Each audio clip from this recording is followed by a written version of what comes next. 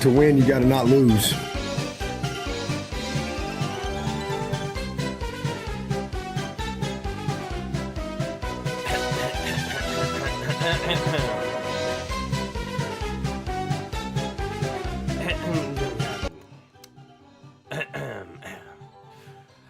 Absolute dog water. Absolute dog water. I can't believe it. Let me hold on a second. Hold on. Let me show you. Let me show you. I can't believe what I just witnessed. I can't believe it. Okay, turn off the clown music. Ball game just closed out. South Carolina and Texas A&M. Miraculously, from behind, is trailed by 27 points. 27 daggum points. Largest comeback in school history for the Aggies. They were down. Like, this team was dead. We were already making memes. Everybody was already making all the memes about battered Aggie syndrome and everything else in between. And leave it to the Gamecocks to be the ones to somehow miraculously fold in the foldiest way possible. They folded in such a way that shouldn't even be possible. They folded so hard that the entire program is now 0 dimensions. How do you choke that bad? I can't believe it. I'm absolutely baffled at how different both of these teams looked from one half to another. Did Mike Elko pull out the Necronomicon at halftime? How did this happen? I don't get it. But South Carolina is eliminated from bowl eligibility. And here, you guys like hot takes, so I'll give you a hot take right here and now. Shane Beamer is going to be joining the Get Out list tomorrow. This is the type of choke job that can literally get any coach in the country fired. This is the type of choke job that can literally get anybody, any coach, any team. It can derail any single program. And that's it. That is a loss that'll derail the entire season. They're losing to Clemson. Clemson's beating that team, by the way. You guys know South Carolina ain't winning at home against that. Here, I had a couple of drinks as I was watching the chaos unfold, and my goodness, the chaos certainly did unfold. My goodness. I didn't even have time to prepare. In all honesty, I was not prepared for any of this. Legitimately, I wasn't. I even put my dadgum shoes on, walking around in dadgum bare feet. Hope you guys are having a fantastic Saturday night, though. Another college football Saturday is always a great Saturday, at least for some of you. Not for all of us. It's not a great day for South Carolina fans, I'll tell you that much. Poverty program. Now, we already knew that about South Carolina, that they were a poverty program and was incapable of winning many big games, if at all. I thought they were overdue for at least one big win this season. They didn't get it versus Bama. Then they come in against Texas A&M, and we're like, uh-oh. Is this the one? Is this the one? Then they go up by 27 points. And everybody's like, yep, this over. It's over. GG's. It's over. Texas A&M season is done. Because thing is, had they actually lost this game, they weren't making the SEC championship. They weren't. It would have been Mickey Mouse and whatever dadgum shit stain that they drove along with them. That's what it would have ended up being. But nobody could have ever predicted that the Gamecocks would actually. I think this. I don't think any. This is worse than 28-3. Blowing a 25-point lead in one half is, in my opinion, not near as bad as blowing a 27 in one daggum quarter. But that's basically what they did. I mean, that is unbelievable. Yeah. Guys, I'm legitimately, I'm not even trolling here. I'm not even just saying it to be funny. Beamer is gone tomorrow. I think we're going to be looking at an FBS report where we're talking about Shane Beamer and the career he had at South Carolina. That's what I think we're going to be looking at. I think the Shane Beamer experience is a video that's coming up. Losses like that are what breaks programs.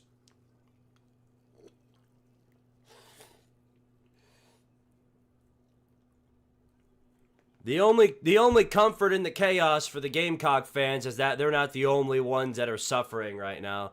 There is, as with every single Saturday, there's always going to be some suffering all around the place.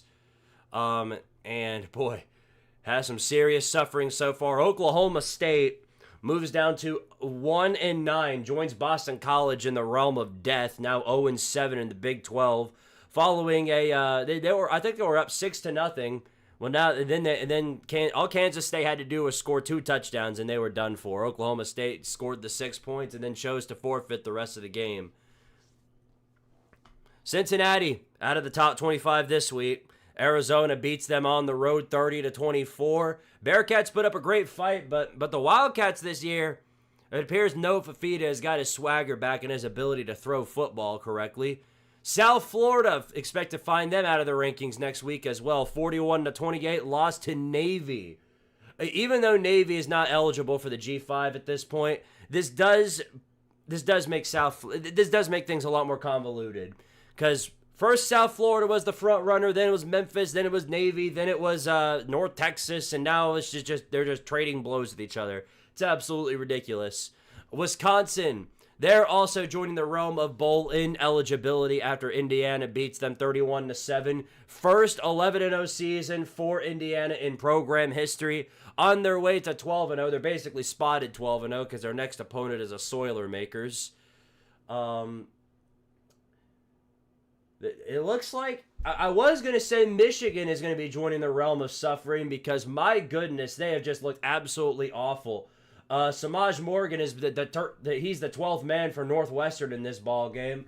But Michigan is driven deep into Northwestern territory with 1 timeout, 20 seconds left to go. And they have a chance to kick the game winner. Although they're like they're like 0 for 2 for field goals. So who knows? Who knows? Pittsburgh blows hard too. I'm never believing in Pitt again, man. They're an absolute disaster. I'm so tired of believing in dadgum Pittsburgh for just about anything. They let me down every time, and they let me down today for sure. I mean, they got mollywopped by Notre Dame. Wasn't even close, 37-15, the final score of that. Just bad football all around. But Michigan takes the final time out of their ball game with 2 seconds left to go. They're going to have a chance to kick this game winner. Dominic Zavada, 0 for 2, has the chance to win the game for the Wolverines right here. Because their playoff hopes are still alive. They're 7-2. They went out and they're probably in as an at-large bid. They're not making the Big Ten championship regardless, but they can make it in as an at-large bid if they went out. The field goal unit's coming out here. They've only got 1 shot at this unless Northwestern attempts to ice them, which is definitely possible. Northwestern still got 1 timeout in their possession. But this is a 31-yard attempt for Michigan right here. Little bit to the right, just barely to the right. If you kick it middle, though, it's probably going in. But this is for the ball game.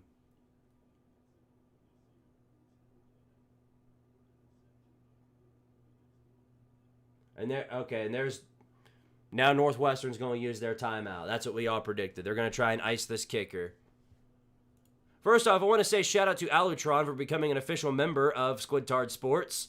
Right move, because we are going to be doing, in case you guys aren't familiar with it, this is going to be our first week of the members-only stream. So after this stream is over, it'll probably be well before the New Mexico State-Tennessee game comes to a close, but right around when the 7:30 games kick off, I'm going to be ending this stream, and then I'll be going live for channel members. And if you're a channel member, you'll be able to watch that set of games along with me.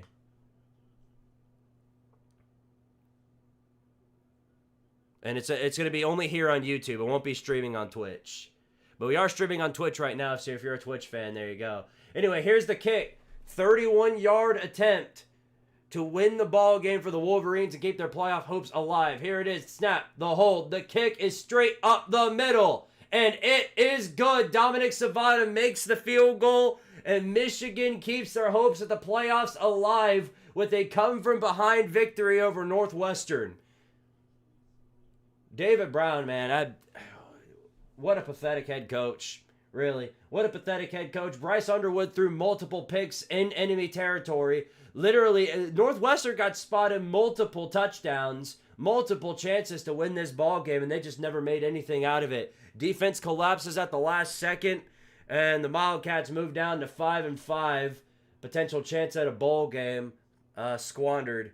But the Wolverines move up to 8-2. 2 games away from bowl eligibility. Well, 2 games away from the playoffs. They're already bowl eligible. We've been bowl eligible for a long time.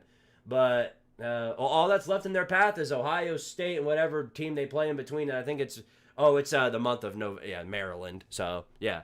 9-2 going into the Ohio State game. Going to be a fun one to watch. Where is the Tennessee game channel on? I think it's SEC Network. But it's not on yet. It's not coming on until 4:15. Yeah, it's on SEC Network.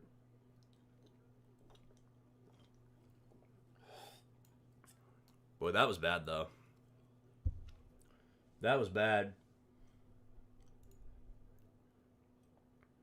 Come from behind victories from the heavy favorites prevents the upsets from happening. These 3:30 games have already started to get kicked off here, and things have already gotten pretty interesting. First of all, UTEP's losing again. Big shocker there. They're down 7-0 to Missouri State. Damn it. Texas Tech already scored on UCF within a minute. Literally. Barron Morton 2 for 2 of 57 yards. That one's not even going to be a competition. USC Iowa just ended the first quarter, and it is 0-0. Might be looking like that at the end of regulation. Who knows? Or isn't that a 3:30 kickoff? No, yeah, okay, no. Sorry, the thing was glitched up. It's the 11:26 left in the first quarter. Iowa's up 7-0. My bad. I fumbled on that one. But yeah, we're going to be getting some good games up here pretty quick. Oklahoma, Alabama is getting ready to kick off at any moment now. Georgia Tech at whatever pile of doo-doo they're playing, Boston College. And then the game of all time, 0-6 in the conference, Penn State versus 0-6 in the conference, Michigan State. The Ultra Big Ten choke toilet bowl between two absolutely gigantic dumpster fires. Maryland and Illinois are also playing. Congratulations to Illinois for the win.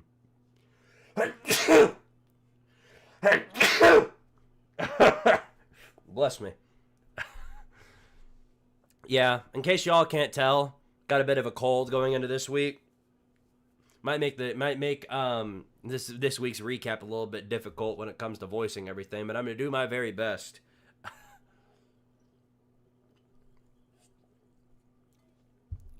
All right. Anyway, good to see all of you guys in here. Y'all are all wonderful people. Thank you all again for tuning in to today's stream. We got a lot to talk about. I'll tell you that much. We got to put a picture up here. Should we put Beamer up here? What should we put up here? Beamer? Let's put Shane Beamer up here.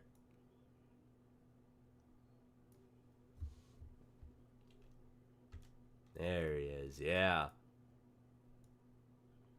Shane Beamer. We're going to miss you, buddy.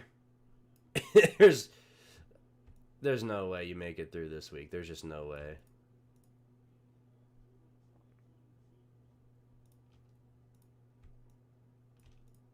Here we go. I love this picture so much. Such a funny picture. I love it.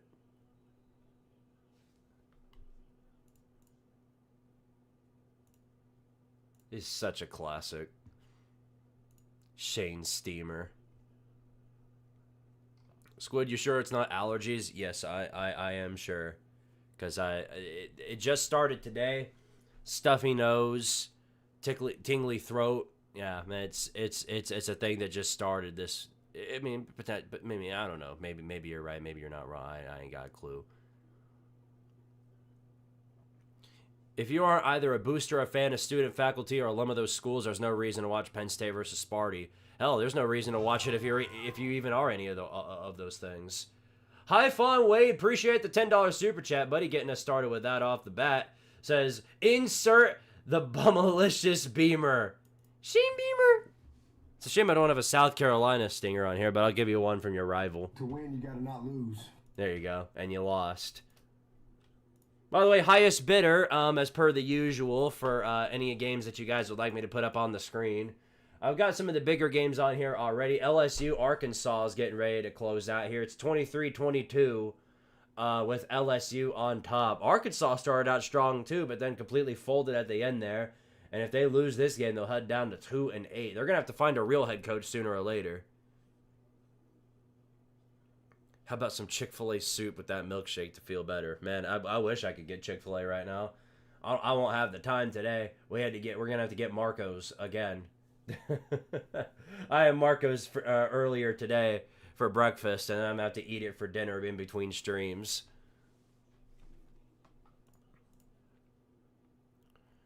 Whew. But yeah, no. Carolina's an absolute disaster. I mean, I legitimately thought that was one of the worst. I mean, that was probably one of the worst choke jobs I have ever seen in my entire lifetime.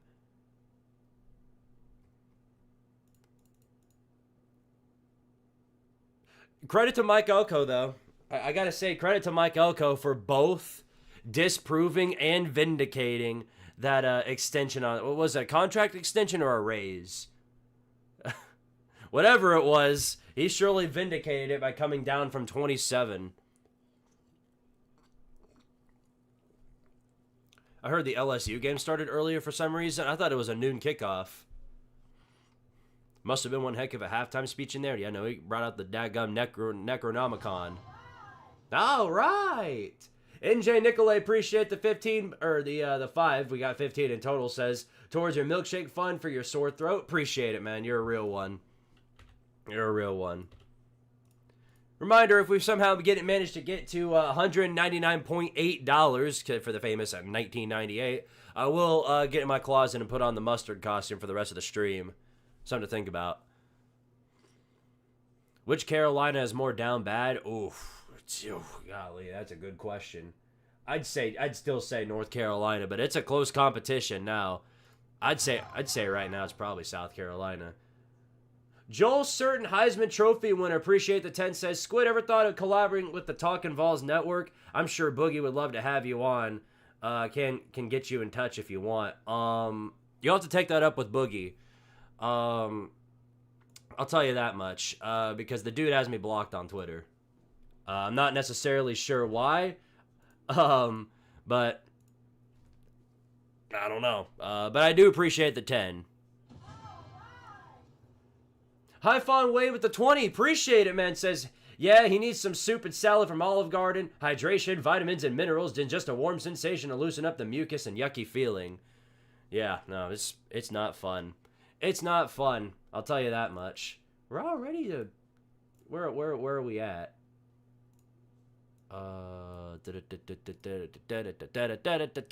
45. All right. Appreciate it though. Yeah, no, I'm gonna try not to let it bother me too much. I'm usually pretty good about letting it letting it not be obvious that I have a cold.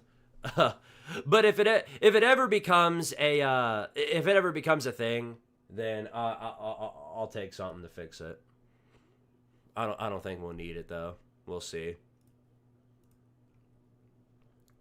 I'll always find it hilarious that Shane Beamer celebrated that fake punt down by 30, along with many other things. There's many other pictures that I could use as an example.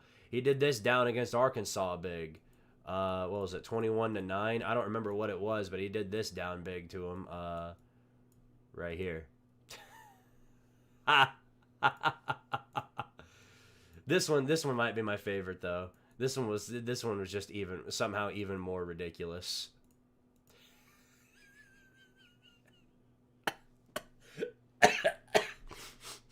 Oh my goodness. What is that dance? What is he doing?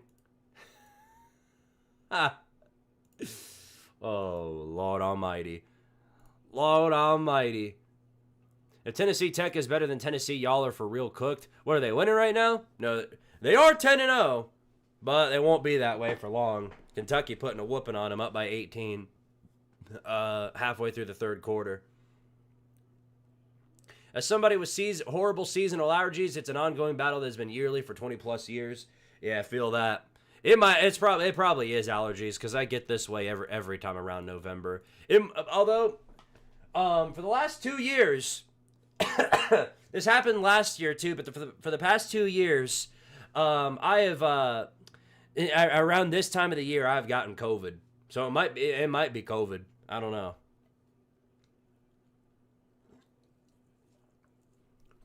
Also, how did A&M do nothing at all prepare for this game and magically come up with a whole ass game plan down 27 at half? A godly halftime speech, that's what. That's the best thing I can think of. But sometimes all you need is a godly halftime speech and you're golden. This, I just realized the score bug is very, very delayed. I'm going to refresh.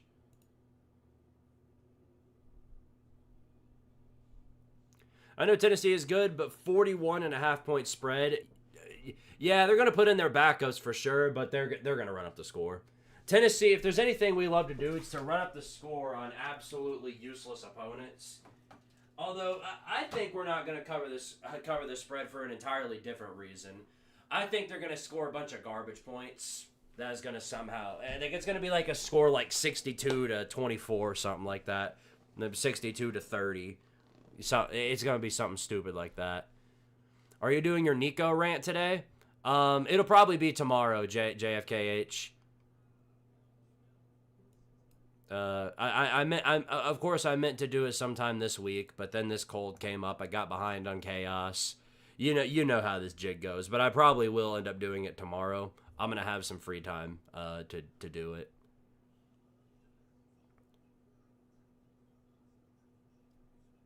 I mean, we could do DoorDash, but if we do DoorDash, it's probably coming out of my paycheck, so probably not. I could ask him, though. It turns out you need at least 32 points in the first half to beat A&M. Yeah, that's the case if you're South Carolina. Absolute poverty.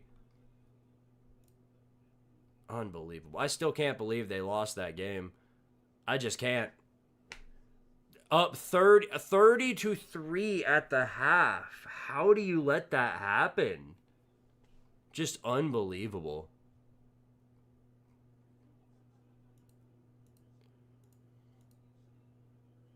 LSU just got back up.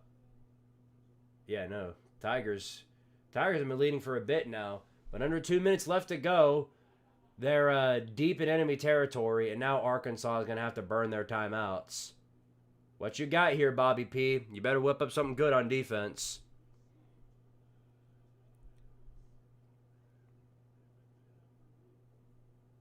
I still can't believe they somehow blew that game. I just can't. I just can't believe it. Absolutely crazy.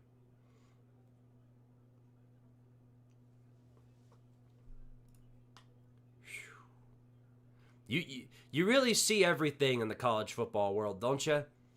You think you've seen just about everything, and then you realize that you haven't. I can't believe it either. Here, I gotta go run to get some tissues anyway. So whilst I'm doing that, I'm gonna go ask about DoorDash because you gave me a great idea. I'll be back in just a minute.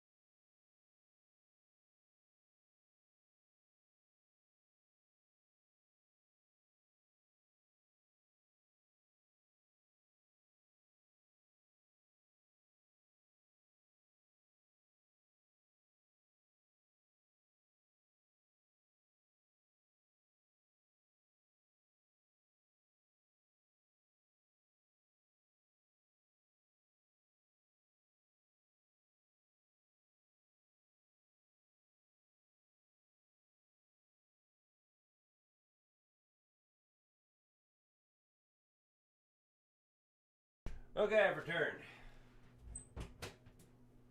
3rd down and 3 here for LSU.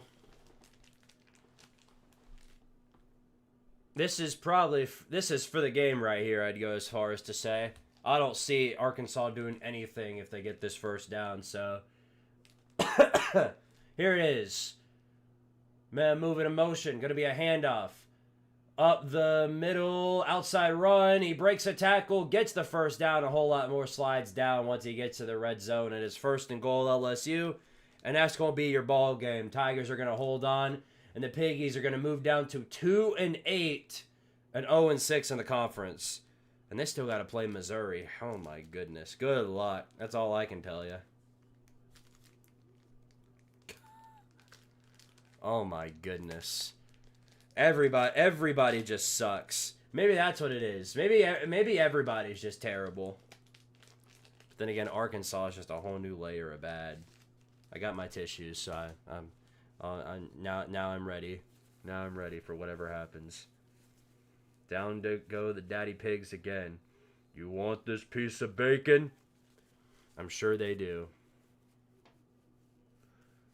God, that's right. They got to play Texas, too. I didn't even think of that.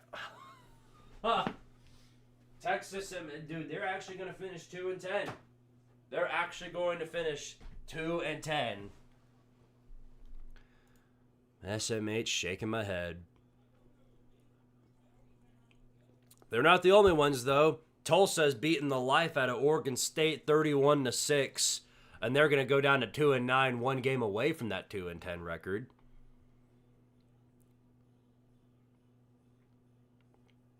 Who would honestly take the Arkansas job right now? A desperate head coach, that's who.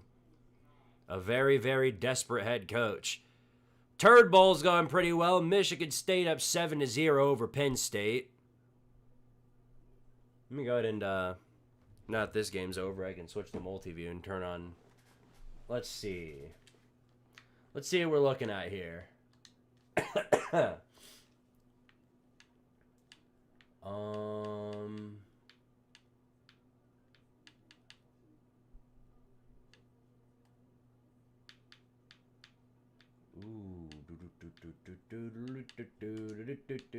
Watch multi-view. Okay, I guess it's the only one. All right.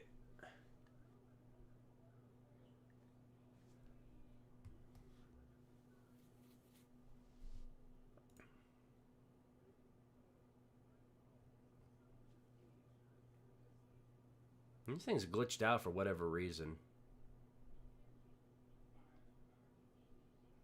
Whatever. We'll leave it there for now. Time to dig into the cesspool of G6 to find a suitable replacement in Arkansas. I don't think there's any good replacement anywhere. Joel Stern, Heisman Trophy winner, appreciate the 5, buddy, says, by the way, Texas State trooper who made contact with the USC player chewed them as out has been fired. I didn't hear that he got fired. I heard that he was relieved of that certain duty. Now, when you hear the phrase "relieved of your duties," that obviously means you're fired. But I didn't even hear that. I heard that he got relieved of that position. Let me go check it out though. Appreciate the 5 though, and we're already up to 1 Squiddy. I'm gonna make sure to hit it after I find out more information about this. Praying your junky throat isn't COVID. That will bleed into finals. And are you graduating this term? Manifesting no row vibes. Hey, man, happened to me the last 2 years. I got through it then. I'll get through it again.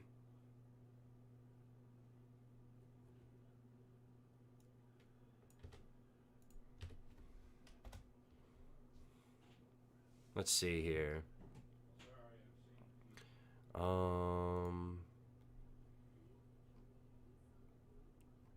So I guess they just removed him of that position. Of course. I hate the daggum athletic dude. I cannot stand him. Because every time you click on their website to try find more information, instantly it comes up with a thing and tells you to subscribe in order to read words.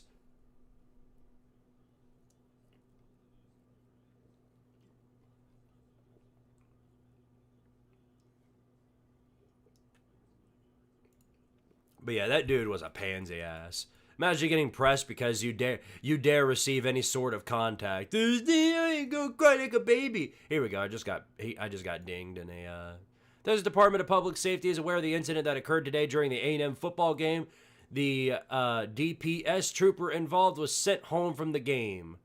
Is aware of the incident. Will be looking into the matter. No additional information. So he wasn't fired, but he was removed from the game. It could lead to an eventual firing. And if I were him, I'd try and get a scholarship somewhere.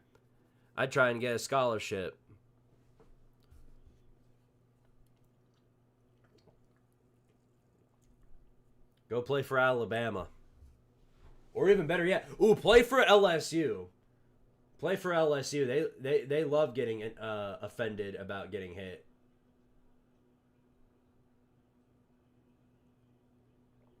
Alabama, Oklahoma on. Oh, there's a dude in the banana costume. You mean they'll put the camera on him but not the guy in the mustard costume at the Georgia game? Anyway, Squiddy time. First one of the day. Right foot sun in my eyes. I haven't seen the sun in years. Ooh. Ooh. Ooh. Ooh. Ooh. Right foot creep.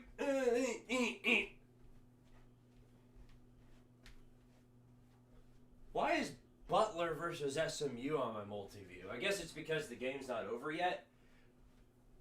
Like I care about basketball. It's November. I'm only allowed to care about basketball once it hits the end of February.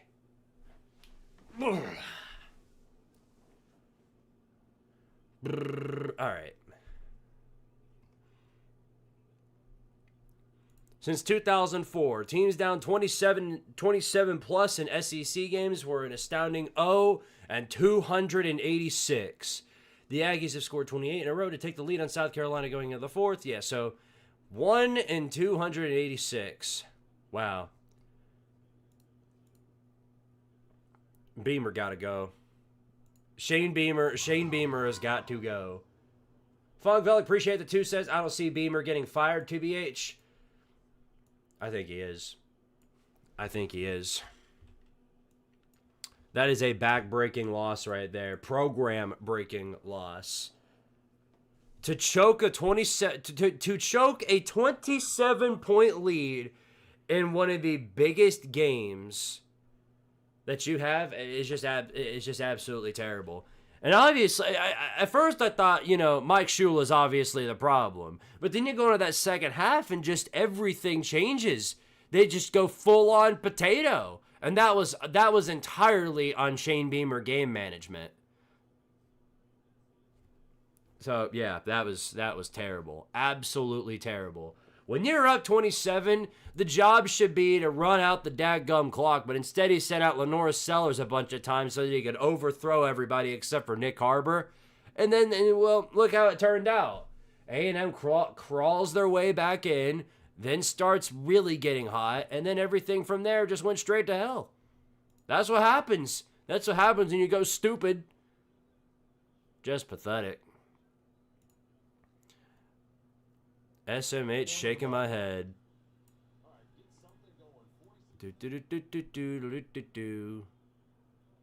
Pull up this game right here.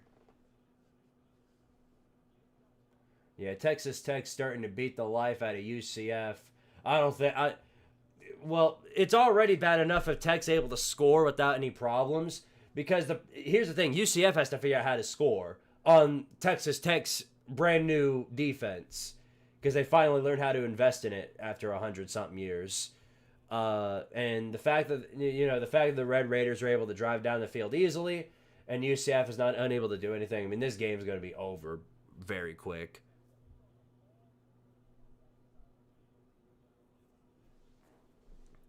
Yeah, South Carolina is absolutely they're eliminated. They are eliminated from bowl contention. That's another thing right there. Gamecocks will officially not be making a bowl game.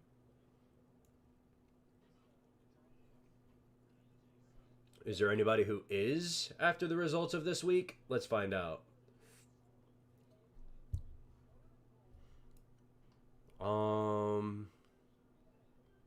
Nobody knew, it looks like.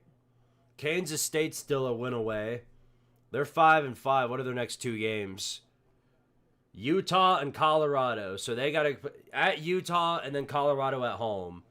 So it's more than likely going to be a 6-6 year for Kansas State, but at least they'll make it there. UConn is already well past bowl eligibility. They beat Air Force. UTSA still got a win to go. They're 5-5 after beating a 1-9 Charlotte. They got to beat either East Carolina or Army to get there, though. Good luck. Eastern Michigan's done. They gave Ball State their 6th loss, though. Ball State needs to win out. They got to beat both Toledo and Miami of Ohio. Both of those games on the road. Yep, so in other words, Ball State going to be eliminated pretty soon. Kent State, of course, sent Akron out of bowl eligibility. Akron's now 4-7. Kent State's 4-6. They got to play Central Michigan and then at Northern Illinois, so they'll probably be joining that roster soon. Western Michigan is going to be bowl eligible after beating Ohio 17-13. So shout out to the Broncos. So is Central Michigan. Central Michigan is bowl eligible now, 38-19 win over Buffalo. Good for them. Northern Illinois 45-3 win over UMass.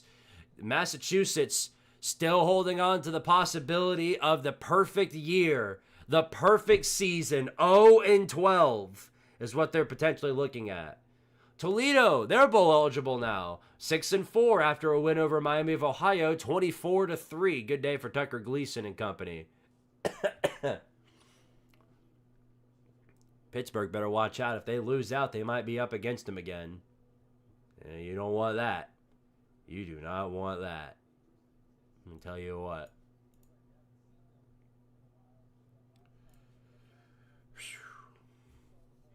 That's right. I forgot Akron was too stupid to go to a bowl game. That's a good point. I completely forgot about that part. They were never they weren't even eligible to begin with. That's hilarious. I totally forgot about that.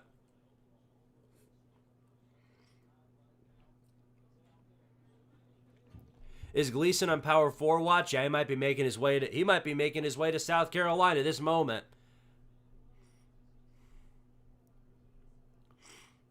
I would. Sellers just ain't got it. Well, he had it for 1 quarter and then just fell off the face of the earth.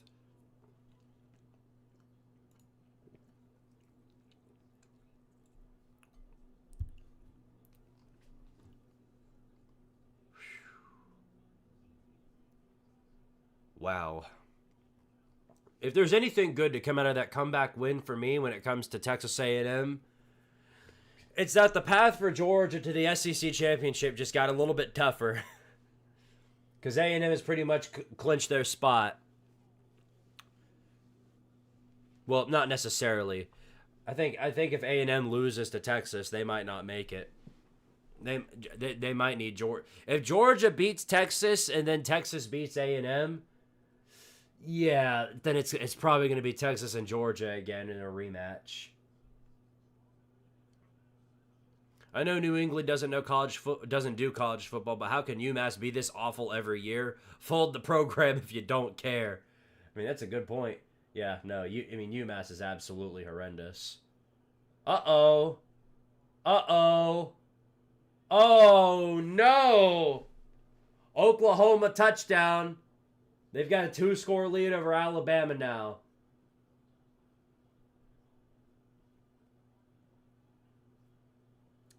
Wow, Kip Lewis with the pick 6. Oh no.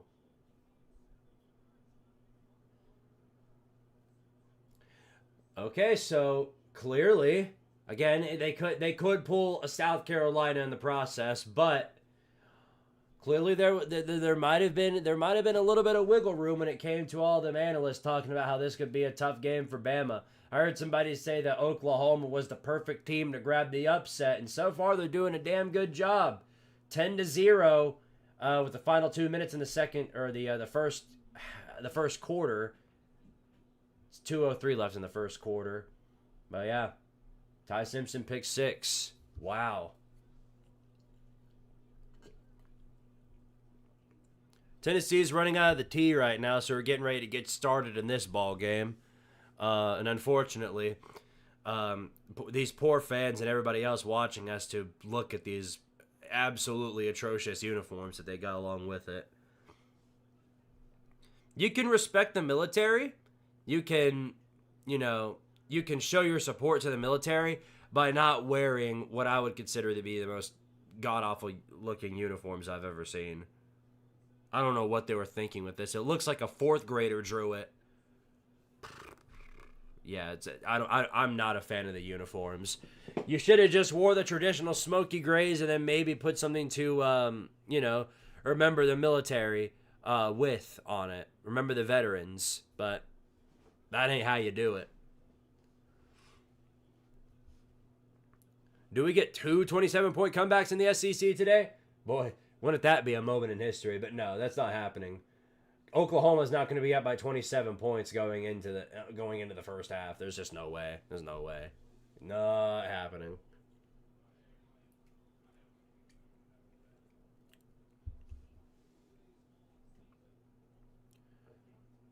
How does highest bidder work on weeks that Tennessee plays a game? I can't imagine the Tennessee games being put on the wayside. No, I've got the TV right here. And I can still put on the multi-view for like any of the games.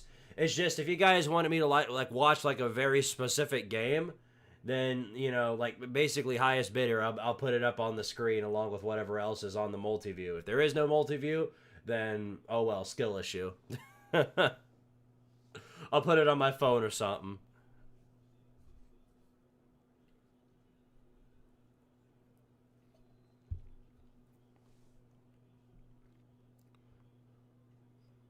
The more I it's showing Josh Heupel in his record. He's 71-26, 43-18 with Tennessee. I'm telling you what, I appreciate everything Heupel has done at Tennessee, no doubt about it. If we find a way to lose to that shit ass Florida team next week, I will never believe in him again. So it's very important that we win next week. That Florida team that we play next week, so bad. They're so unbelievably bad. There's absolutely no reason to go into the swamp and then blow that game.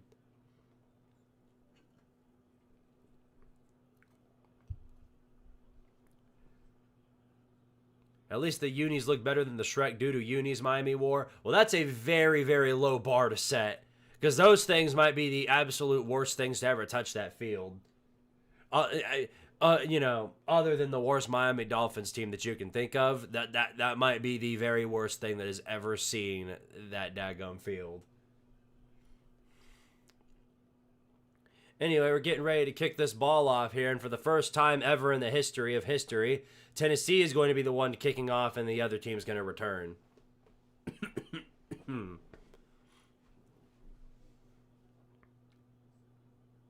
All right, well, here we go.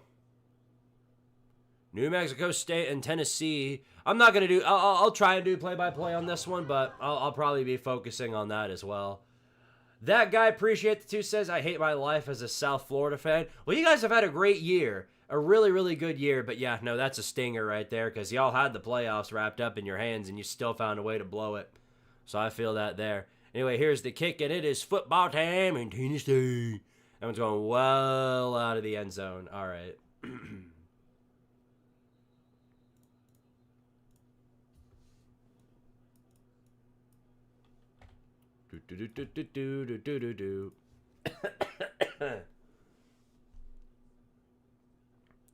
Billy Gonzalez. I had somebody actually leave a comment saying that they hated it when I do that, and that it was really stupid and really annoying that I keep doing the voices for some of the coaches. It'd rather just me say the name, like the regular names. I'm like, that's a really odd time to say that. You must not get the gimmick. All right, anyway, here's 1st and 10 from the 25. Run up the gut, maybe 2 or 3 yards on the play.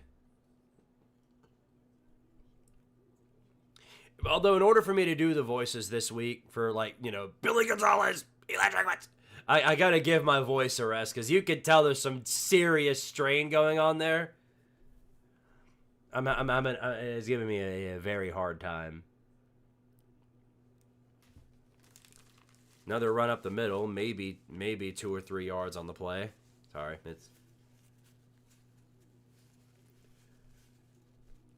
the worst thing about these colds and these allergies is the runny nose.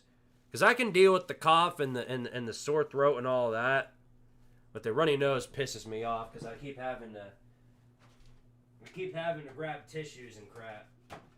Anyway, here's 3rd down and 3 for New Mexico, whatever. Back to pass, throws on the outside, screen play, good for a first down, typical 3rd and Banks coming in through the clutch right there. No big surprise. I'm going to stand up, that might help a bit.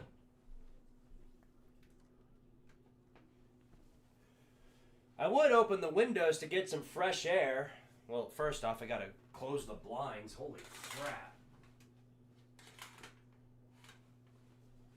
Power of the sun in the palm of my eyes. All right, 1st and 10 now. Slant route over the middle, caught, first down and a whole lot more. Gets past the 50 into the 40. I love your coach's voices. F that guy.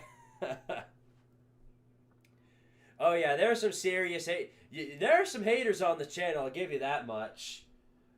And I love it. I love it. Sometimes. There are a lot of people preying on my team's downfall because of me, and I do think that is kind of funny.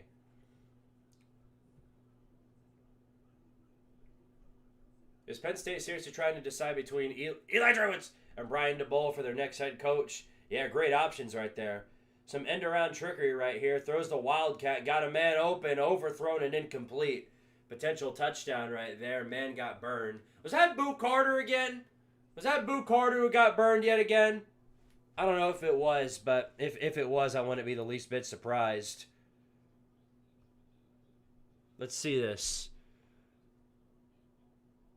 No, I think that was our safety. I think that was Jalen McMurray they sent out there. Either way, how do we get cooked that bad? Thankfully, their quarterback can't throw. Here he goes again. 5 throws on the outside. It's a screen, and that one's completely blown up. That's a bubble screen that's blown up right there. Speaking of which, where is our bubble screen counter? We can't go with the Tennessee game without having that up on the board. Where is it? There it is. Da-da-da-da, bubble screens. We have not thrown 4 bubble screens already. That would have been funny if we did, but that was from the last game that we played. This is Georgia. Yeah, this is Georgia's last conference game. So I think if they lose, they're out of the SEC championship. If they win, they're probably in. Here's 3rd down, 11. Back to throw. Slant route over the middle, incomplete. And Ty Redmond played really good coverage right there. They don't throw the flag. Great stuff. Great stuff.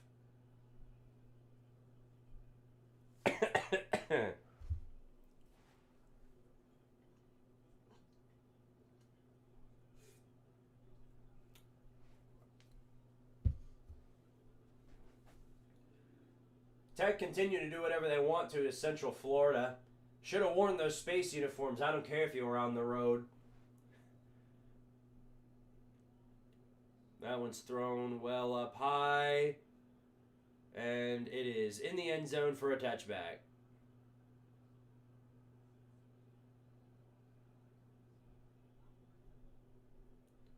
West Virginia is not going bowling. This was known about 5 weeks ago. This was known well before now, but yeah, I am glad it's at least confirmed now that West Virginia is indeed not going to a bowl game. Anyway, who's our biggest clown? Obviously South Carolina. Who sucks harder, South Carolina? Yeah, I mean, we all knew that. My goodness, they're bad. Absolutely terrible.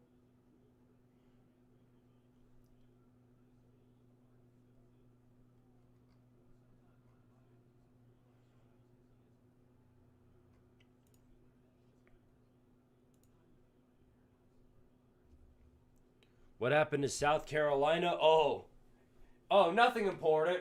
Nothing important. Just two of the biggest choke jobs I've ever seen in program history, both from the winning team and the losing team. Ooh, cool. This multi view right here's got the doo-doo bowl. I didn't even realize that. It's got the doo-doo bowl on the screen. 7-all here with Penn State and Michigan. Grunkmeyer throws back to pass. Throws at the line of scrimmage. It is complete. Oh, that's not Grunkmeyer. That's I didn't even realize Michigan State had the ball. What's wrong with me?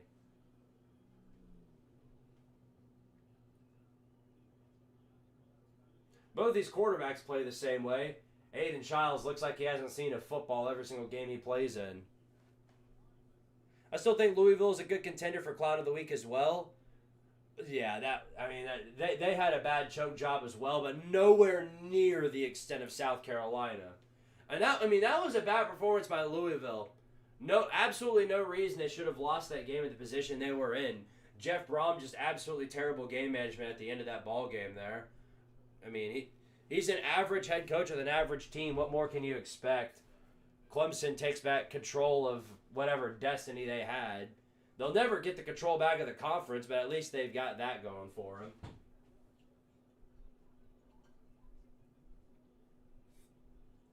I think it makes it now like 9 in a row over Louisville. Or, no, not Louisville.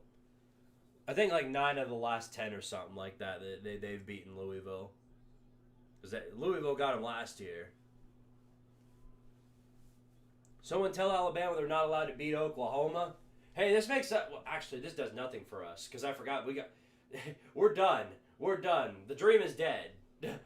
You got Tennessee fans going around saying, "All right, well, here's what we need to do. Here's exactly how we make the playoffs." Okay, if this team loses to this team loses to this team, and if this team loses to this team, but then if this team also loses to this team down the stretch, and then this other team also loses to this team but also doesn't, and then chokes a 27-point lead to him, but then comes back. And then the moon turns blue on a Tuesday, then potentially, maybe, the Teletubbies airs on Nick Jr., and then we make the playoffs. Like, that's the dumb shit that we're doing this week. And I would just rather, it would be funny if we just lost another game so that way everybody could shut up. Anyway, back to throw. Aguilar over the middle, complete. Got a first down, past the 30, breaks a tackle, and then gets a little bit more out of it. First down, Tennessee. I wonder how many Louisville fans are asking how many years of eligibility David Akers has left. I bet they're asking the same thing. But yeah, the ACC is... I mean, this has been known. The ACC is an absolute mess right now. Anybody trying to say that they're the best conference, like Pat Nart dummy again, if he tries to come out and say that, then he's just making an ass out of himself. He had a chance to prove there was some worth to what he was saying today. And then he goes out and just gets his back blown out by Notre Dame. Another first down for Tennessee. They're past the 45-yard line into the 46. The only 3-loss team allowed in the college football playoffs is Notre Dame. Yeah, Notre Dame will always find a way. When you're too scared to join a conference, you ain't got to worry about a conference championship. You won't even look ahead. Here's Aguilar looking deep. May throw. He's going to throw on the outside at the line of scrimmage. Sean Bishop taken down at the line of scrimmage. The ACC is the best conference to watch if you're a sicko. If you're going for chaos, go watch the Big 12. They've got some good teams in there. They've got some at least respectable teams. They ain't got a jack load of hoo-ha over in the ACC. Just terrible teams just finding a way to be terrible. Aguilar throws late. There's a bunch of flags. Literally, the ACC is good for finding teams that are just shitting on each other to see who can shit harder on each other. That's literally what they're doing. They're shitting themselves to see who can shit harder. I'd be satisfied with 10-3. I would be too. If we went out for the rest of the way, then yeah, I'd consider that. That wouldn't be a bad season for me. But if we don't fulfill any of our goals for the year, especially beating that absolutely terrible Florida team, then I'm legitimately sold out on Josh Heupel. Especially if we lose to no matter what happens after we lose to Florida, I don't care if we beat Vandy by 100. If we lose to Florida, I'm done with Heupel. This was thrown late by Aguilar, and if this is a penalty on Tennessee, he was going for Kitselman. This could potentially be a pick. It is. Wow. They ruled it an interception, a hold on Tennessee. New Mexico State gets a pick, and they're going to have the ball at midfield. Great. Is this what we're going to be doing today? Go ahead and let me know, because I would like to know.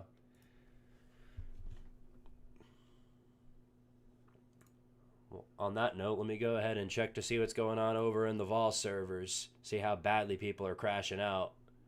And they're already drinking. Good stuff. All right. We're on a roll, aren't we?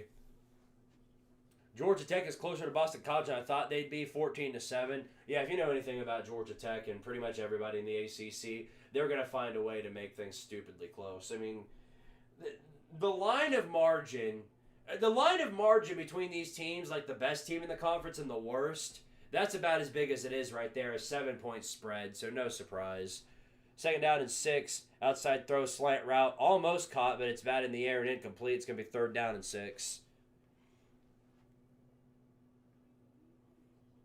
I'm going to go to the Kennesaw State versus Jacksonville State game tonight. This one has huge conference championship implications. Whoever wins is a lock. Oh, yeah. No, that's going to be a good game right there. It's going to be a good game right there.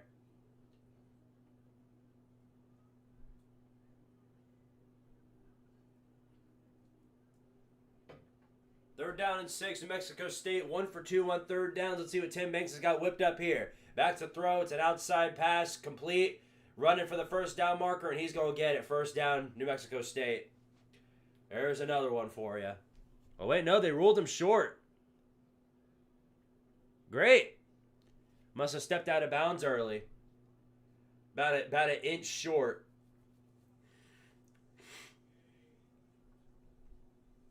And they're going to, of course, they're going to put their balls on the table. They're going to go for it here.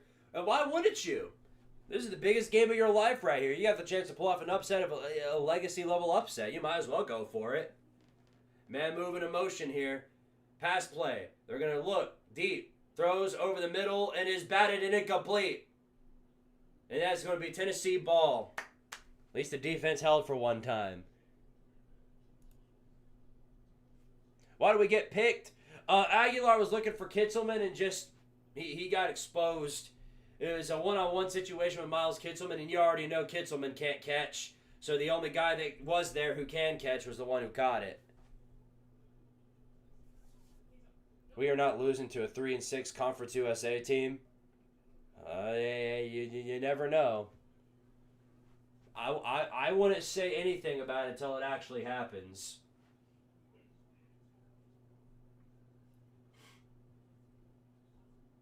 Is there a 3rd Avatar movie? Oh, there is. I thought there was all... Wow. There's another one coming out December 19th. That's the first time I've ever even seen the trailer for it. That's hilarious. Why would you throw on 4th and 1? It is New Mexico State, after all. You got to put that into consideration, too. They're not exactly the smartest people on the planet. Why is Ethan Davis not our starting tight end? That's what I want to know.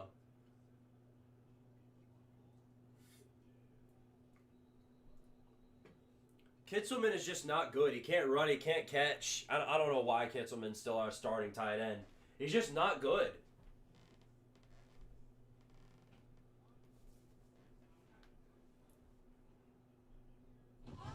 They're trying to prop up Bill Belichick's Super Bowl wins to try and say he's a good college coach. Stop.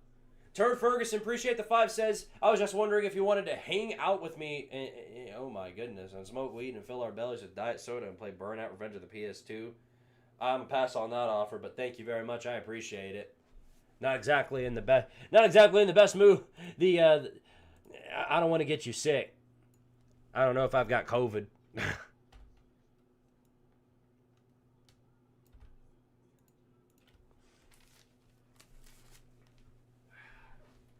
Runny nose, bro. Absolutely ridiculous.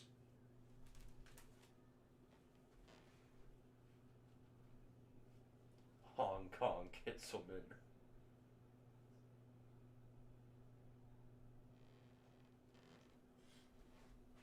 Yeah, you know, I will say this. I'm not a fan of. I'm not necessarily the biggest fan of Max Gilbert.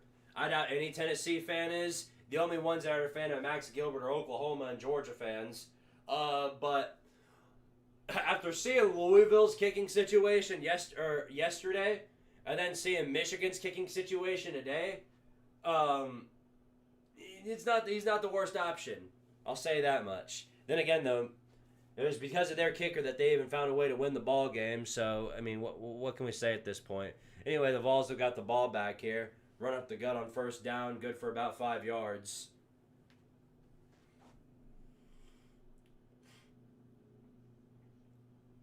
There's a 4th down and 5 for Oklahoma coming up. They're going to send out their punting team. Another run for Tennessee. Good for a first down.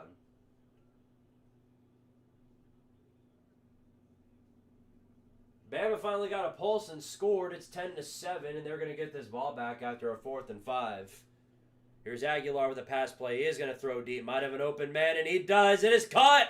Chris Brazzell, did he reach his hand into the end zone? No, they're going to mark him just short, but it's 1st and goal, Tennessee.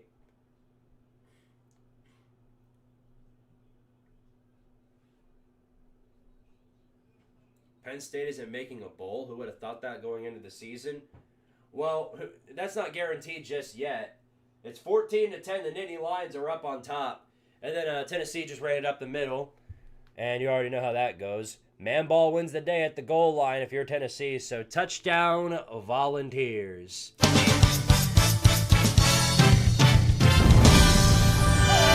right! Yeah! Deshaun Bishop with the run puts up the Vols 6-0. And yay. Hooray! Yay! We have life again. I'm going to move this camera up just a bit. Just a teeny weeny bit.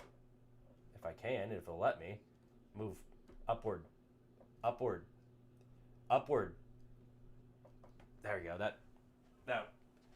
No, that's way too high up. That's way too high up. What are we doing here? Come on, work with me. Up. There we go. Okay, that's better.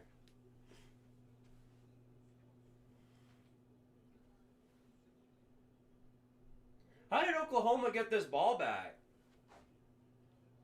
Did they get another turnover?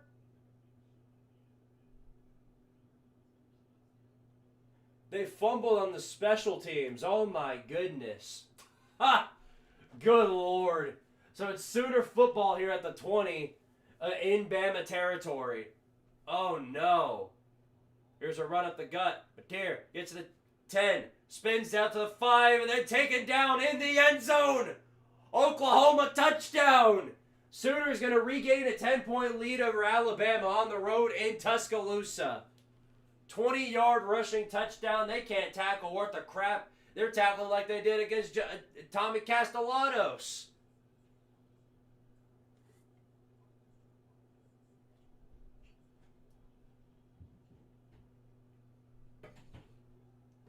This is huge, by the way.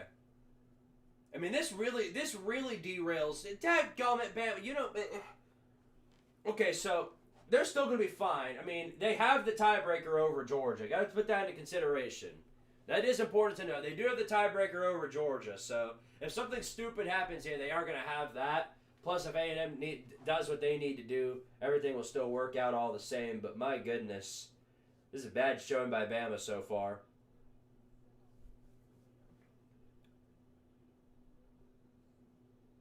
Yay, we're beating the team we're supposed to beat. What would you rather me do? Be like, oh, yeah, whatever. You want me to be like the Vikings announcer? What was his name? Paul Allen? Anytime something good happens, just be like, yeah, whatever. Who cares? We suck. This program sucks. Fire everybody. You want me to do that? You want me to be Doomer Squidtard now?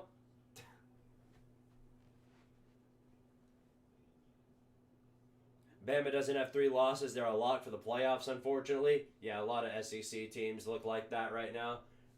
Different leagues. Where is it at? You might as well be in different leagues, not conferences, different leagues.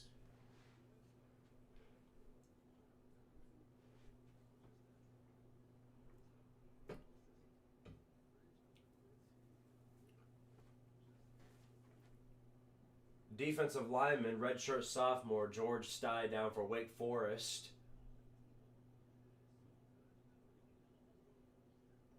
Ball game still tied up at 0 apiece. Unfortunately, this is the only option available for the Alabama-Oklahoma multi-view, so we have the CW in the top right corner there. It's like it's sitting there like the daggum cuck corner, like that lamp right there. I call that the cuck lamp. Literally, yesterday was the first time in a long time that I've used it, and it still works, thankfully. But one of the bulbs, there's 5 bulbs in this thing, and one of them's already out. Oh, we're watching the SEC imploding in real time? No, because Texas A&M still survived. Here's a kick return, and this one's going nowhere. He's down well before hitting the 20. It went down around the 10. You can beat New Mexico State. Truly a phenomenal revelation, I know. Bama nearly made the playoffs last year with a loss to 6-6 Oklahoma, 6-6 Vanderbilt, and a solid Tennessee. Well, some of that reason they were ranked so high in the first place was A, tiebreakers over South Carolina and Ole Miss, and then B, because a bunch of the teams ahead of them found a way to just completely fold. Remember, a bunch of 2-loss teams are in there. A bunch of 2-loss teams. Most of the teams in that area now only got 1 loss. At least for now. We'll see how it ends up once it gets down the stretch. Here's a bubble screen. That one good for about 6 or 7 yards.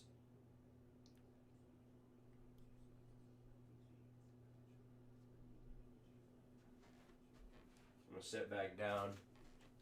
Maybe it is COVID. I don't know. I feel sluggish. I can only stand up for brief periods of time, and then I feel tired. I want to sit back down. Okay, that's better. 2nd down and 4, another bubble screen right here. This one goes well back, though. Lost about 3 or 4. Good for how... Uh-oh, I said the thing. Oh, God! I said the thing. I said it. Ooh, big return here for Wake Forest. This one's going to the 15-10-5 touchdown Wake Forest. They're going to be up now 7-0 over the Tar Heels. Here's 3rd down for New Mexico State. Back to throw. Deep pressure. He's going to throw deep. Dadgummit, it's caught at the 40. Oh, my goodness. This just absolute dog water. Just absolute dog water. Now, there is a flag. It's potentially on them. Nope. Holding on the defense. Great. Unbelievable. Tim Banks is so daggone bad, dude.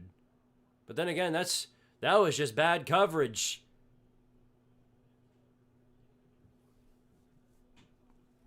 Beasley. Caleb Beasley. Caleb Beasley's another guy that does the scooping on the legs on the tackle. God. Jermon McCoy's not here. Ricky Gibson's not here. And what we're left to is, Ty Redmond. We have Ty Redmond because he just intercepted the next pass. So we'll take Ty Redmond. Yeah. Beautiful one-handed pick right there. He is one of the guys, I'll tell you what, when it comes to people on our secondary, he's one of the only guys that we've got playing right now that I actually want to stick around. He's a freshman that has come into this position and is playing like a senior. Dude's a beast. He needs to stick around.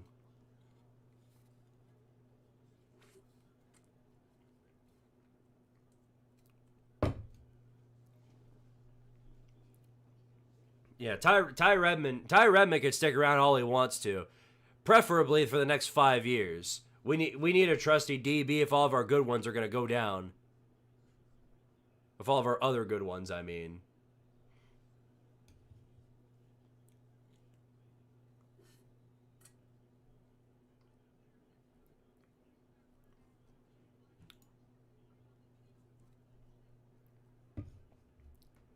Pass play. Aguilar throws to the end zone. Might have an open man. No, well overthrown and incomplete. It's worth taking a deep shot. Who cares? It's New Mexico State. Anyway, it's going to be 3rd and 6. Even if you fail to cover this game, not even lose, Tim Banks is getting sent to the sun. No, he ain't. No, he ain't. He's Josh Heupel's trusty best friend. He ain't losing unless, or he ain't going unless Heupel is too.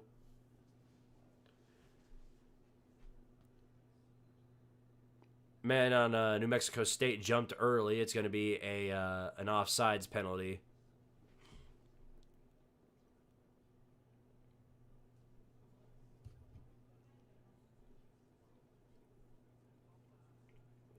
Yay. So that puts it at 3rd and 1.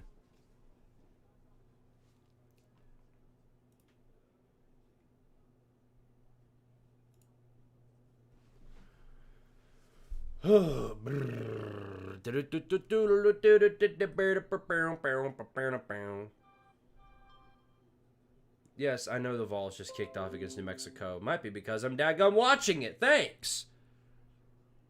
Outside run for Aguilar. Pushes his way to the end zone. And we've got ourselves a 2nd touchdown up on the board. All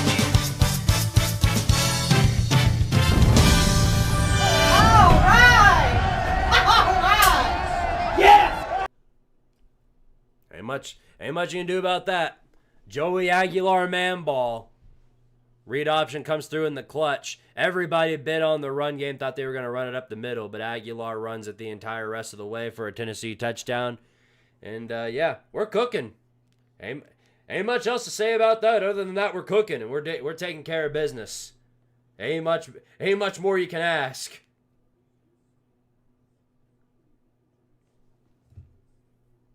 Extra points good, up and good. 14-0, Tennessee over New Mexico State.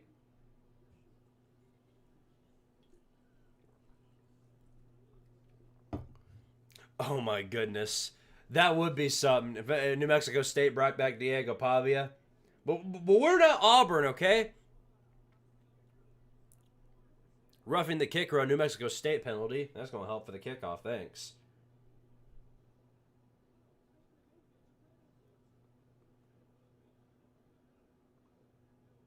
All right, well, now it's official. This has been posted by ESPN. Not that. Texas A&M said a state trooper who made contact with South Carolina players during Saturday's game has been relieved of his game day duties. That did not take long.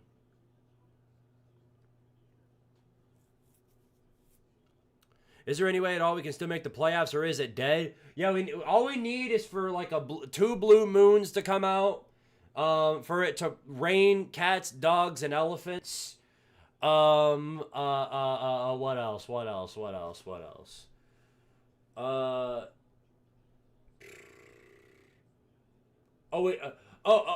And we need North Carolina to miraculously score 50 points in a row, and then we might have a shot. Point is, we're not making it. We're not making it. We're done. It is GG's. We're done.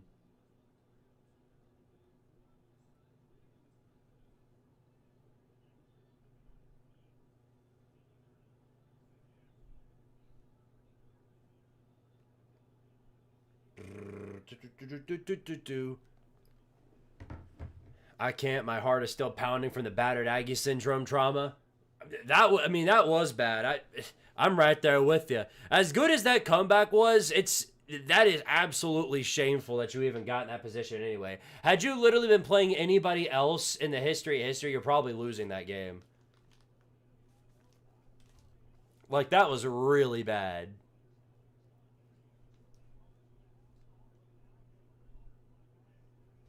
Here's a score for you. Texas Tech 27, UCF 2. 27-2. Incredible.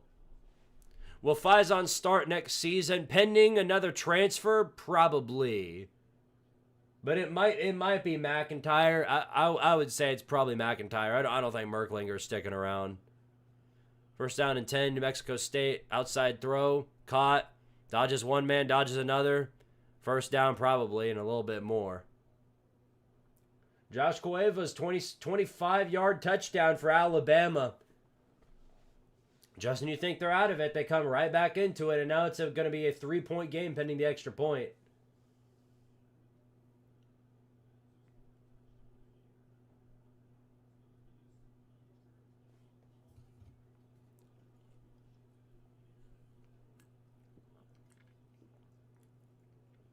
Oklahoma versus Alabama sounds like a potential game of the century. Well, it's looking pretty good so far. We'll see if it can hold. I'll say that much.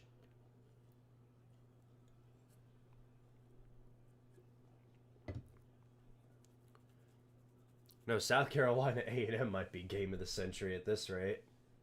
The fact they came back is a great sign for the future. Well, it shows they've got a clutch bone. If nothing else, it shows that they've got an absolutely massive clutch bone.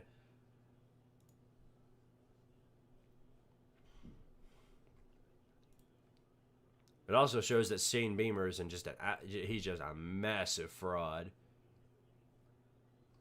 And I think after that one, there's no way. Like, there's no way Beamer. There's just no way Beamer is going to stick around because he's already lost the support of a majority of his fan base.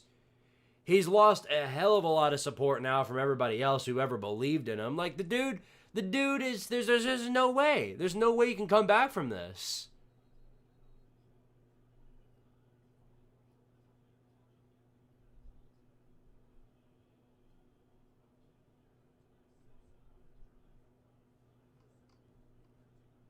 Yes, mate, shaking my head. What are you doing, Sooners? Finished the tied off already? Oh, it's still really early. It's still really early. I don't think that's happening. Outside throw, good open field tackle. I don't know if that was enough for the first down. I think he reached out a hand for it. No, they're going to rule him short. It's going to be 4th down and inches. Here's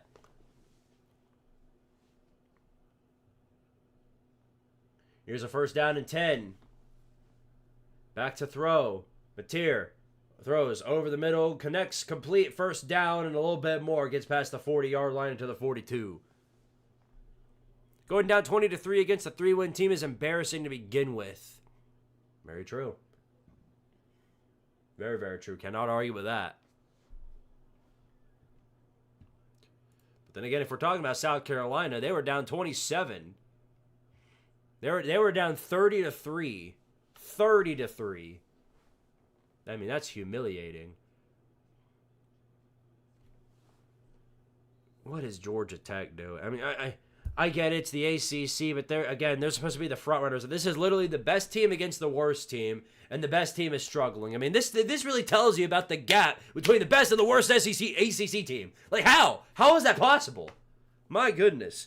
Something else is what this is absolutely hilarious right here. Like we've entered the twilight zone of college football. Iowa is having no trouble at all scoring on USC. But USC is having trouble scoring on Iowa. It's 21-7. USC is stuck in a 3rd and 8 at the Iowa 18. Absolutely ridiculous. Touchdown, Virginia. Now they're playing in a doo-doo bowl of their own too, aren't they? Oh, Duke. Yeah, it's well less of a doo-doo bowl, but I mean right now they're just playing for the Pop-Tart Bowl. That is a good touchdown though. They're going to be at 14-3, going to 1:39 left in the half over Duke, on the road too. Miami having no trouble over NC State, 17-0. Arguably the best team in the ACC still, even after all their failures. But will they actually win the conference? That's yet to be determined. 1st down and 10 for New Mexico State. Throw over the middle. The entire Tennessee defense bites on the blitz and hit a wide open man who dropped it. We have to remember that this team just ain't no good. This team just ain't no good.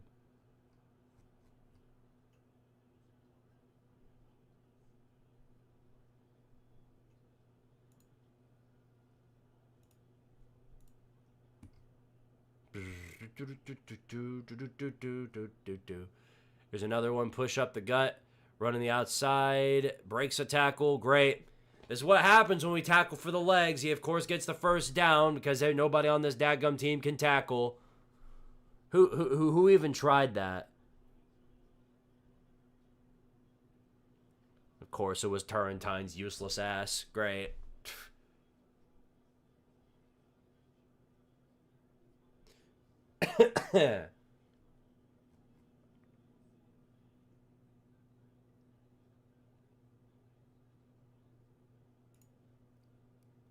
Southern Miss collapse is absolutely insane.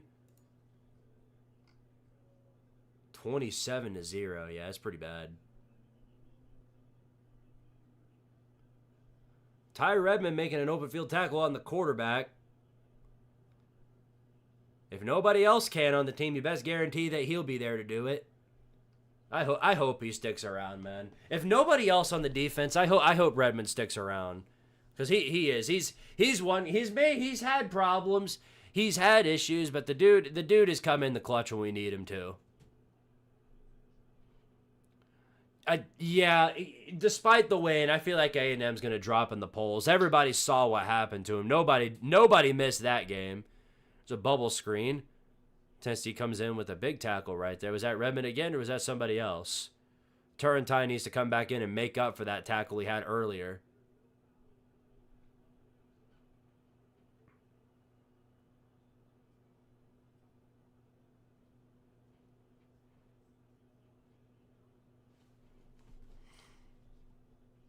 Yeah, A&M should and probably will drop.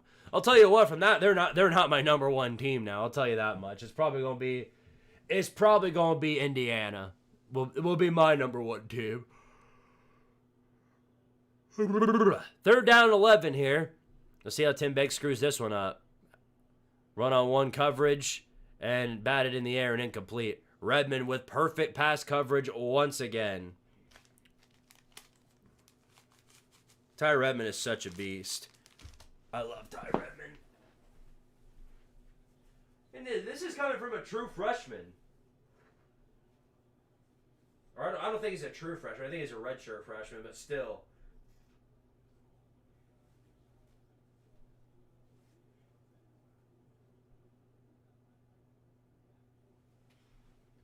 You give that man a bunch of experience and time to develop, and that dude is going to go places. I'm telling you what.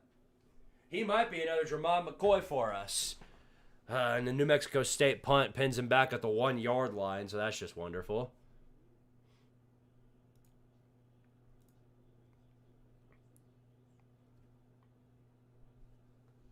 Our special teams has noticeably declined immediately after Eckler left for I forget where he went. I know he went somewhere pretty close, but ever since he left though, the special teams has just taken a significant decline. All right, well, let's see what happens here. At our own 1, expecting to bring the sun, and we'll see what we can do with it. It's going to be a handoff directly up the middle. Man ball it did a little something there, got us a yard, so it would be 2nd and 9.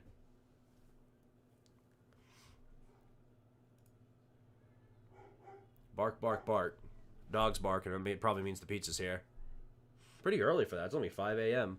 Or 5 p.m. It's not 5 a.m. Push up the middle. Good for a broken tackle and probably a first down. Arizona should be in the rankings. I think they will be after this week. What's their record now? 7-3. That was a good win they got there over Cincinnati. You got to give them credit for that. They've been on a roll for a while now. Dump off pass. Good for a first down to Matthews. Or excuse me, that's Braylon Staley. My bad. I didn't see the extra 1 next to the 4. Remember, Mike Matthews, number 4. Braylon Staley, number 14. Another dump off to Staley. The exact same play, and it works again. It's not quite a screen because it's past the line of scrimmage, so Cannot call it a bubble screen. We made it through one quarter without the use of the bubble screen. 14-0 at the end of the first. I'm going to catch heat for this, but if Indiana gets a mulligan for having a rally against Penn State, then I think A&M maybe gets a mulligan for playing terribly and still beating Lenore Sellers. Granted, that makes sense. That does make sense, but here's the problem. I'm less forgiving with A&M because they don't have the luxury of like a top quality win that Indiana has. Because right now, what would you say? This is a serious question. What would you say is A&M's best win? Like overall, what is the best win that they have? It's probably Missouri. But then again, they do have the win over Notre Dame. That is important. Okay, I forgot about. Of course, the win over Notre Dame is really good, so they do have the luxury of that. It's definitely tough though, because I do think the win on the road at Oregon was a better win just by a small margin. Only because Oregon has less losses. They're 7-1. Notre Dame is 8-1. But yeah, I don't. It's been so long. I almost forgot. I literally almost forgot that they beat Notre Dame. But in the conference, yeah, it's probably Missouri.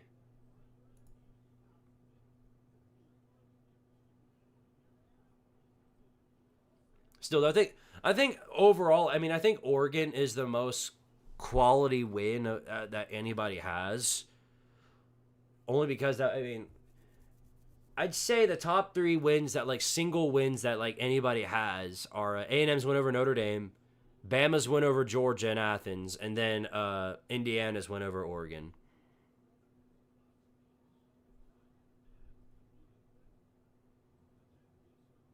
Yes, I know it was at Notre Dame. I know it was at Notre Dame.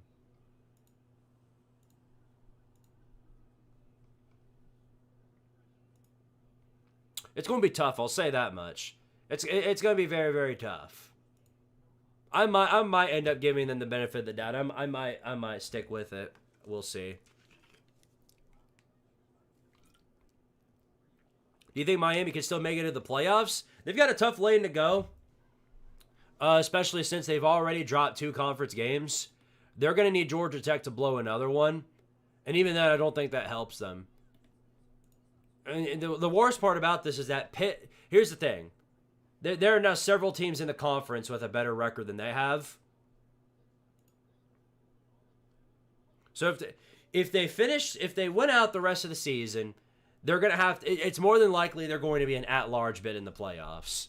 I don't think they're going to get the benefit of being in the conference championship. And if they are, that might be even worse. Because if you lose that game, then you're 10-3 off of that conference championship loss. You might not, and then that might be the game that knocks you out. It's a very, very, very tough situation. Look at the ACC standings. I'll give you an idea of how bad it is. Right now, Miami is 6th in the conference. They are 6th. Ahead of them is Duke, SMU, who, remind you, SMU beat Miami, so they have the tiebreaker even if they lose another game. Pitt, who still needs to lose another game. Virginia, who still needs to lose another game. And Georgia Tech. All 5 of those teams I just named, they only have 1 conference loss. Miami's got 2. Yeah, I just don't see a path to the Canes to the ACC championship. But if some of these other teams do collapse and fall, and maybe they're sitting there at 3rd place at the end of the season, then maybe because of that Notre Dame win, they're going to give them the benefit of the doubt and having them as an at-large team. I think the best case scenario though is that you're going to be a 10-2 team going on the road in the first round. That's what you're looking at there. Would be funny if Georgia Tech loses to Boston College, and well, then everything goes to shit. If that happens, everything, the ACC just internally combusts. Vols driving down the field right here. This is going to be a run up the gut on 2nd down. It's going to be 3rd and about 1. the committee didn't punish SMU for losing last year? Well, because SMU was ranked just slightly higher. They were ranked higher when they lost. And the best team below them was a 3-loss Alabama that didn't even make the conference championship. So, it's well more important to consider. You can't just consider the championship itself. When it comes to choosing the teams that you're going to make into the playoffs, it matters way less about the actual game itself and well more about the circumstances around it. Not to mention the fact that SMU did put up a hell of a fight in that game and lost off of a game-winning field goal. Had they gotten blown out, I think we would have been talking about a different team in the playoffs. Will Jimbo Fisher go back to FSU? I doubt Jimbo Fisher goes back into coaching at all. He's sitting pretty with all of his money that he got from A&M the first time.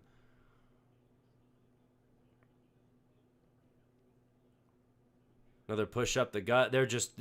Tennessee's just trying their absolute hardest to establish a run game. Now New Mexico State is just now they're just sending everybody to try and shut down the run. You might as well just go ahead and sling it.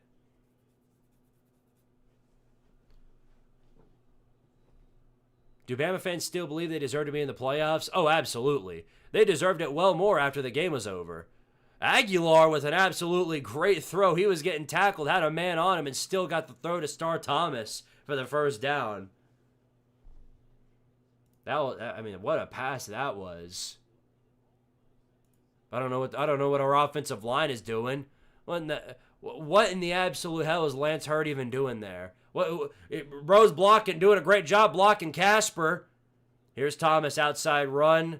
Breaks the first tackle, can't break the second. It was about 5 yards. Was Bama the better team that year? Yes. Did they deserve to make it in after losses to OU, Vandy, and Tennessee? No. But what they'll tell you, and this is the whole reason all these other fan bases make fun of the hypotheticals, they'll tell you that had they hypothetically been in, that they would have done a whole lot better. Oh, it would have been Alabama would have put up a way better fight against Penn State. That doesn't matter. You didn't do that against Vandy or Oklahoma. Had you done that, then maybe we'd have been talking about something different. Wide open man on the slant route, Braylon Staley all alone in the end zone, and that's your third touchdown of the day. Volunteers up 21-0.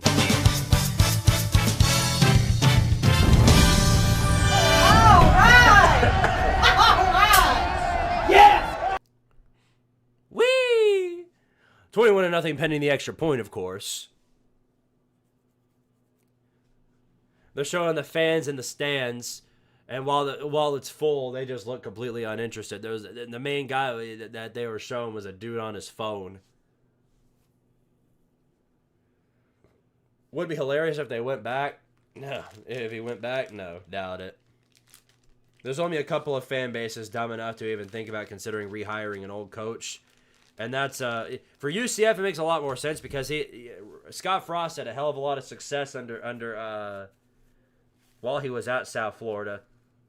But for, Rich Rod, that entire thing, all they did there, the entire thing was desperation. And you see how it's panned out for them. They're now out of a bowl game because of it. Miami is blowing out NC State. Yep, sky's blue too. Crazy stuff. Nah, I'm not surprised. Hold on a sec.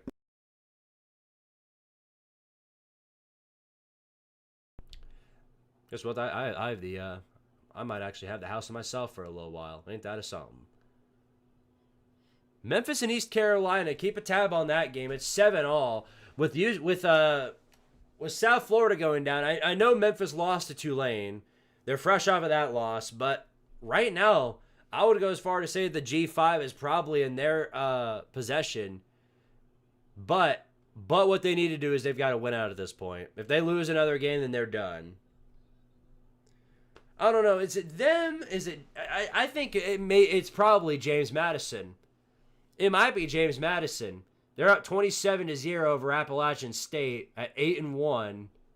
Their only loss came to the hands of Louisville off of 2 touchdowns.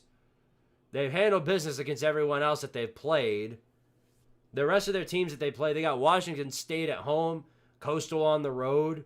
If they go 11-1, watch for them. They might actually have a good shot. it's dumb games like Tennessee and New Mexico State are being played in November. I agree with you.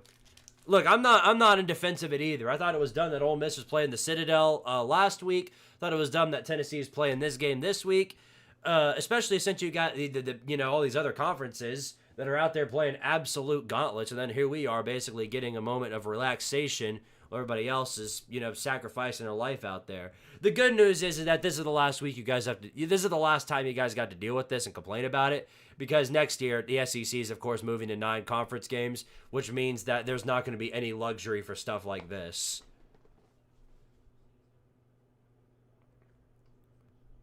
That Rich Rod hire was absolutely brain dead. He had success at Jacksonville State, but that's if you don't look at any of the losses that happened that year, like the Beltas versus Coastal Carolina.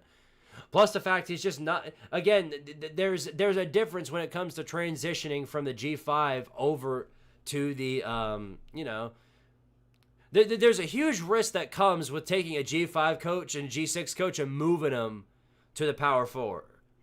And West Virginia's finding that out the hard way. Of course, there are plenty of coaches that you could talk about that moved from the G5 and are having all kinds of success at the Power 5 level. Look at Indiana. Look at Kirk Cignetti. Moved from James Madison, came over to Indiana, and is putting up a legacy number over there. Somehow turned the quarterback that lost a 2-10 Florida State into the front runner for the Heisman Trophy. I mean, there are plenty of coaches that have gone from the G5 to the Power 4 and have had major success. I mean, you got to start somewhere, granted, but the Rich Rod hire, that's one that was never going to pan out in their favor, and I don't think it's going to come to fruition anytime soon.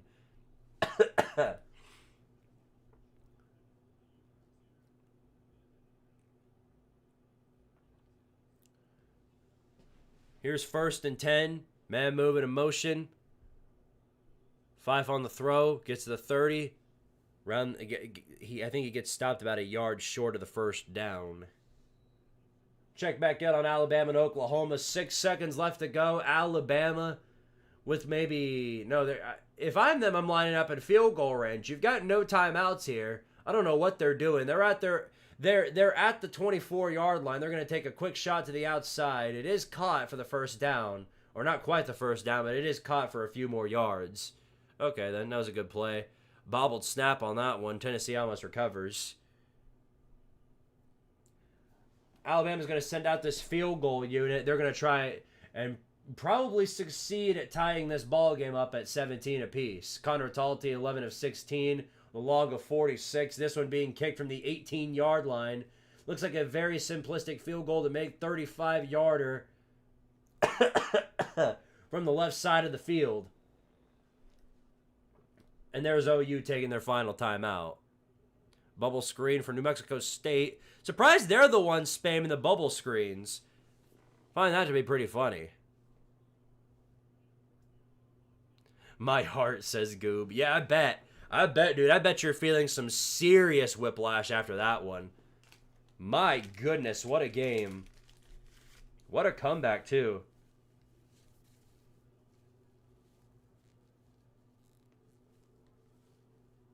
I mean, I was stunned.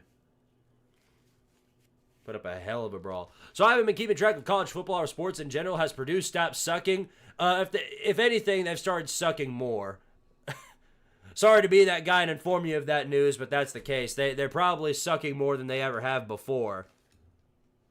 We'll check back in with them once the season comes to a close, but they might finish 2-10 in the year. Again. And they missed the kick. They missed the kick. Connor Talty does not have the clutch bone within him, and Alabama's going to go down by 3 at the half. Wow. Whiffed on the field goal. Wah, wah, wah. Now, is this on the kicker or is it on the holder? Let's see. Nope, that's entirely on Talty. That was just a terrible kick. That was one of the worst kicks I've ever seen in my life.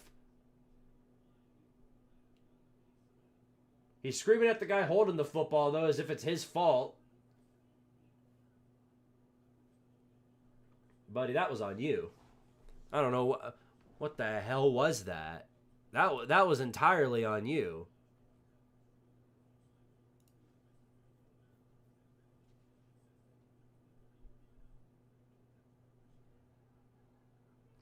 I mean, that was just bad. That was just terrible.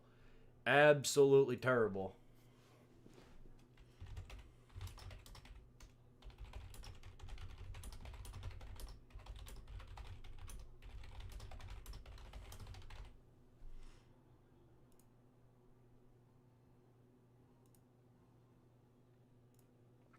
See, guys, anyone can miss a field goal from chip shot range. Some of them. Did Alabama pick up Guangdong Gilbert this week or something? Can you even do that? Well, I wish. Might have gotten Louisville's kicker. One of Louisville's kickers. They've got multiple bad kickers out there. But then again, that was just terrible management right there at the end. You have a chance to win the ball game. You have a chance to win the ball game. And rather than put in the kicker that you've started all game, you put in a brand new kicker, a cold one who's been struggling to make field goals. You put him in, and then you blow the game that way. Jeff Brom, I mean, that is shame. Double shame even. Pat McAfee kick contest type kick. That was terrible. They put some random amateur out there, let him kick the field goal. Second half, Alabama's pulling away, probably. I'm not expecting them to hold on. Georgia versus Texas A&M in Atlanta next month. I don't know. We'll see. Again, a lot of things are going to have to happen for Georgia to do that. Even off of only the one loss. First of all, they still got to beat Texas. And then, even if they do beat Texas, Bama's got to lose another game. That's the thing. Bama's got no conference losses. They're undefeated in the SEC right now. So you've got to hope Bama loses not one but two conference games. Good luck with that. Bama loses to Oklahoma, they're still ahead of you in the race. SEC championship prediction: Texas versus Alabama. So you're expecting Texas to beat A&M. Boy, wouldn't that be something? 9-3, 8-4, 7-5. Tennessee versus Kennesaw State in the Music City Bowl. So wait, 9-3, 8-4. So are you saying 7-5 Tennessee versus Kennesaw State? Yeah, we're not going to Music City. I meant what I said in that tweet. It was a viral tweet that when I posted it, but I meant it. I will boycott. I will protest if we actually sign ourselves up for the Music Shitty Bowl. I will protest. I will go into the middle of downtown Knoxville and I will put up a sign and I will literally protest it for hours on end in the mustard costume. I mean it. And yeah. I want to protest that throw that Joey Aguilar just made because he just threw his second interception of the daggum night. And that was a terrible throw. I don't even know who he was looking for. What was this? What was this throw, Joey? Who is he looking for? He just tried to get rid of it.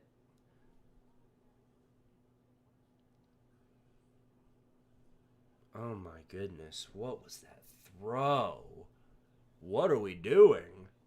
I know we're up by 21 points, but we should not be throwing multiple interceptions in a game against New Mexico State. We need to get a real play caller, man. We got to fire Joey Hazel and get ourselves a real dadgum play caller. I saw a cheerleader kick a 40-yarder. Sign her up for Bama. Sign her up for Bama. Help. Sarah Fuller did wonders for Vandy when she was on the field. Remember that? Good times. Said not any Tennessee fan ever, because that was the year that we won 3 games. We got a man down for New Mexico State. Looks like the man who ran the football is down. Announcers jinxed it. Yeah, no, but I mean it. I will go out into the streets of Knoxville, whether it's downtown, in the middle, like right next to Neyland Stadium. I will go downtown, and I will hold up a sign for hours on end boycotting the Music City Bowl. And anybody's welcome to join me. Join me in that protest. Because I'm sure there's many other Tennessee fans that feel that same way, that to go down and protest making the Music City Bowl, because that's what's going to happen if we wound up. I don't think we'd be stupid enough to do it, but if we did, no way. Clemson is the front runner for Clown of the Season, or will FSU make it 2 in a row? Florida State's their ceiling of expectations this year was nowhere near the ceiling of expectations that I almost said South Carolina. Clemson had nowhere near the ceiling. So if I had to choose between those two, it's absolutely Clemson. But right now, I'd say out of the teams for Clown of the Season, I mean, you got Penn State. You got UMass. No, it's not going to be UMass. UMass never had the ceiling of expectations that Florida, that Clemson, or it could be South Carolina. South Carolina's reaching that point. So is Florida. Florida's getting there. We're gonna have a poll at the end of the season. It's gonna come down to 4 finalists, and then whoever wins between those 4 finalists out of your guys' vote will be the winner for the Heisman. If I had to choose the 4 finalists right now, I'd say it's probably anywhere between Clemson, Penn State, LSU, and Florida. Those would be my 4 finalists right now. That could change once the season comes to a close, but right now, those four teams right there, absolutely, in my opinion, the 4 biggest clowns of the year, at least right now as it stands.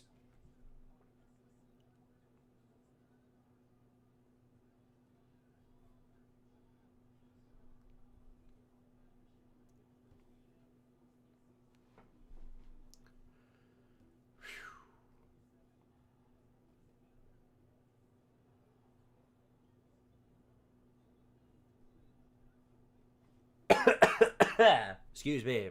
Yeah, that too. Yeah, Penn State seems like the most viable option. I think a lot of people are in agreement on that Penn State is probably that team, because they are. I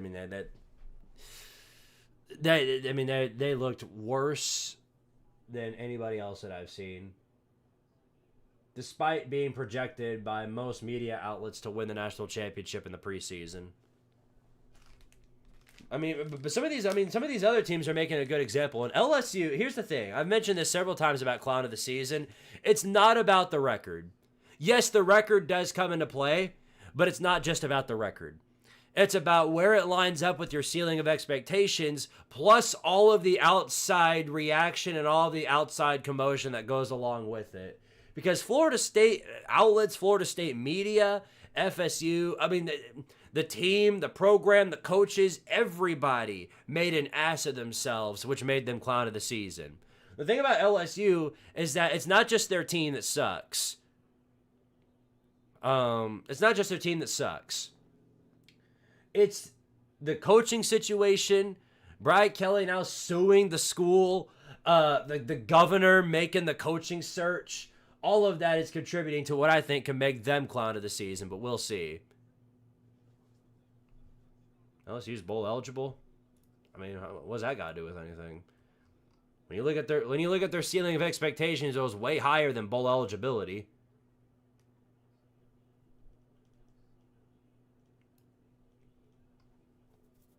It's way higher than bowl eligibility. Why do you think they fired BK in the first place? Oh my goodness. Boston College tied up 14 apiece with Tech here. This is embarrassing, man. This is 1-9 Boston College tied with probably the best team in the conference. Shameful. It's like they're not even there. LSU and the optics around it should be the reason. Yes. I need to make it official at some point. I need to make like a ballot for Clown of the Season, and then basically show in picture form how that'll work out. Because it's well more than about the record. Clown of the Season, North Carolina. Again, the expectations were way less off than Penn State, Clemson, or LSU. But if we had an off-season Clown of the Season, it would probably... If we had a Clown of the off-season... I think North Carolina did win Clown of the off-season. Because they did. They were absolutely I mean, they made themselves look like absolute dumbasses. We all knew LSU wouldn't reach their ceiling, though. I mean, no, the ceiling was very high, but to go out and lose to Vandy, get blown out by A&M, let them take over your stadium like that. I mean, that's absolutely terrible. Absolutely terrible.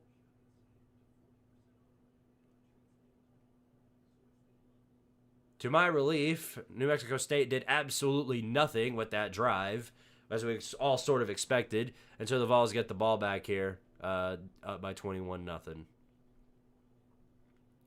South Carolina is bowl ineligible. Very true. How is Bill O'Brien about to outlast all of these guys? I don't understand either. With Luke Fickell, they have the excuse with their schedule being the hardest in the universe right now. I mean, Wisconsin does have the hardest schedule. Plus, they now have a win that makes them feel better about themselves. Bill O'Brien does not have that. The schedule, they're in the ACC, so the schedule is far from the hardest. They have what I would consider at least a decent talent composite.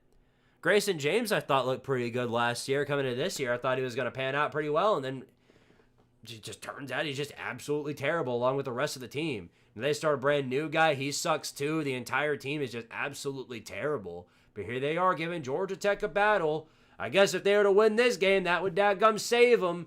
And oh my goodness, you've got to be kidding me. You've got to be kidding me. You've got to be kidding me. It's happening. It's actually happening. What are they doing? Jordan McDonald's 6th run of the day, 14-yard rushing touchdown. Boston College has officially taken the lead on the Yellow Jackets. So 12:05 left to play in the third quarter. Here's Aguilar trying to run it for himself, and he won't get there. It's going to be 4th down, Tennessee, a quick 3 and out. Great Joey Hazel play calling as always. Incredible. UAB is eliminated from bowl contention, got smacked. No big surprise there if you looked at what they did throughout the rest of the season. Again, there are teams that do well better without their coach. UAB was not one of them. Trent Dilfer. I mean, now granted, the week that they did fire Dilfer, they came out with a chip on their shoulder and beat Memphis, which was a very, very good win. But they weren't going to do that throughout the rest of the year. We all knew that to be the case. I mean, UCLA eventually, they ended their high, too, at the Femboy as their offensive coordinator. And look at what happened. Look at what happened. Eventually, after 3 games, they fell off the map again. Nico Amalivia. Yeah, it's a shame he's not playing against Ohio State tonight. I get it, because we saw it happen the first time he played against Ohio State. Almost got a concussion in that game, too. But, yeah, he's on concussion protocol, so he will not be playing in this game against Ohio State. Very unfortunate. If Georgia Tech loses, the ACC should just get evaporated into space. Not evaporated into space necessarily, because I also love watching a good joke every now and then. The ACC always makes me feel better about myself, because I'm like, well, at least we're not there. At least we're not stuck in that hellhole of a conference. It all comes to make sense when you realize South Carolina has more ACC titles than Miami does. That really puts into perspective just how bad this entire conference as a whole is.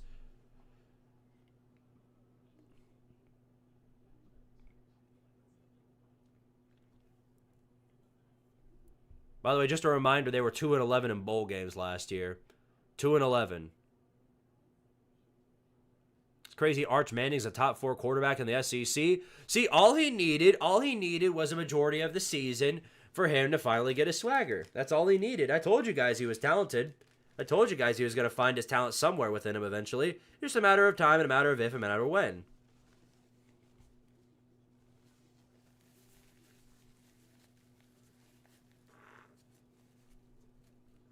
That gum runny nose.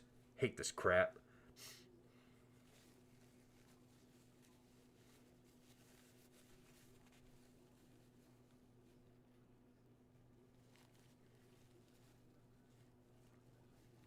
Yeah, it is. It's powder puff schedule.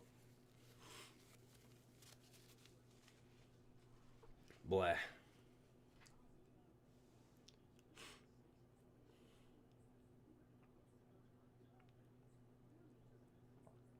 The ACC conference winner should be replaced by the American conference winner of Georgia Tech against Boston College. Yeah, I would agree with you there. And they actually might. Remember, guys, it's the AC. Okay, this is something to take into account. It's the top 5 conference winners that get in. They didn't say specifically that it's the ACC conference winner that gets in. So if somehow the ACC conference winner is unranked,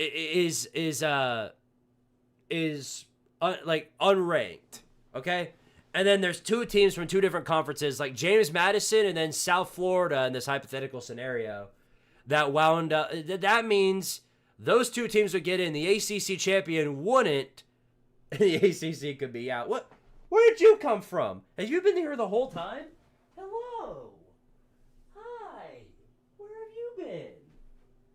That's crazy. Look who just randomly showed up from under my bed. Hi, Scooter. Hey, buddy. See? See, you can handle being on camera for 5 seconds. There you go. But chill out for a second, would you? Would you chill out? The Big 12 hasn't been that chaotic this year. Yeah, it's definitely not as chaotic as last time. Scooter, come back. It's still got that conference of chaos energy because, I mean, look, Houston. Nobody would have expected Houston and Cincinnati to be some of the best teams in the conference. I'll say that much. Texas Tech being the front runner, that is no surprise. Everybody expected Texas Tech to run through that conference, and they're doing just about as much of a good job as they can on that. Hey, buddy, can you sit down? Actually, I think he wants to look out the window, so I'll let him look outside. There you go. See? Look outside. It's wonderful out there.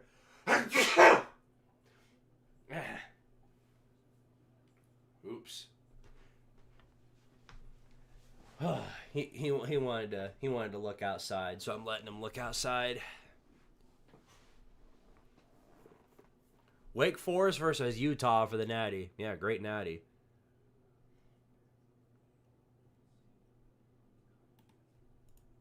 Yeah, we don't have to worry about the Red Raiders losing this week. They're up $30 billion to whatever over UCF, and then next week they play West Virginia on the road.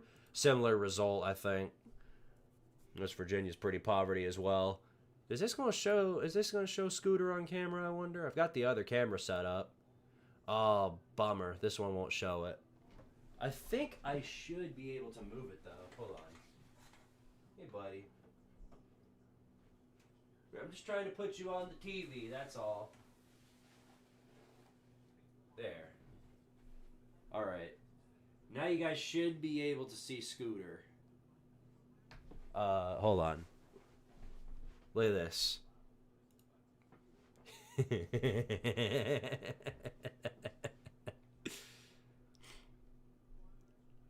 He's so cute. He's so cute.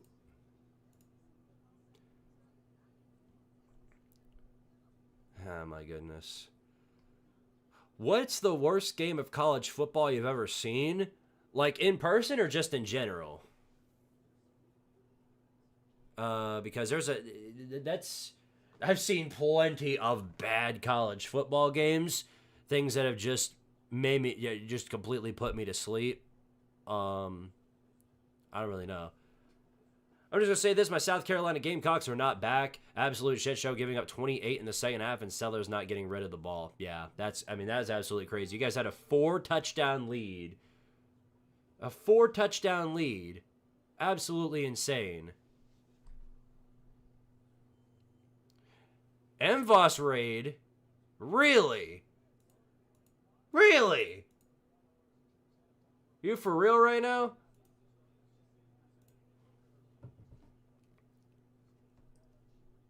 What's he doing over here?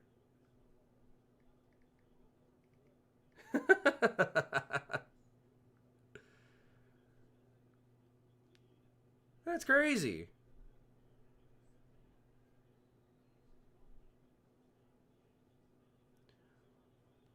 I appreciate it, brother. You're a real one.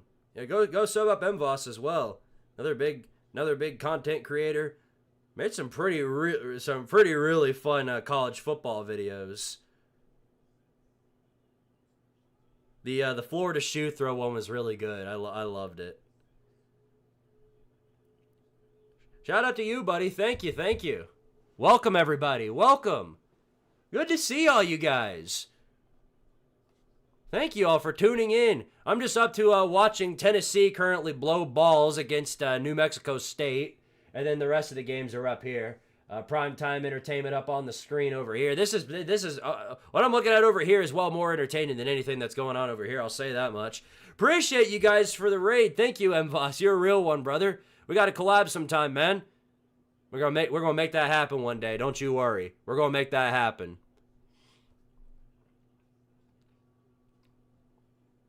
We're gonna make that. Now you did come in. You did come in at a bad time because yeah, I got a cold. I think could be COVID, could be something further than that, but my nose has been running for the entire stream. Hey, Squid Duquesne fan, happy to be here. We got a big win today. All right, good. Well, good to hear that. Good to hear that. Glad Duquesne got the big win. Here's a 3rd down and 6. We're going to throw to the end zone on a one-on-one. It is incomplete. Yay! We finally stopped somebody on defense. Hooray.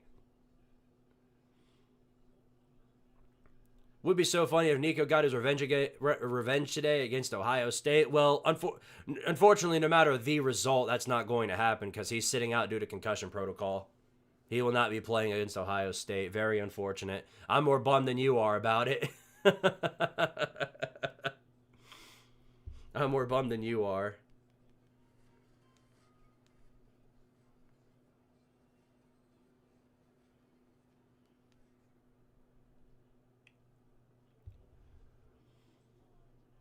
Did you see that Jeremy Pruitt got a job that isn't out of McDonald's? I checked the Jacksonville McDonald's isn't hiring for toilet cleaners right now. Yeah, Jacksonville State. I guess they were in need of extra analysts. Somebody who knows how to kick the field goals, aight? You go learn how to kick them field goals, aight? Anyway, New Mexico State finally gets up on the board, kicks a field goal. It's 21-3 now with 1:25 left to go in the first half. Anyone knows how Duke's doing? Last I checked, they were down pretty big against Virginia. I think though they're still down by a significant margin. 17-3, 10-14 to go in the third quarter. Virginia driving down the field. Yeah, you're in some trouble. You're in some trouble at home here against Virginia. There's your update for you. But we had kind of expected that. Chandler Morris's return has given them a fire. Do you think TCU could upset BYU? Josh Hoover's going to have a legacy day, and on the defense, it's going to be on that defense is going to be pretty tough, but not impossible. Not impossible. Remember that it is possible Texas Tech could beat BYU, or yeah, they could beat BYU twice because there's been plenty of times where that stuff like that has happened before. Bad return on the play. We get stuck at the 23 because. 10-15 game, I've seen crazier things happen. Remember, BYU lost to Kansas this late in the season last year, so don't count it out. Don't count TCU out. That's all I can really say. We heard that Virginia Tech might be hiring James Franklin. All things considered, that is not a bad hire for him. Again, fan expectation is very, very important here, and Virginia Tech has been in the dumpster, the absolute dumpster. Even if they get to a point where they're mid and just can't win, the biggest games, you can't win top 5 games. We know this for a case. For any Virginia Tech fan in here or not, would do just about anything. I mean, they would suck Bill Belichick's toes to be in Penn State's position right now to where they're, well, not at the current moment, obviously, but to be in a position where, their expectations are to win the national championship, to win the big games. You know what I mean?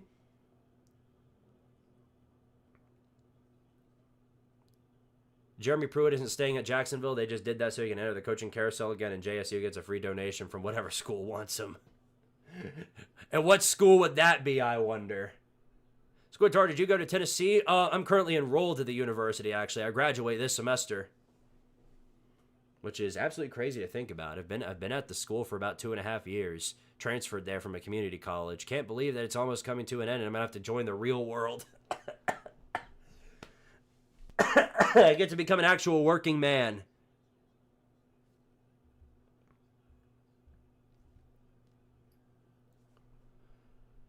I hope Alabama loses. Join the club.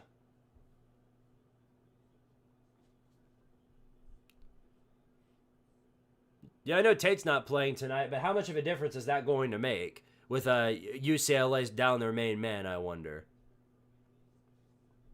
Anyway, not UCLA. New Mexico State gets the job done. They stop Tennessee on 4th down. The offensive line is just getting melted. I don't know what we're doing. I think we're just sleeping through this game because I think we're looking. If this is the excuse that we're gonna give, and we're looking to head to Florida, then that's fine as long as we actually go out there and win. But I'm telling you right now, if we lose to that terrible ass Florida team, I'm not going to know what to do. There's going to be, I don't even want to imagine it. So I'm just not. How about that? Anyway, here's Scooter. Look at Scooter. Psst, psst. Hey, buddy. Psst, psst. Hi. What you looking at? You outside at the window? He's finally not panicking every time he gets on camera because he doesn't know he's on camera. Woo! They're real funny. George ass versus Tex ass. Now the only ass I'm looking at right now is my own team. That ain't the kind of ass I want to be looking at. Ha! Teehee. All right, Squid, what's your opinion on the whole Notre Dame gimmick? Do you think it's fair that they play mostly cupcakes and get a CFP berth? Not really.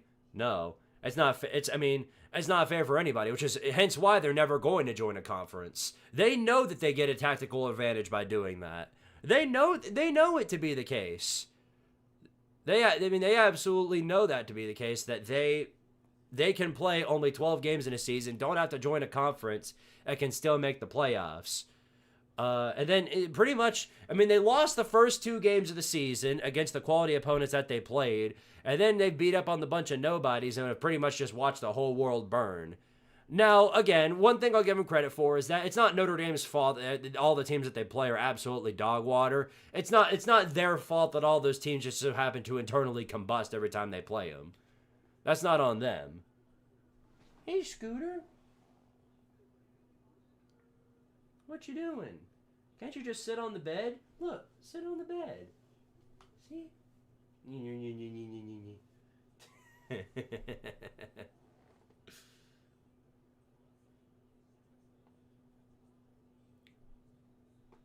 Squid, who is next in the coaching carousel to get fired?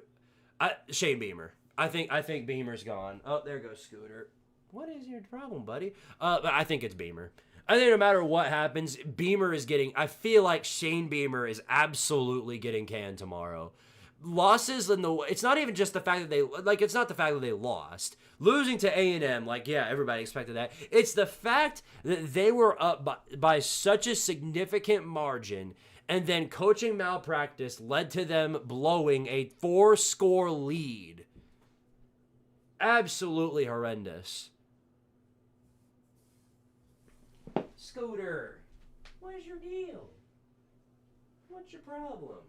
Can you chill out for a second, please? Just chill out for a minute.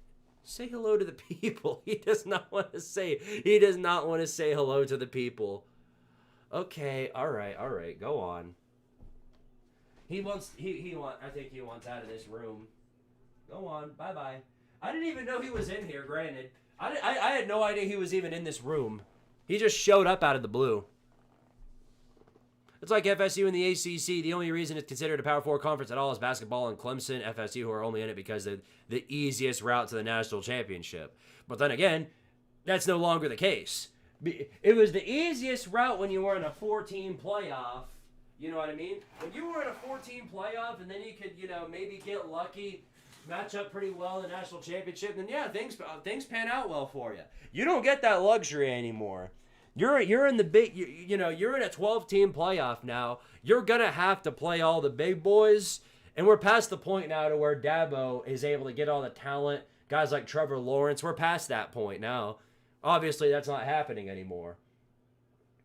And I'm telling you right now, is there anybody in here who believes that Miami or Georgia Tech could run the gauntlet if they wound up making it? Do you guys even think that Miami or Georgia Tech could even win one playoff game? Because they're probably both going to be on the road. Do you guys think right now, let's say this. Who's Georgia Tech? Let's say they make it in as like the 11 seed, okay? They go on the road. They got to play the 6th seed or whatever. Let's say the 6th seed winds up being like Texas. You think Georgia Tech's going on the road into Texas and winning? You think they go on the road into Athens and win? Or or Oregon? You think they go on the road in Autzen Stadium and beat Oregon? Or for Miami, do you think they go on the road and then they go on the road into South Bend and beat Notre Dame? Or Tuscaloosa? Or hell, you think they go on the road and beat Texas Tech? I doubt it. I doubt it. Very much so. 3 seconds left to go in this game, or in the first half. They run the ball up the middle, and that's your half. A very, very, very lackluster half for Tennessee overall. 21-3 at the end of the first. We put up some points. We're at least winning, but it's New Mexico State. We just look like we're just kind of there. We literally look like we're just there. And if this is just us looking ahead to Florida, I can forgive that. But we won't know that until the results are next week. But the patience well is thinning out by a significant margin.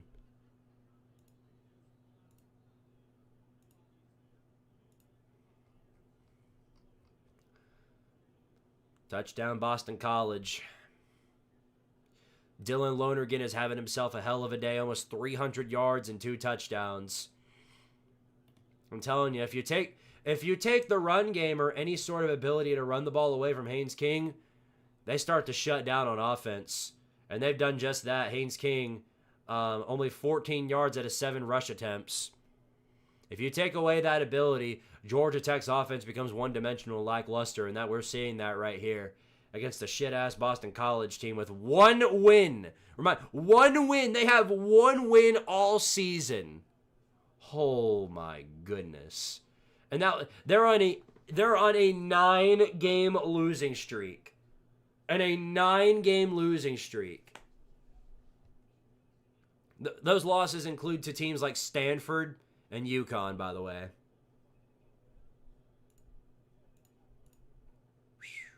Yeah, that's bad.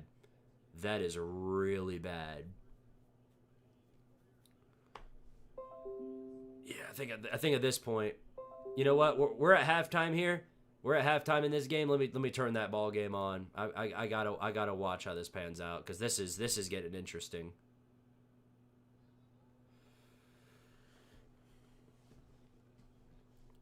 Can you tell us the names of your figurines on the headboard? Oh, let's see. Okay, so, well, yes, I can. I'm so glad somebody actually said this, because now I have an excuse to show it.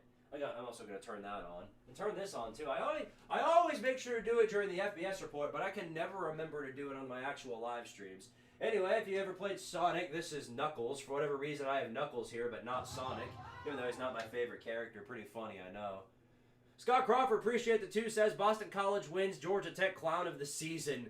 Yeah, I've heard that one before. They're not clown of the season, considering their well of expectations are really high, but they're probably going to be clown of the week. I don't really know. They might be. I ain't got a clue. Anyway, here's Frieza. Here's Frieza from Dragon Ball. He's trying to come apart there, but I'm not going to let it happen. Both of these are the same character, actually.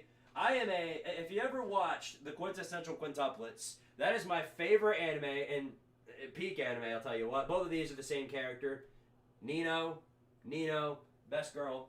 Yeah. And that's Trunks from Dragon Ball. There you go.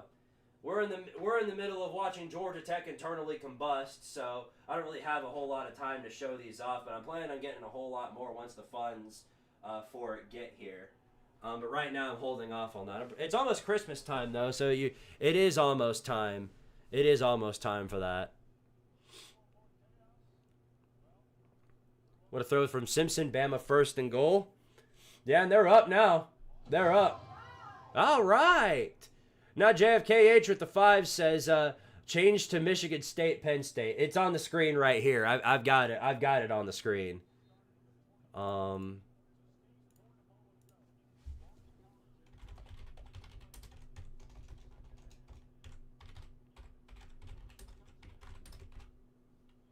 501.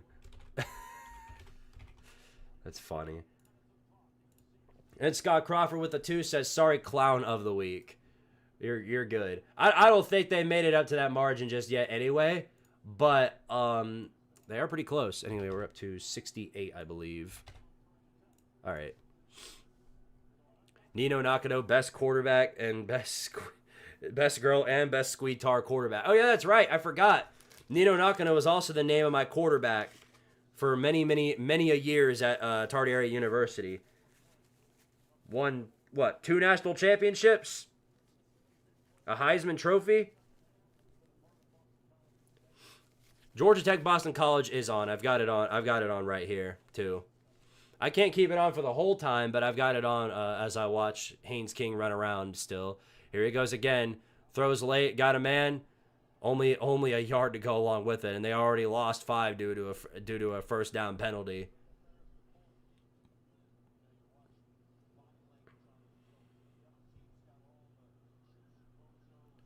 Paid $5 to change a game. I want to change a game. I've got it on the screen. I've got it on the screen. Don't you worry. It's on the screen. Here goes King. Throws. Overthrown and incomplete. And I've got Michigan State, Penn State up here as well. So I am watching it too.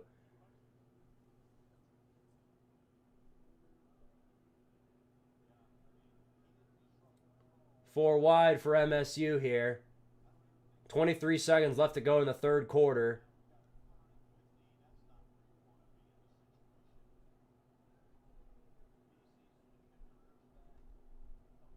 Remember Tardaria, the GOAT, Homer Simpson? Yeah, Homer Simpson was a legend. Looks like a false start on Michigan State or illegal formation. Big catch for Georgia Tech right here. Gets all the way past the 50. They do have some sign of life left. I do not have Memphis, East Carolina on, but maybe I'll put it on at some point. How many different monitor screens you got? I have my TV, which has got the multi-view on, and then I've got my computer screen right here. And then I'm using the second monitor for the live chats.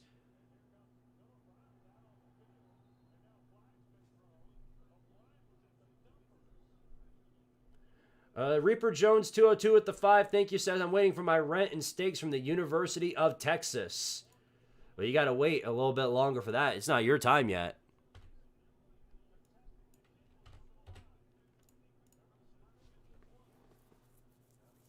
Tardaria's pride and joy. Best lineman in the universe. I'm so glad ESPN got back together with YouTube TV. Yeah, I am too. They had multi-view on there. It just didn't feel the same. It literally just did not feel the same as what we've got here. I'm glad to return back to YouTube TV as well. And then that one time I had to use Fubo, that nearly took me out. That had me crashing out so bad because all it did was just freeze. Chances are Georgia versus Georgia Tech is kind of an elimination game. I don't know. I think if Georgia Tech loses this ball game, they're done regardless. If you lose to a 1-9 Boston College, you're done. Like, that's it. Scott Crawford with the 2, much appreciated, says Nino Nakano was the quarterback and Mr. Popo was the center. Elite center, by the way, too.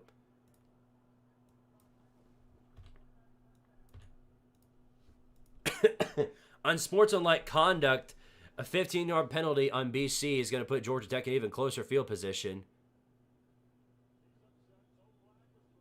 And Bill O'Brien is crashing out on the sidelines. Oh my goodness, threw down the headset and everything. He is raging bad.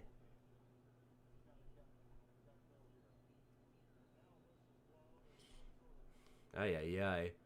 I'm surprised Bill O'Brien hasn't been fired yet. You feel like it's got to come at some point, man. If they lose this game, I mean, they're up by 11, but if they lose this game, they're going to be 1-10. Yeah, I feel like it's got to be coming soon, and he knows it. I remember the fumble in the end zone against Tennessee, funniest thing I've ever seen. You talking about 2019, the Garantano fumble? Oh yeah, great times.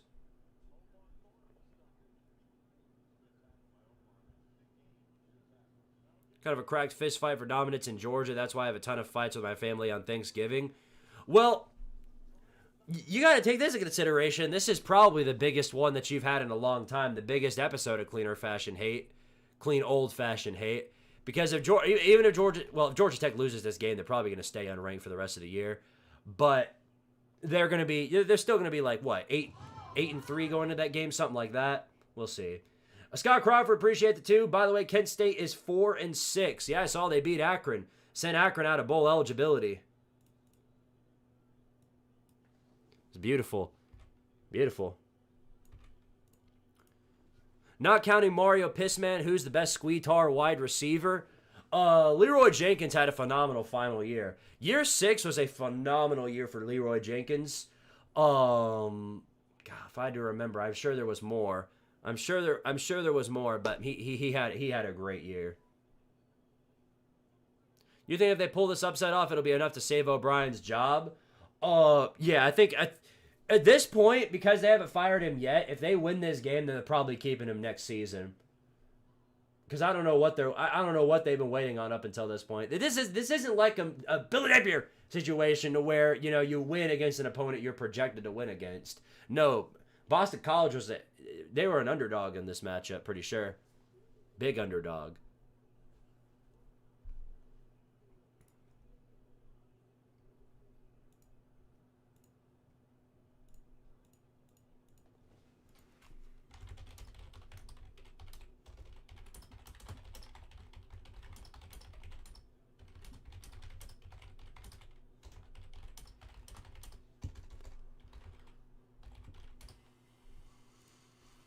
Best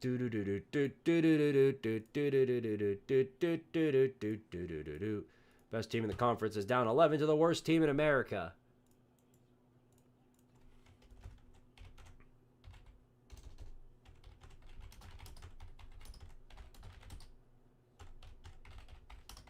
Send the ACC to the FCS level. I've had enough.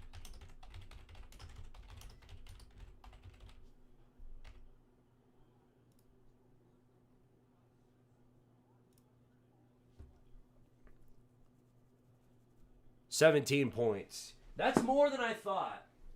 They have really given the skewer to Georgia Tech when it comes to spreads. Because they were an underdog to Duke earlier in the year. I remember that.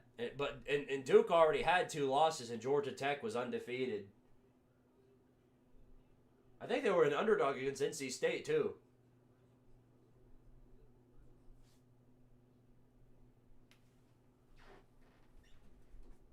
Scooter was outside. I didn't know if he wanted in or not. I guess he doesn't. You think he wants in, but then he changes his mind out of nowhere. Do you think Ole Miss will extend Lane Kiffin? Definite possibility. I could see that being the case, but I'm not so sure. One thing is that they absolutely, I think they know they might need to if they want him to stick around. I think they noticed that as well. I'm putting the other game up on the screen just so I know when it's back on.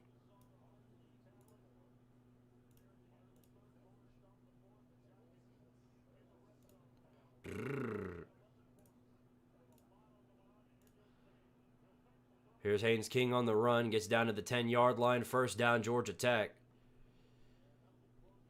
Kentucky has the chance to do the funniest thing ever next week. That is true. But I'd feel better if we were the ones to do it, honestly. I feel like we would be better if it would be so much better if we were the ones to knock out Vandy. The rambling jackass since week 1. Yeah. Piss Jackets, man, they've just fallen off. I think they've figured out Georgia Tech's game plan, and now their offense has become fully inept because of it. Again, if you shut down King's run ability, they become inept, because then they're just forced into passing the football, and you're seeing how that's panning out right here. But also, it's the fact that Georgia Tech's defense is just extremely soft and submissive. Eventually, the ACC will fall out of power conference standing. It might this year. Because I'm telling you, it's definitely possible the ACC gets left out. Because if they just continue to cannibalize each other like this, you could definitely see 2 G5 teams getting over there. Because again, the ACC is not an automatic bid. It's the top 5 conferences that are getting automatic bids. And if there are 2 teams from different conferences in the ACC that are ranked ahead of the top team from this conference when Election Sunday rolls around, then oh boy, that means the ACC is probably not getting in. Here's 2nd and 8. King throws, batted off of his hands and incomplete. Oh no. They can't get a pass off. Tennessee Tech was undefeated going into this game. That's low-key kind of sad. Yeah. They were bound to lose at some point. That's all we know. Iowa USC is getting to be a pretty good game, too. Here's Gruckmeyer rolling out of the pocket, looking for a man down the field. Now he's going to take off for himself. He's got a first down I think he rolls down about a yard short. But Penn State driving down this field up by 4 against Michigan State. They've got a long ways to go still. King on 3rd and 8 rolls out of the pocket, throws, looking for a man in the end zone, double coverage, incomplete. Well overthrown, and it's going to be 4th down and 8. They're going to have to settle for the field goal. Do you think Haynes King is a first-round quarterback? No. No, I don't even think he's a third-round quarterback. He's got a fantastic running ability, but the thing is, he's trying so hard to be Lamar Jackson without the passing ability Lamar Jackson has. I think he's a great quarterback, and I think there's potential he could go into the 3rd round if he finishes strong. But this is not a first-round quarterback we're looking at.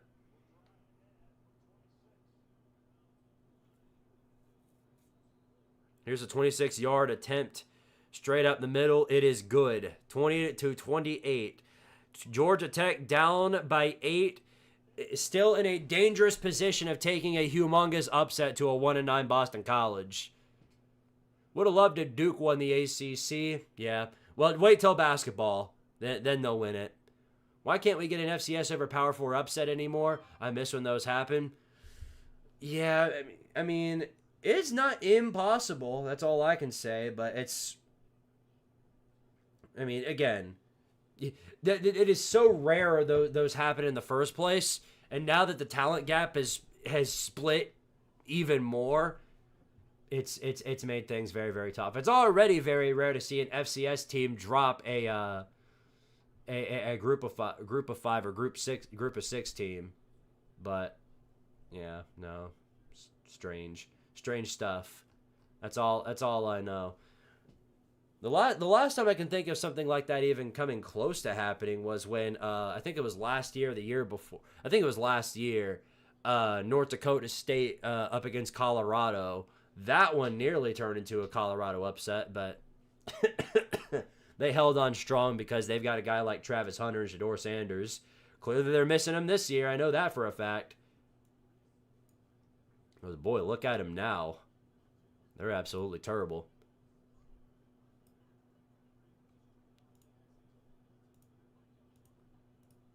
This Tennessee game getting ready to come back on. I'll probably have to... I'll probably keep this screen on, but I'll probably have to switch. 2007 was a crazy year. Yeah, good times. Good times. There's always some crazy things to happen in college football, but top 5 teams going down every single week, that's unheard of. It's a home game for Boston College. They're about to get the fans ready to rush the field. Don't do it prematurely. Don't do it prematurely. That's all I can say. Once you do it, you pretty much solidified your fate right then and there. South Carolina tried that against Alabama, and then Bama came back and won.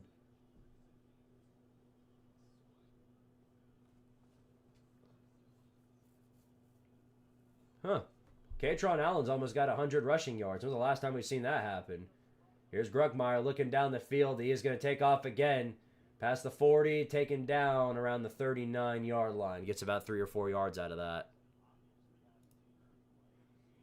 Yeah, I saw Virginia Tech is potentially hiring James Franklin, and all I can say to that is good. You know, I think it's, again, I think it's actually not the worst hire for him. It's not the worst position to be in. He's going to get you way further than Brent Pry ever did. It doesn't mean you're going to be championship level, but again, Virginia Tech making the playoffs every so often is a way better position than anything else they've been in. So yeah, I'd take them. Remember the Bluegrass Miracle? We all remember the Bluegrass Miracle. Well, some of us do. I don't think. I mean, if we're talking about the one from LSU, then I think I was like a year old when it happened.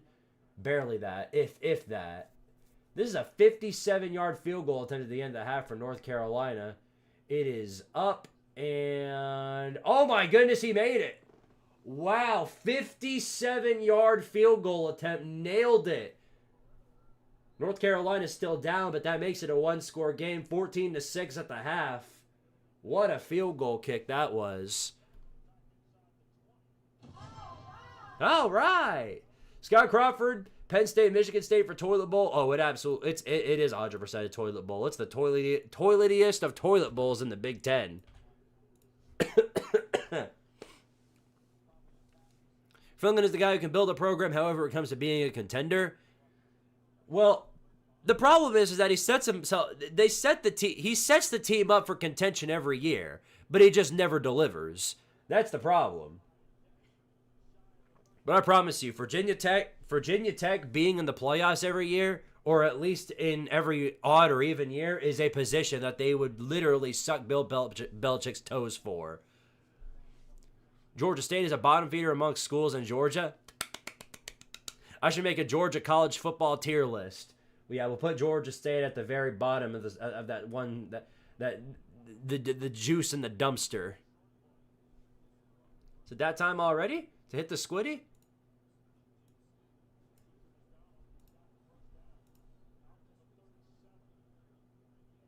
Yeah, I had already hit the squiddy. We're at 79.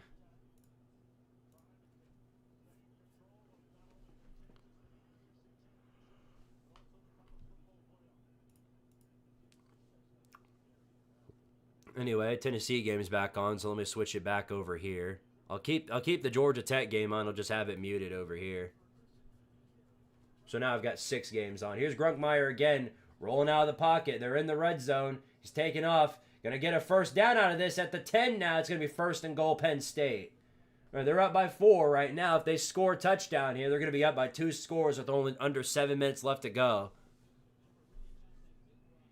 All right, well, here we go. Here's your kickoff. Sails out of the end zone. It'll be a touchback. Well, actually, it's not out of it. It's caught by Peyton Lewis. I think he took the fair catch. American is a fraud conference this year. I don't know where you're getting that from. Was that a comment from a time machine? Did you mean the schedule of that one? Because I know that ain't true. They are not a fraudulent conference. They're a better conference right now than the ACC. And I mean it. They are. They are. Right now, they've got teams better than the ACC across the board. Here's Tennessee on the first play. There's your first bubble screen of the day, and that one is thrown out of. I mean, it is caught. There's a right next to the out of bounds marker. I don't really understand what that was about, but nonetheless, there's your first bubble screen. Whoop-de-doo!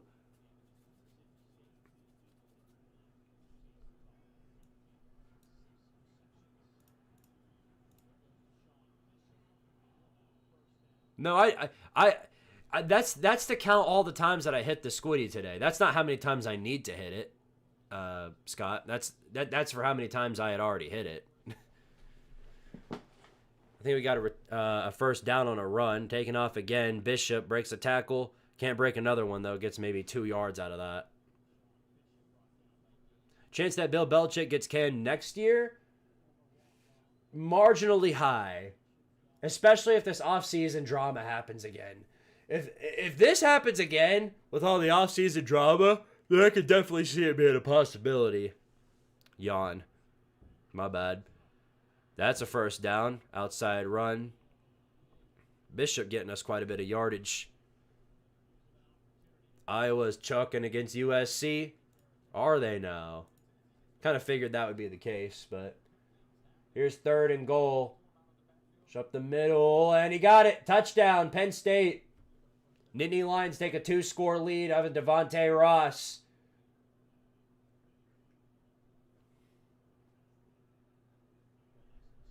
Bishop up the middle, nearly breaks a tackle. Gets quite a bit of yardage out of that, though, at least.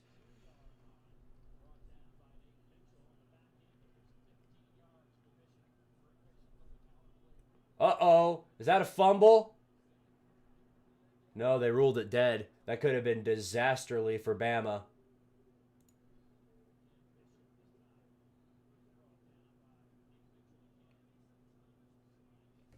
Who do you have winning, Georgia or Texas? Well, I don't even know why Texas would show up. Georgia's going to win that game 1-0. They're just a talentless team. The Dogs are going to win every game from this point onward. Yeah, no, there's no way anything else is ever going to happen. Look for New Mexico State to get off to a hot start this second half to put Squidtard Sports under pressure. Could do it. Aguilar almost sacked because the line refused to show up. Rolls out of the pocket, throws out of bounds. It's going to be 3rd and 10. What is the line doing? Why is our offensive line just non-existent today? What are they doing? Bro, number 70 is just getting pushed around. He was about to sack Aguilar while taking number 70 on his back like it was a piggyback ride. Take that dude out of the game. Oh my goodness, he sucks. Aguilar, back to pass. Plenty of time to throw this time at least. And it's a freaking dump off screen. Bishop jumps the rest of the way. I think he got the first down. They might blow him about a yard short. Yep, they are 4th and 1. If Georgia plays like they did against Mississippi State, they win. If not, Texas will probably win. Number 70 is being possessed by Tim Banks. Yeah, I guess so. This whole team is being possessed by shit-ass syndrome. 4th and 1. And as you would expect, Tennessee is going for it. Just use the man ball. That did wonders for you last time. That's what they do here. It's a push. It's a first down. Great. Wonderful.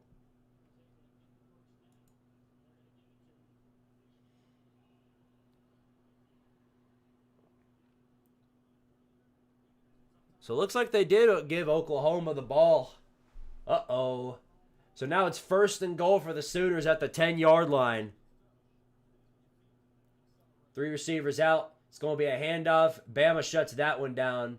And that'll be your final play of the 3rd quarter. We're going to be going into the 4th quarter. We're going to be going into the 4th quarter with Oklahoma down by 1. All right. Here's Tennessee on a handoff up the middle. They see it coming and they shut it down immediately.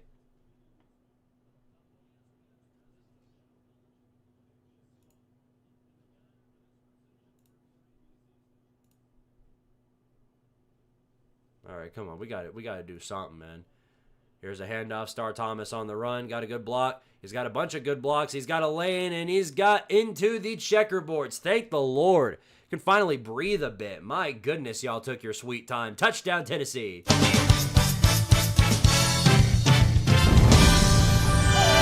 right! Yeah! If nobody else can do it, you best guarantee Star can at the bare minimum.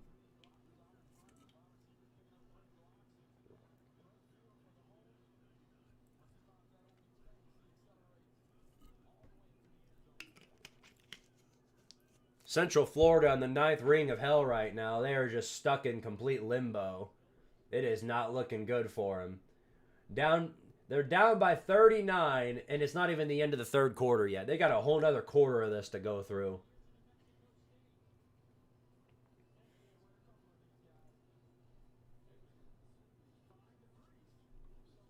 All right, what's going on over here with Georgia Tech? I guess we won't know. Georgia Tech is driving.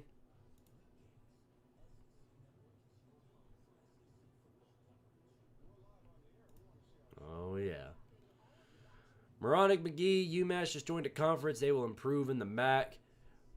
Yeah. It's hard to do worse than 0-12.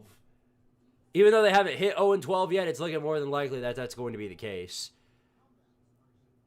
Any good meltdown reactions on the internet from the South Carolina end? Oh, yeah. Yeah, Carolina jackpot broke his TV. That's how good that was. Hold on, guys. I'm going to be right back. I have got to use the bathroom big time, so I'm gonna make a run. I'll be back in like a minute.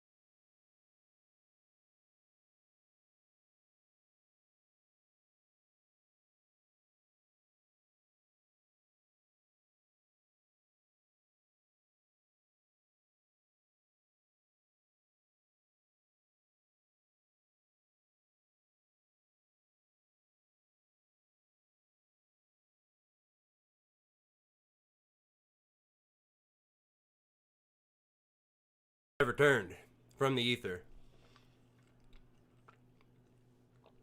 I also realized I was starving. So, Marcos came through in the clutch for me today.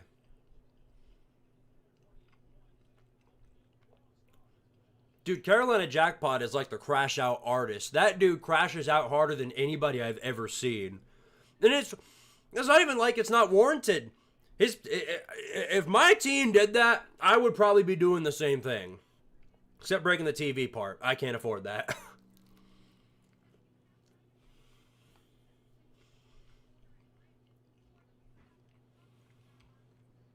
If Sam Houston State can beat Oregon State, then that means New Mexico State can beat Tennessee. No. But that is funny. That does remind me that they lost.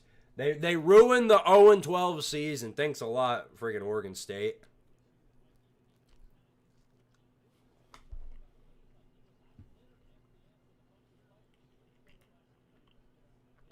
Boston College choking. Yeah, no big surprise there. Remember, they're 1-9 for a daggum reason.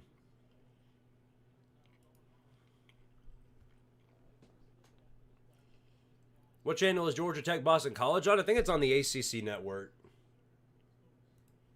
Yeah, ACC network. That dump off is blown up right there, and it's going to be 3rd down.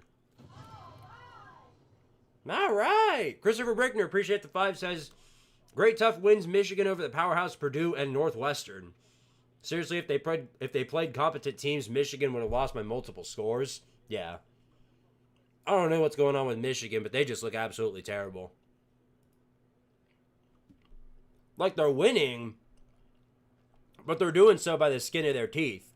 Like technically, if they win out from this point onward, somehow miraculously beat Ohio State again, you know they're gonna be an at-large bid in the playoffs.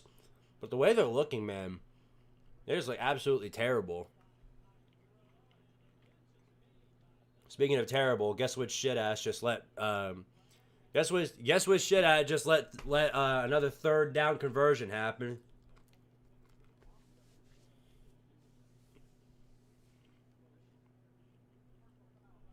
And roughing the passer. Great. Oh my god.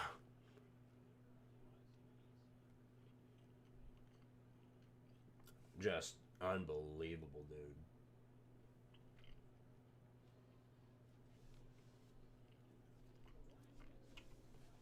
Yeah, that was better. Needed that. Dude, I was hungry as hell.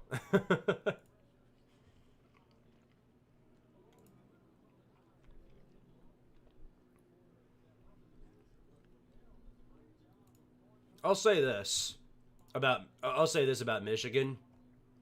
Beyond anything else, no matter what you think of Bryce Underwood and the fact that he doesn't look good at all, because he doesn't.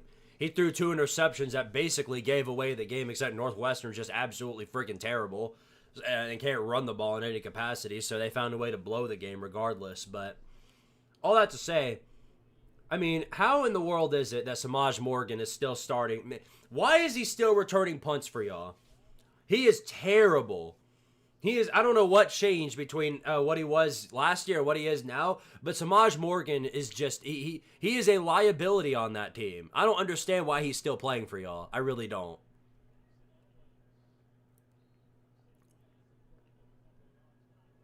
I mean, I really don't. The dude is an absolute liability on Michigan. He has caused y'all so many problems.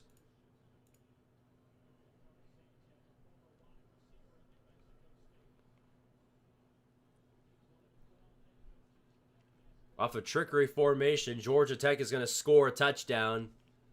And I think this is for the lead. Yeah, I think they just took the lead.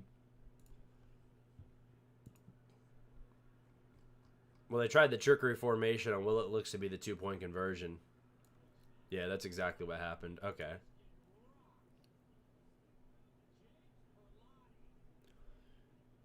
Thank goodness for Perlotti, man. Came through in the clutch on that 3rd down. It's going to be 4th down, New Mexico State. Red alert, 28-3. No! Not the 28-3, please. I beg you, not the 28-3.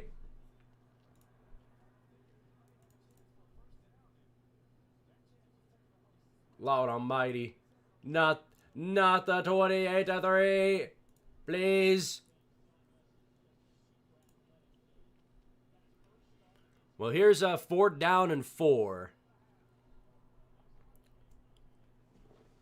What did they do? Did they go through and go for? I think they're going to go for it. Naturally you would in this situation. You're in enemy territory. You got a chance to score a touchdown here. I think you go for it, and I think that's what they're going to do. The Piss Jackets have Pitt and Georgia next. Yeah, they might lose out from this point onward if they don't, even if they do win here.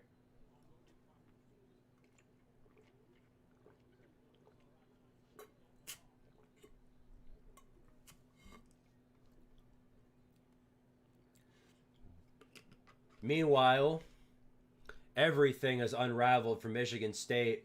The Nittany Lions score yet another timeout, or not a timeout. They score yet another touchdown, and it is just not looking good at all for Michigan State. Now there's only 2 minutes left. You're down by 18. It's pretty much over. So Penn State's bowl hopes will survive for now. Michigan State, on the other hand, you're going to be given the button of death as soon as it plays. which it may not. I don't know. Here's 4th down and 4. Back to throw. Fife looks, throws over the middle, incomplete. Get out. Yes, that's absolutely right.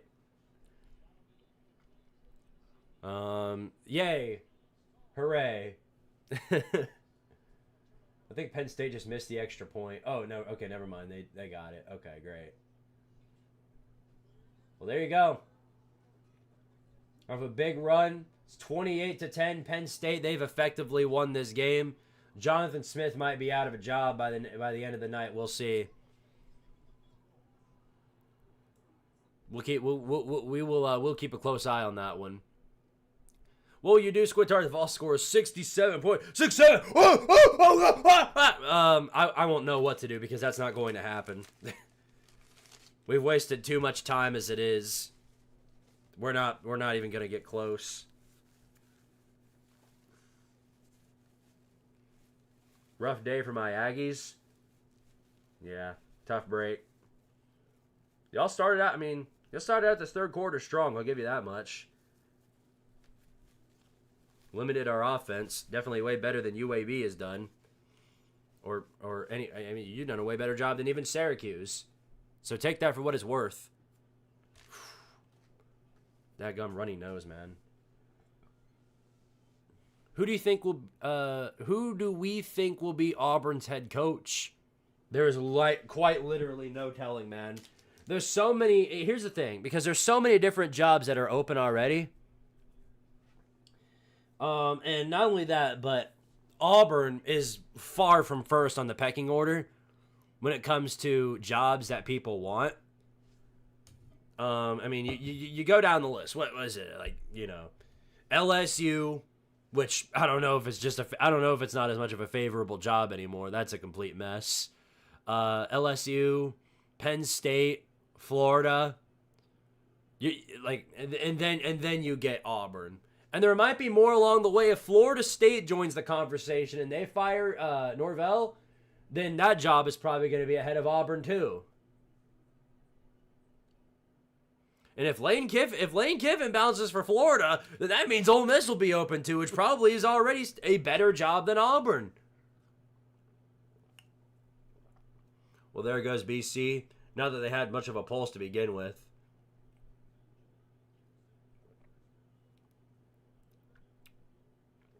Good. If Tech had lost this game, I'd really be trying to consider who's going to be Clown of the Week. I need it to be South Carolina for sure, because then I'd have to run a poll and leave it up to you guys.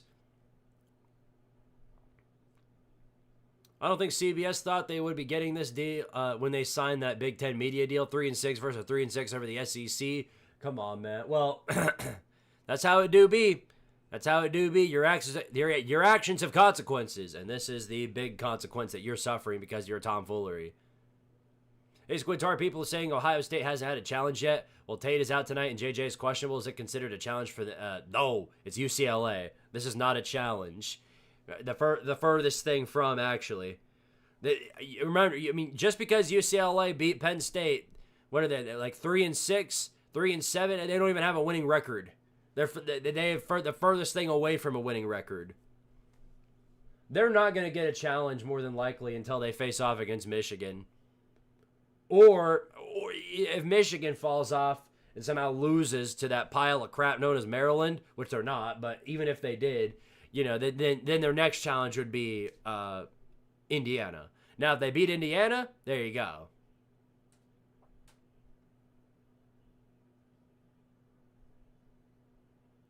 Yeah, ESPN most definitely had a part in everything around the SEC. Tenor Horn with the gifted membership, much appreciated. Who won it? That's the question. Let Chrome load for a second. It's doing that thing where it's having an aneurysm.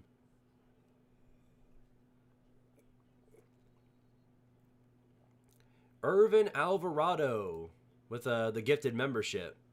All right. I've been saying this for the past 3 years. The rivalry gets too hot. the rivalry gets to Ohio State because on paper they should smoke Michigan. Yeah, Ryan Day was trying to make a point last year because the narrative around them is that they were soft, they couldn't run the ball, and they were scared to run it on teams like Michigan. Well, that's all he did. He didn't let Will Howard go out there and sling it to Jeremiah Smith. Because I promise you, if you do that, then you'd beat Michigan. If you just let him go out there and sling the football, then they beat Michigan because Jeremiah Smith down there somewhere and he's going to make the catch.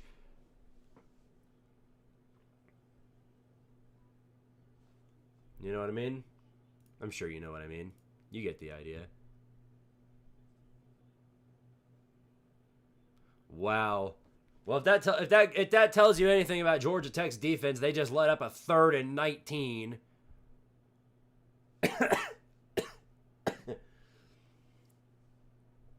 Ran the zone coverage against a streak route and came up short on that one, 30 yards on the play.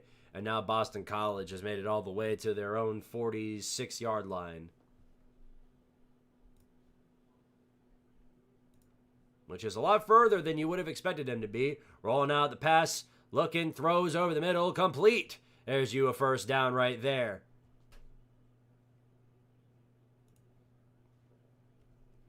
Have I seen that? Yes, I have seen the Carolina jackpot crash out. And I'm going to put it on Chaos for sure. That is 100% going on Chaos.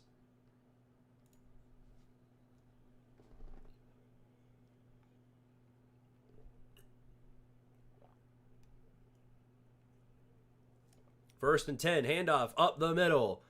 There's a broken tackle, first down. He's go past everybody to the 10, the 5. Boston College has retaken the lead off of a touchdown. Oh my goodness. Turbo Richard put on the Jets per his namesake, and Boston College has now retaken the lead on the Yellow Jackets. It's 34-33. Oh boy, you're in big trouble. You're in big trouble now, Georgia Tech. Squid, you see my super chat? Yes, I did, but I didn't want to read it. Here it is. $2 super chat. Does 42 to 17 scare you? Yeah, pretty scary number. Yeah. But in all honesty, I just completely whiffed on that one. I just missed it. Thank you for letting me know. So I'm human. Sometimes I make mistakes. Christopher Brickner with the 5 says, sadly for Tennessee, after the Michigan loss, Ryan Day learned to let Will Howard to throw it deep instead of running it up the middle. Oh, yeah. I feel like Michigan is the sole reason why Ohio State won the national championship. Because had they won that game and then tried to do that sort of run thing in the playoffs, somebody would have made him pay for it, whether it was Tennessee or whether it was somebody else. Well, not Tennessee. Tennessee probably would have let him win because we're stupid.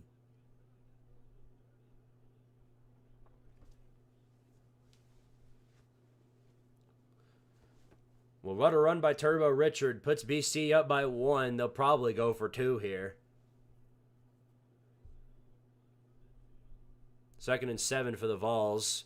Here's Aguilar. He is going to take a bomb deep on a one-on-one, and it is incomplete. Had his man there.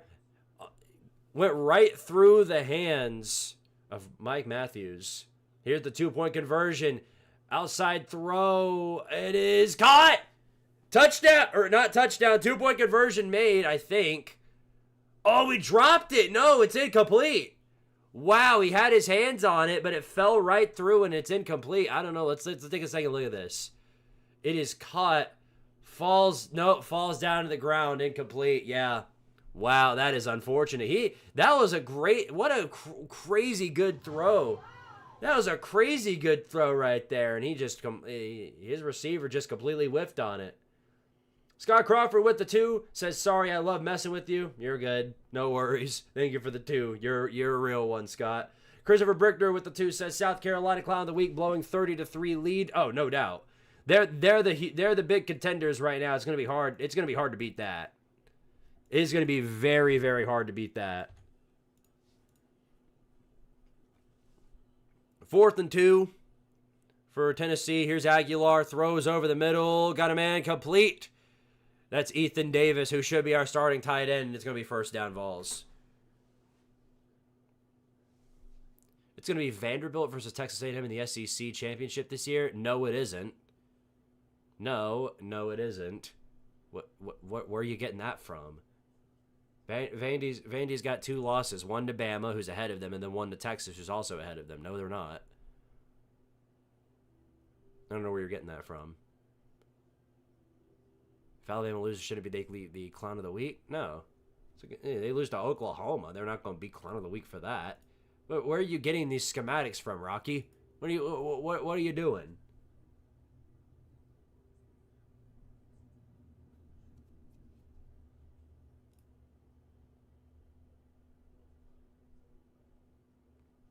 Anyway.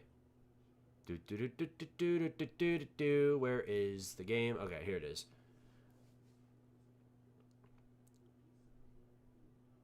Tries to break a bunch of tackles. It's going to be 3rd down and 8. Oh, King almost had a deep bomb. Missed Eric Rivers by the smallest amount.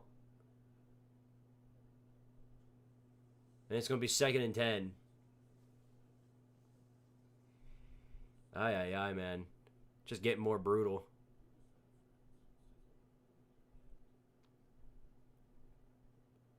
They're still in contention for the playoffs and still in contention for the SEC title. No, they're not. Vandy is not making the SEC championship. They have the loss to Bama. They have the loss to Texas. No matter what happens, they're going to be behind both of those 2 teams. They're not making it. Plus, they're probably going to lose another game to Tennessee because they can't beat Tennessee at Knoxville to save their life. Even if they somehow miraculously do win out the season, they're still not going to make it ahead of both of A&M, Georgia, Texas, and Alabama. That's just not going to happen. What is our offense doing? Our offense is just consisted of slant routes and just a bunch of other hoo-ha.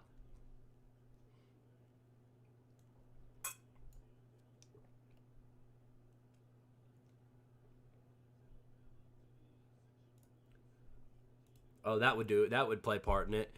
A face mask penalty on the offense. Wow.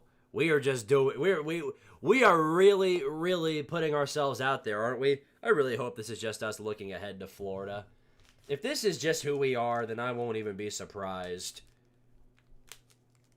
Just a terrible season.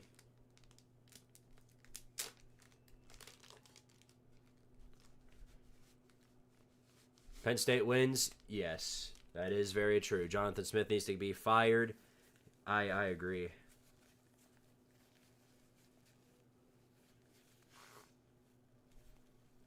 Sorry, hold on. Blow my nose. I know you guys don't want to see it, but you got to see it anyway. This is the price I pay for having a gigantic cold. All right. Squid, what are you drinking? This is it's an orange vitamin water. I can't be drinking caffeinated drinks and sugary stuff the entire time.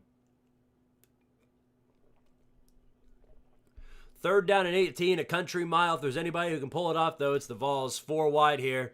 Back to throw. Aguilar. It's a screen play. Brazel shut down after maybe 10 or so yards. Flag comes in late, though. It could be on them. But, yeah, no. The offensive line never gave him any time to look for anybody down the field, so. Yeah, it is just terrible. Face mask on the defense gives us a free 1st down. Thank goodness. Ref ball bailing us out.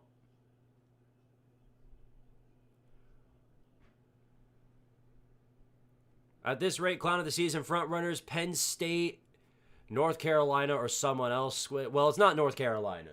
North Carolina's, again, expectations go a lot into this. And North Carolina's expectations were way lesser than some of these other poverty teams right now, like LSU and Clemson. I just don't see it happening. Here's a push up the middle, almost to the goal line, about a yard short, and it's going to be 2nd and goal at the 1. We've got another man down for Tennessee on the offensive line. Before you know it, we're going to have to put linebackers out there on the line just to guard people. My goodness. Beating Florida in the Swamp in 2001 was magical. Shame it all went sideways a week later in the SEC Championship. That's just the Tennessee way, man. That is just the Tennessee way right there. Had it been that game wouldn't have mattered had it been the 4 to 12 team playoff, but unfortunately that's just how it goes with the BCS. Ain't nothing you can do about that.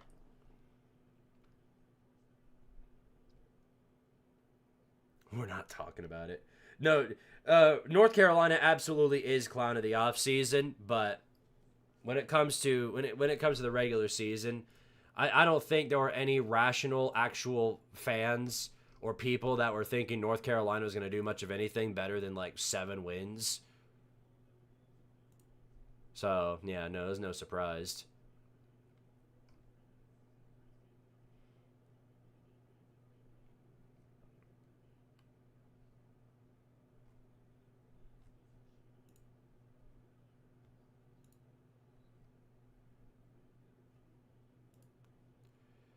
Do you think this is our last chance to beat Florida in the Swamp this?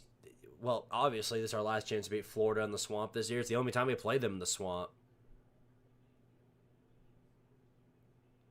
Better get used to that crying thing with us, pal. Fan since 1996. Oof, so you've been through it all. Oof. Blah. Blah.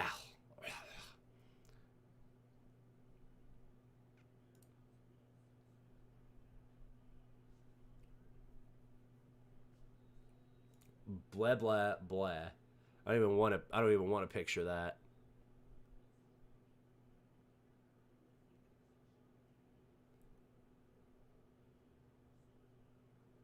Ja'Cory Brooks, it's 3rd down for Bama. Ja'Cory Brooks looks very hurt. He's holding on to his leg. Medical team's coming out to examine him. Looks like he did get up, so that's good at least. Same for this guy. Same for, I think is that Kitzelman that's hurt? I'm glad he's walking at least. Miami now up 41-0 on NC State. Dave Doran could be joining the coaching ether in a few. Who's your biggest surprise this season? Biggest surprise? Indiana's up there. I didn't think I thought Indiana was going to take sort of not like an instant decline. Like, I didn't think they were going to fall off the map, but I did think they were going to somewhat decline this year. And now they haven't declined, but rather have gotten better. I do think they are a big surprise to me. But obviously, they're not the only ones. Texas A&M is right there with them.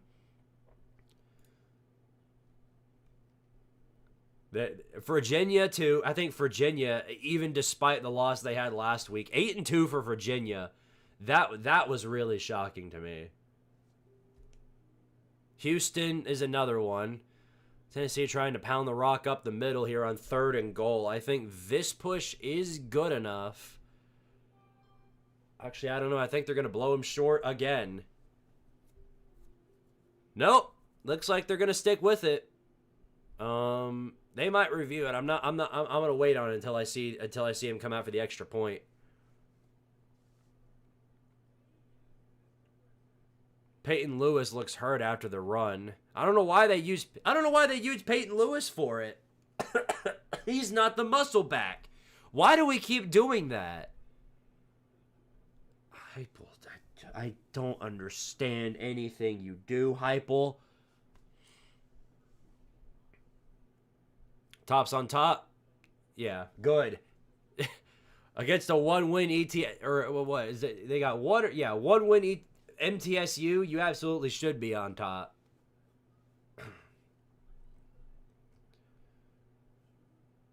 Okay. Extra points being kicked now. Okay, now officially we can go ahead and say that Tennessee scored that touchdown. All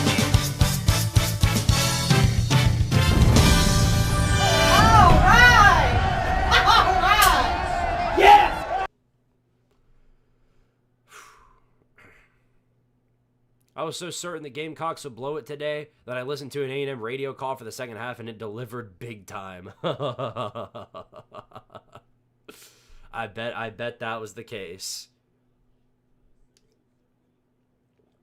I bet you they were jumping for joy. Because I would have been checked out at that point. After that first half, I absolutely would have been checked out. Should South Carolina be scared of Coastal Carolina next season? They should be scared of anything and anybody that they play. Don't forget, this is the same team that lost to the Citadel at one point. So, yes, they need to fear anybody and everybody. Speaking of Coastal, they're down 7-14 against Georgia Southern. Something to take into consideration. Their one-play scoring play is off of Bryson Graves. A little bit of trickery there to start the season, huh? A little bit of trickery there to start the game. How about that? The expectation is greater than the appreciation.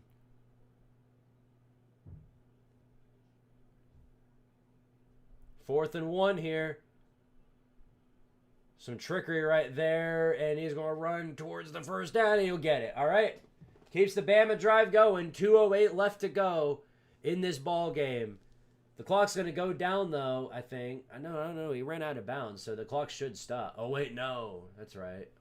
It's only on the final 2 minutes. South Carolina should be scared of the scout troops selling cookies at this point. Who knows? They might be poisonous. You know what I mean? They might have Mike Shula in them. Tennessee, once again, fooled by the bubble screen. They get about 8 yards out of that.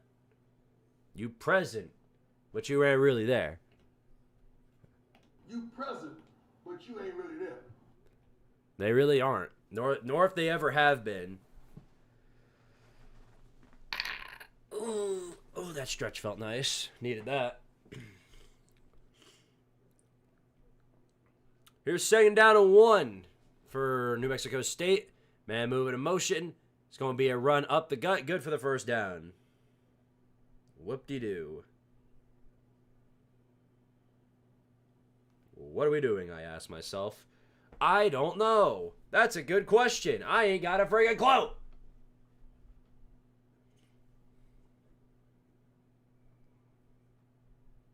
Squid, I've been a Tennessee fan since 2015. I've witnessed the Hail Mary, Georgia State lost to BYU. Yeah.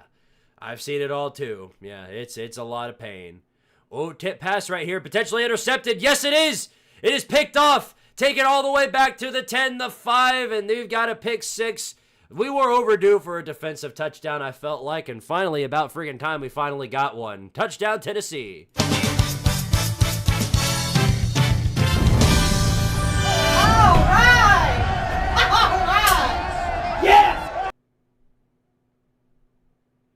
At least one Aggie team won today. Gig 'em, screw Shane Beamer.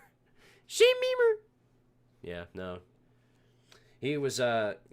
I legitimately cannot see him making it past this week. I can't. There's just no way you lose a game in that sort of fashion and then come out on the end still with the possibility of staying the head coach. It's just not possible.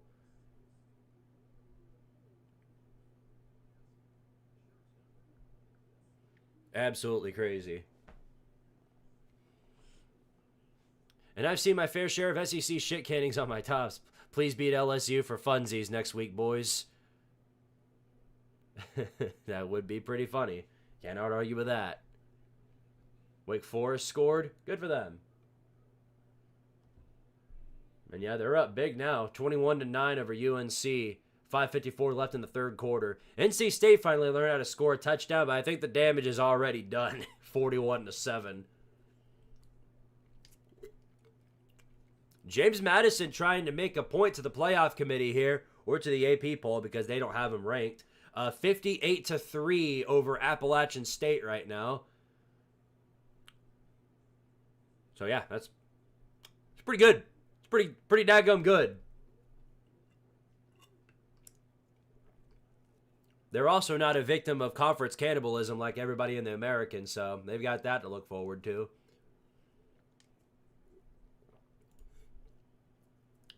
Well, anyway, Georgia Tech uses their first timeout here on 3rd and 2. 30 seconds left to go, but they're driving, and they're already at the goal line here. Here's Haynes King on the run for himself. I don't think he got the first down. I don't think he got it. I think he's a yard short.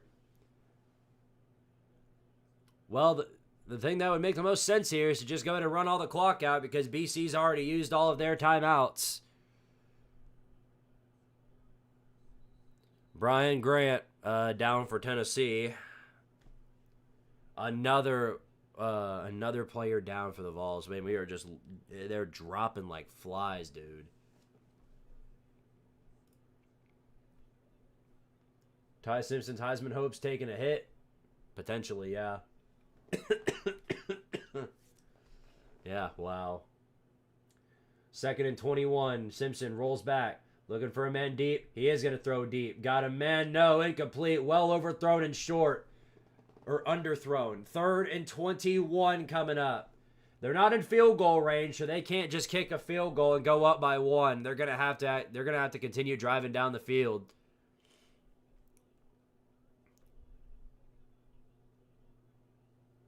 All right, well, here we go. Georgia Tech coming out to kick this field goal. This will put them up by 2. Aiden Burr, one of 2 Georgia Tech kickers with multiple walk-off field goals. He's going to have the chance to do it again right here. Well, not necessarily a walk-off field goal. They're going to have about, like, maybe 8 seconds left, but for Boston College, yeah, no, that's not enough time to even exist. So here it is. 23 yards lined up to the left. For the Georgia Tech season, the kick is up, and it is good. He got it.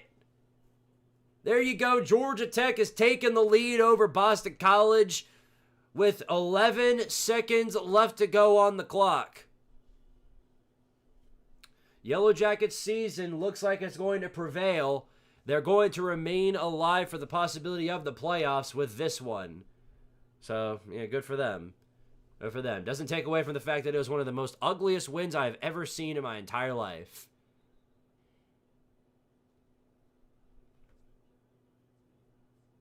Who do you think is going to win the Heisman?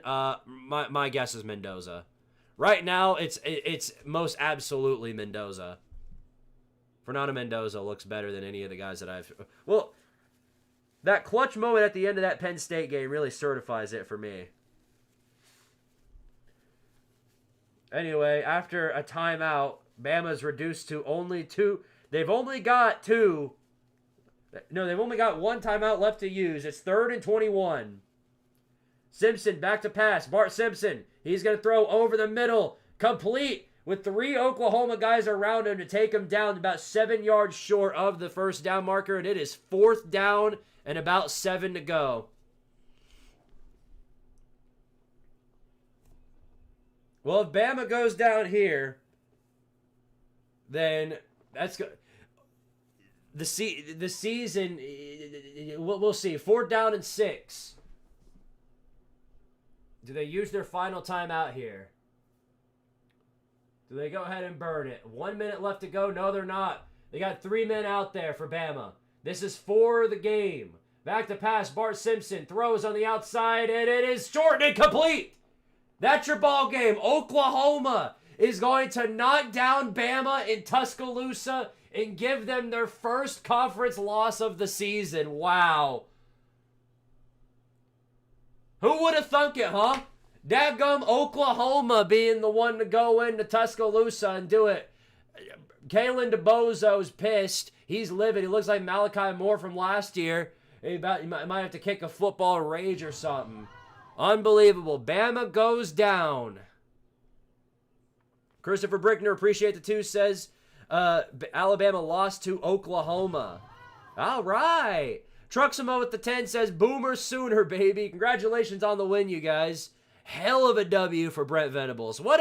This is a big surprise right here. If you want to talk about a surprise team, there's you a surprise team right there. Brent Venables and Oklahoma. My goodness. People were predicting that he was going to be one of the guys to get canned this season, and not only has he not done that, but he's done the unthinkable of turning this season around. All right. Christopher Brickner with the 2 says Ohio State win over Texas is looking better now. Scott Crawford with the 2, thank you, says Alabama. That's true. Let him know about it. Greenbow, Alabama.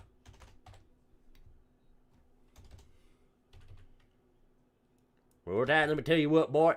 Let me tell you what, boy. We got skewered like a hog. Let me tell you what. Roll Tide.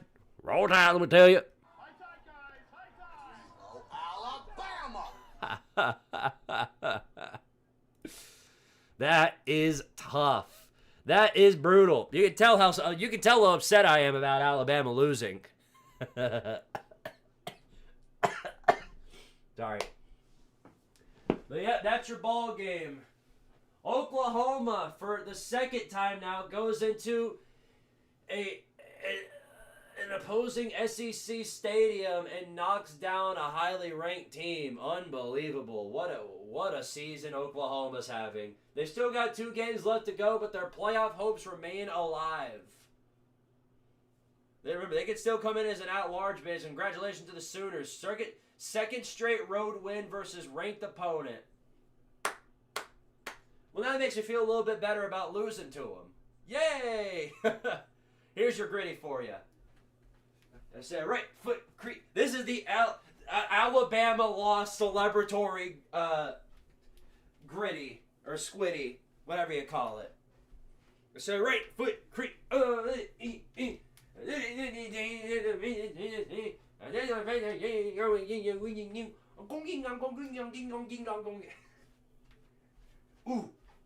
Ooh. Ooh. Ooh. Ooh. Ooh.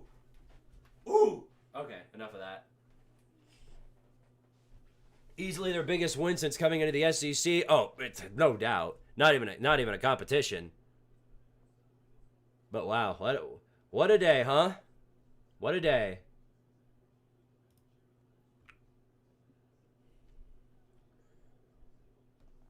Well, this certainly makes the SEC race and the playoff race a whole lot more interesting, I'll say that much.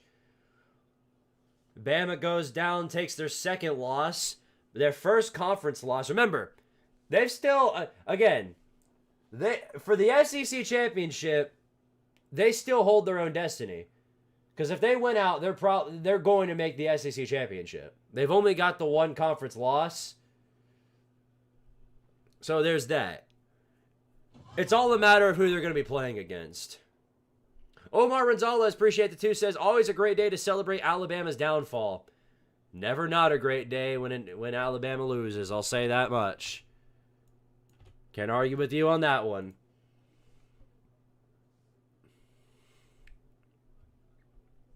Vandy has playoff hopes again. Well, Vandy had playoff hopes before this game. I guess they still got it. Nothing changed.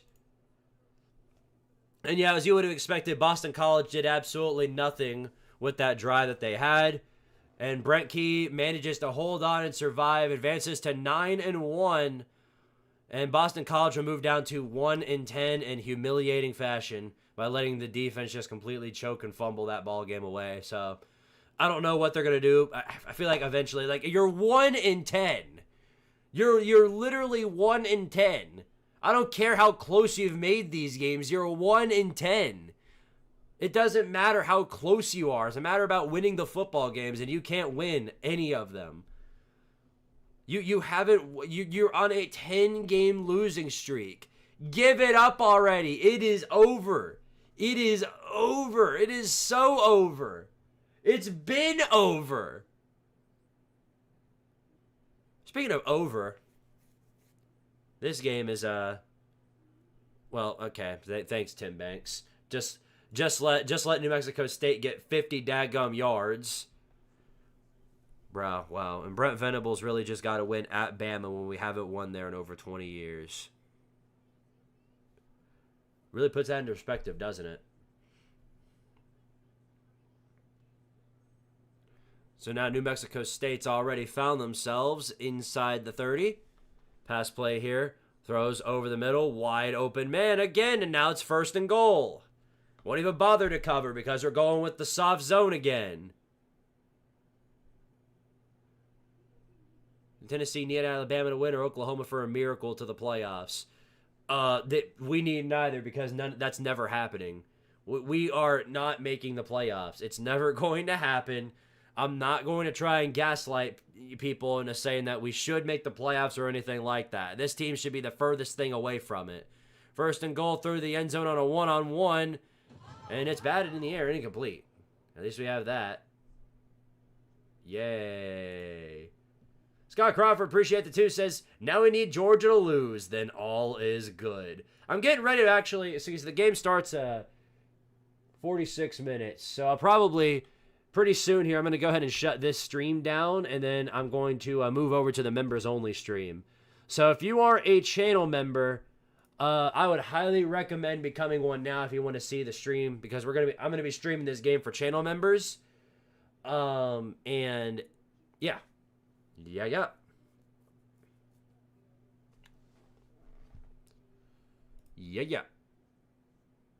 Another man injured. Tyree West is down for Tennessee. Oh my goodness, dude. That might need to fire the strength conditioning coach along with Banks. How is it this bad to where somebody's getting hurt on every play? Redonkulous, I'll tell you what.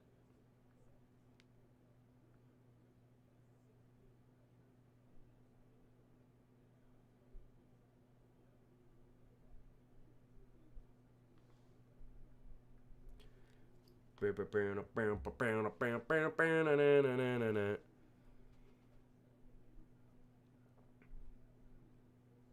don't know who I want to lose more, Georgia or Texas. When you're not me, it's difficult to say. Now, if you're like an A&M fan or something, then yeah, obviously you want Georgia to win. Like if you're a rival of either or team, then obviously you're gonna pick the one that isn't your rival. From a central perspective, I think you should probably, if you're just, you should just hope for a good game. That's all I'll say it like that. You should just hope for a good game, like I do whenever I watch some random like Big Ten teams I don't care about play.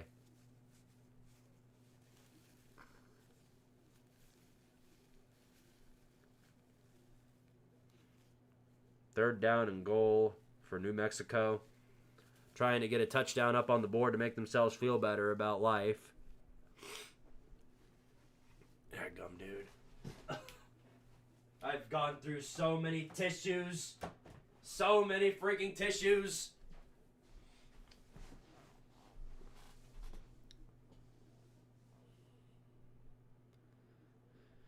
Tennessee football must have the strength and conditioning of the San Francisco 49ers.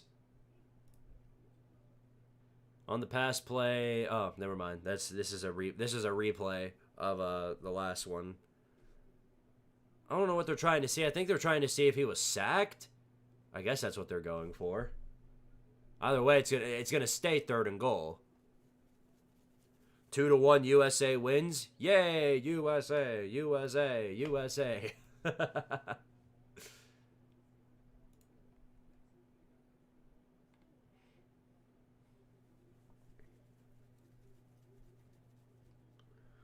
News just came out from Kenny Dillingham that says that he's not planning on leaving. Quick throw to the end zone and incomplete. We got really good pressure there, and it's going to be 4th and goal. It looks like New Mexico State's going to have to kick the field goal unless here comes the flag to save the day. Whoop-de-friggin-do. Oh, boy. I'm excited for the stream tonight, but if you are feeling too ill for it, I would understand. Take care of yourself. I don't know. We'll see. We'll see.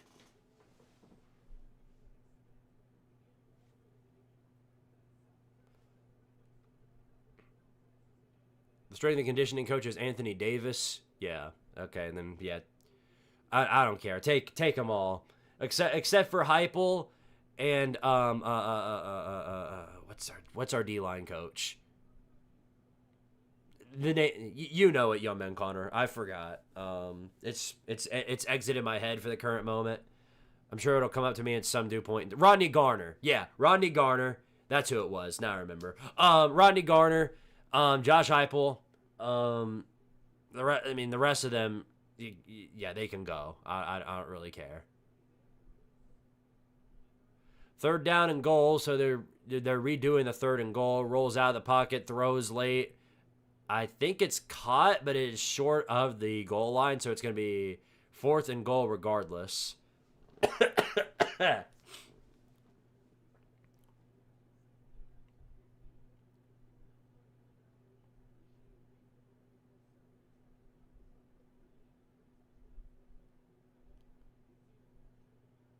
I did a visit at UT once and somebody laughed and made fun of me.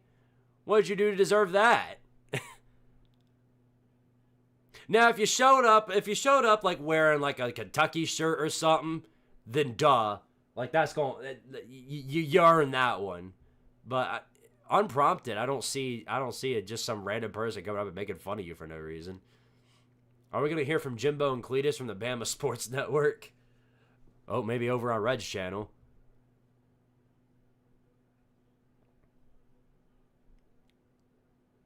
James Madison is a top 25 team, 58-10. Yeah, I mean they are a top 25 team anyway in the playoff poll. I don't see why the AP poll wouldn't rank him this week. They need to go ahead and do that.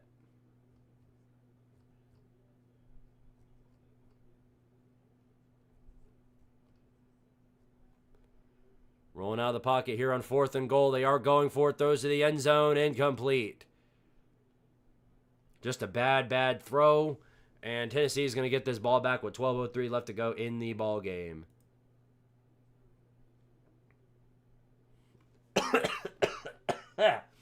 Dadgummit, dude. Come on. I don't know. It might be... I don't know. It might be a little more than allergies. Because thing is, usually whenever I get allergies, because it happens in the spring too. Like whenever my birthday rolls around, like I'll always sometimes, whether before or afterwards, get allergies, and then I'll have a stuffed up nose, and then my throat will be sore. But it's a whole different thing whenever you get up and you just sort of feel sluggish, like you don't want to move. That's kind of what it feels like. I'm trying to explain it to the best of my ability, but that's what it feels like. And that's what it felt like the last time I had COVID, so maybe I do have COVID again. Maybe everybody's got it, I don't know. Imagine we lose to Florida next week. Can we not imagine that? Can we not? Should not lose to that absolutely doo-doo diarrhea Florida team. If we do, I'm done with everything. And then everything again.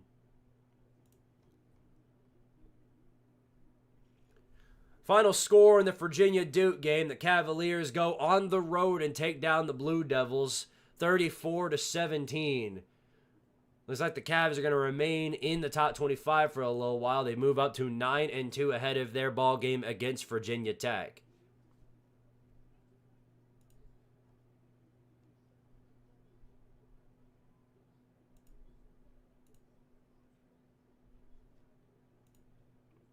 I'm trying to decide what to eat. Squid, burgers, or pizza? That's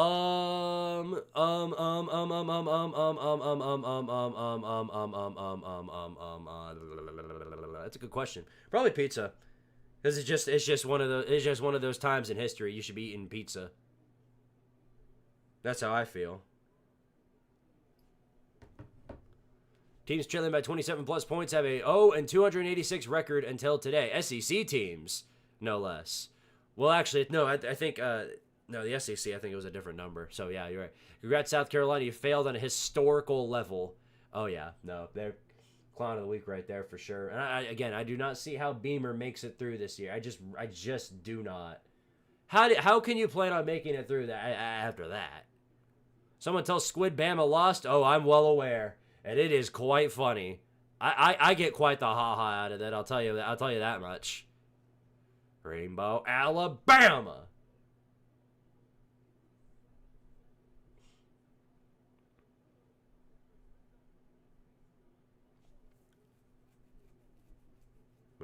No.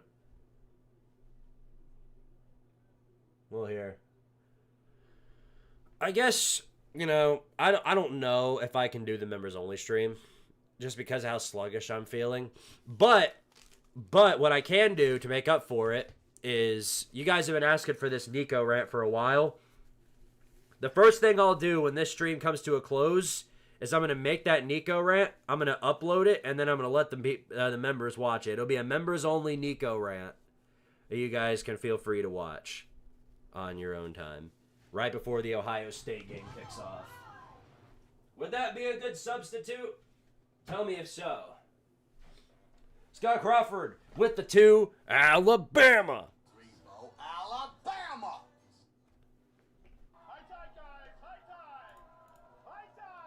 High tide, high tide. Well, it looks like we've seen the end of Aguilar for today. They've sent out Jake Merklinger now.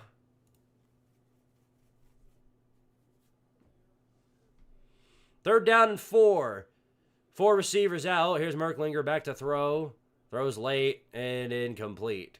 The offensive line is just a complete joke.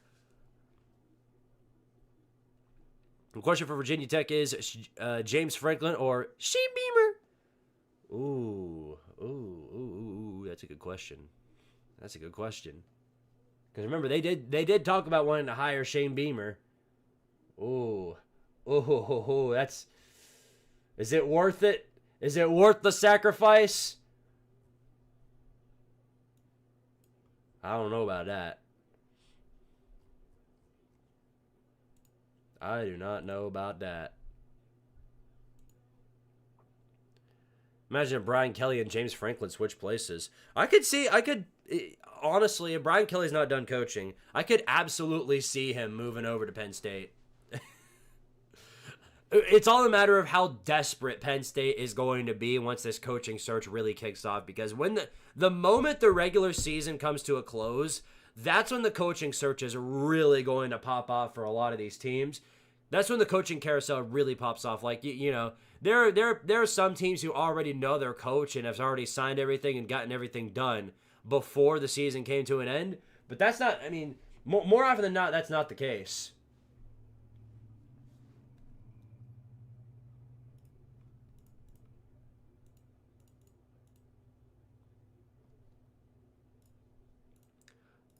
Georgia versus A&M SEC Championship? Nope. No, it ain't. It is not. Remember, it's right now I think it's going to be A&M versus Alabama. Because you got to remember, Alabama still controls their own destiny. They have only one conference loss. That loss, no matter, it doesn't matter where the loss came to. I mean, it does matter because they lost to Oklahoma. But they have the tiebreaker over Georgia. That matters more than anything. They have the tiebreaker over Georgia. If both teams have one conference loss at the end of the season, Bama's getting in over Georgia. Which is really, really... that means I get to... That means... I get to stream Alabama versus A&M, and that does make me feel better about that. I think that would require Alabama to lose to Auburn. Yeah. Alabama would have to lose to that walking shit stain known as Hugh Freeze's remnants.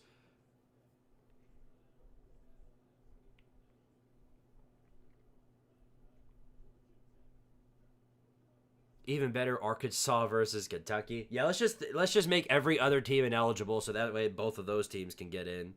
That'd be a great idea. Make every other team ineligible so that way we get to watch that. Please.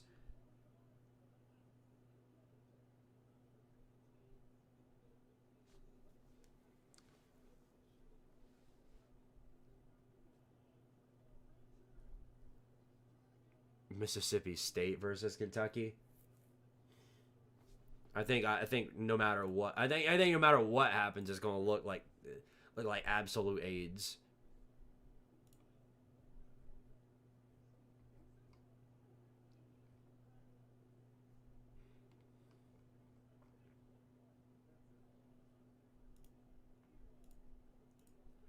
Let's see. All right, so here's your recap on everything else that's going on here. Memphis and East Carolina are not doing that. They're battling it out right here. 24-27, East Carolina driving in Memphis territory now. So they've still got life ahead of them. I might have to I might have to put that game on. Where's it on? ESPNU? I can switch that game on because that is a game, all right.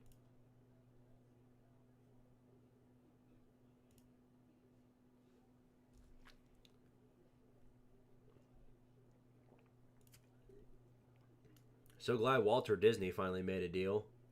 That was getting old real quick.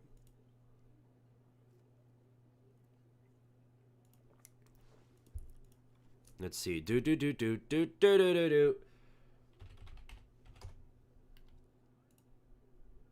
There it is. Memphis at East Carolina. Okay, it's frozen. There we go. Please let me watch. Please, I'm begging you. Please.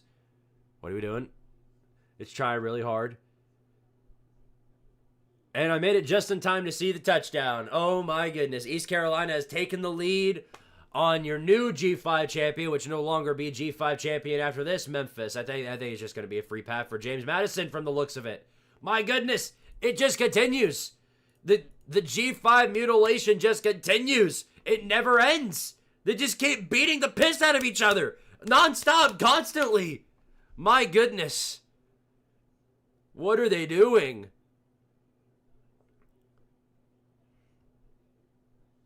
Oklahoma is undefeated against Bama since joining the SEC. That is very true.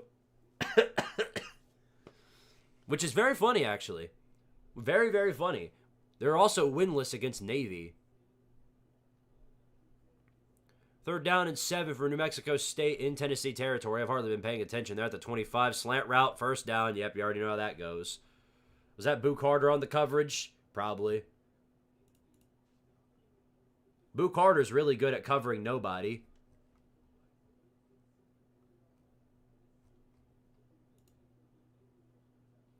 Go Dukes, yeah.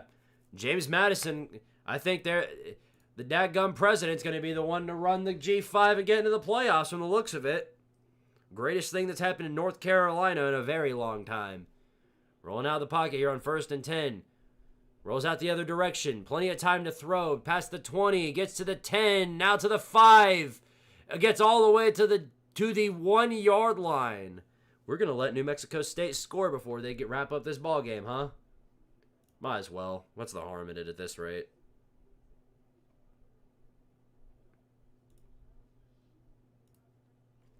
If North Dakota State was in the G5, they would sleepwalk into the playoffs. That depends on which conference they'd be in. I think if they were in anything besides the ACC Power 4 wise, I don't think they'd get even close.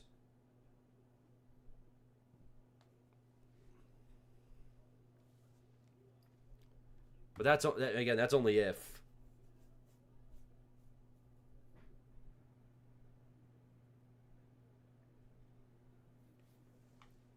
The beatings will continue until morale improves. I feel like red every time I'm saying it.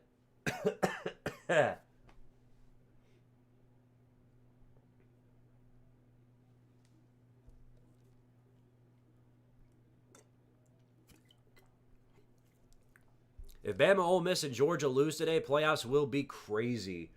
Oh, yeah. We just need chaos, man. That's all we need. You know, I guess I didn't even realize, but North Texas, they've only got the 1 loss, right? Yeah. So North Texas, I think at this point, it's between North Texas and James Madison. Squid, this game might end in a 42-17 win for Tennessee. Shut up. Oh, my goodness. We get it. We get it. Oh, my goodness. We get it. You guys beat us 42-17. Hush your mouth. Hush your mouth. Just do it. Hush your mouth. Oh, my goodness.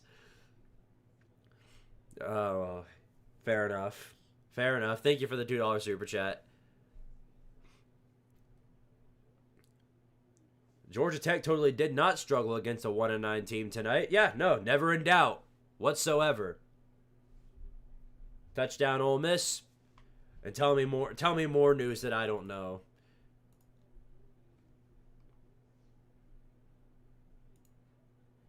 All right, well, seeing the position you're in here, Memphis, what do you do? What do you do? G5 spot on the line right here. And there's a New Mexico State touchdown, by the way. Going to make it 42-9. Now, if they kick the field goal, it's going to make it 42-10. Honestly, that's less than I thought. But if we go throughout the rest of the game just throwing bubble screens to end out the clock, that means that New Mexico State's going to actually cover the spread. That's actually really funny. All those degenerate gamblers going to cry themselves to sleep tonight. 1st and 10, rolling out of the pocket. Flags down. He throws out of bounds. And it looks to be 2 flags on the ground. Oh, ding!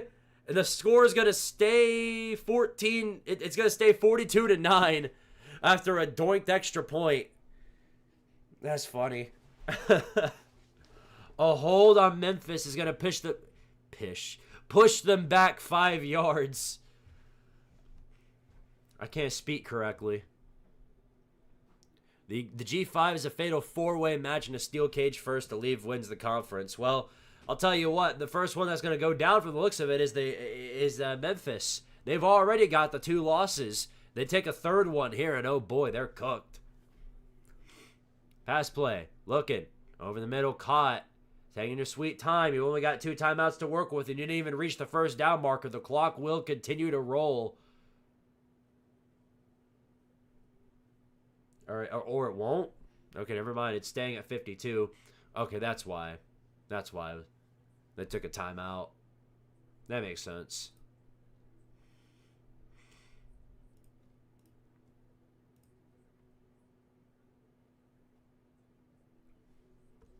By the way, that Bama home game winning streak was the longest active streak in the FBS. It was bound to end eventually.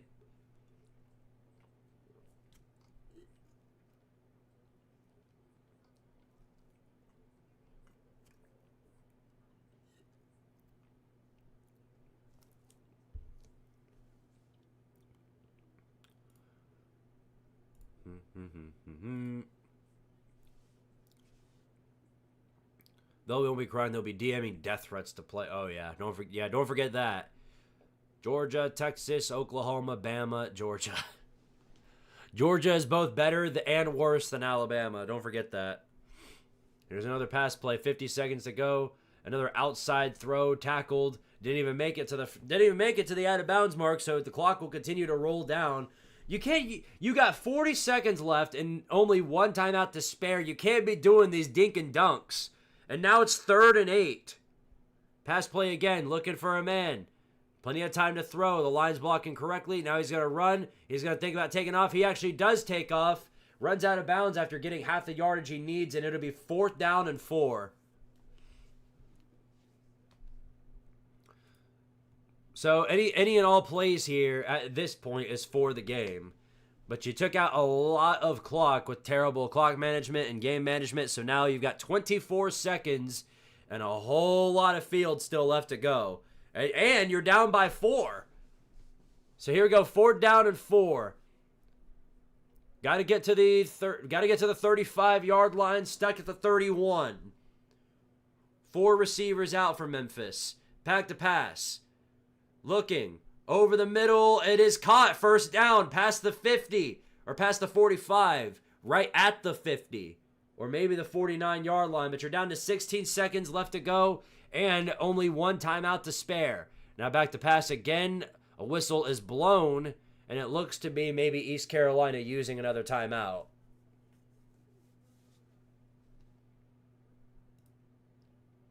Kent State has 4 wins, put them in the playoff. Man, by the time the Florida game happens next week, it'll be 3 weeks of no serious UT football. Yeah, there's never any serious UT football around here. Keep it real.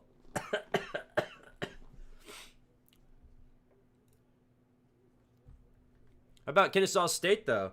Kennesaw State, yeah, that's true. You do have Kennesaw State. They do exist. What do they do? I don't know, but they do exist.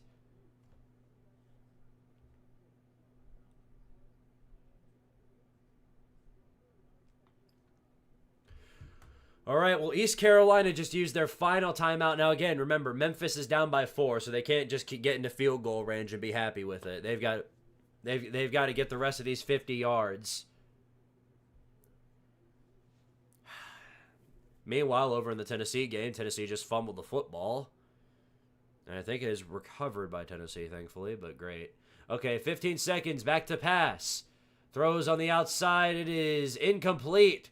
Takes about 5 seconds off the clock, and it'll be 2nd and 10.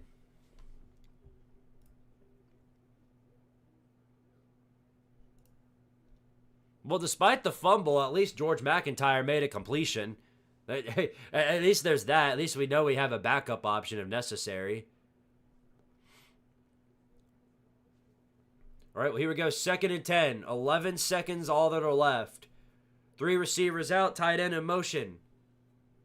With the running back. Back to pass. Throws. Outside. Complete. It is... He didn't even get out of bounds. You dink and dunk with no time left. Now you've got to burn your last time out. That was insanely... You couldn't have done anything more stupid than that. What are you doing? Get that quarterback out of here. You've got to know better than to throw a little. You gotta know better than that. Are you serious? Literally, what was that? You can't throw hitch routes with 12 seconds left to go in the game. You got 50 yards to go and only 1 timeout to spare. You didn't even get out of bounds. He wasn't even close. He had to try and run there and failed. You fail. Good. Keep this team away from the playoffs. Utter incompetence in the final stages of this game. No wonder you lost to Trent Dilfer at UAB. No, they didn't have Trent Dilfer. You lost to whatever remnant he had. Oh my goodness, bro. What are they doing?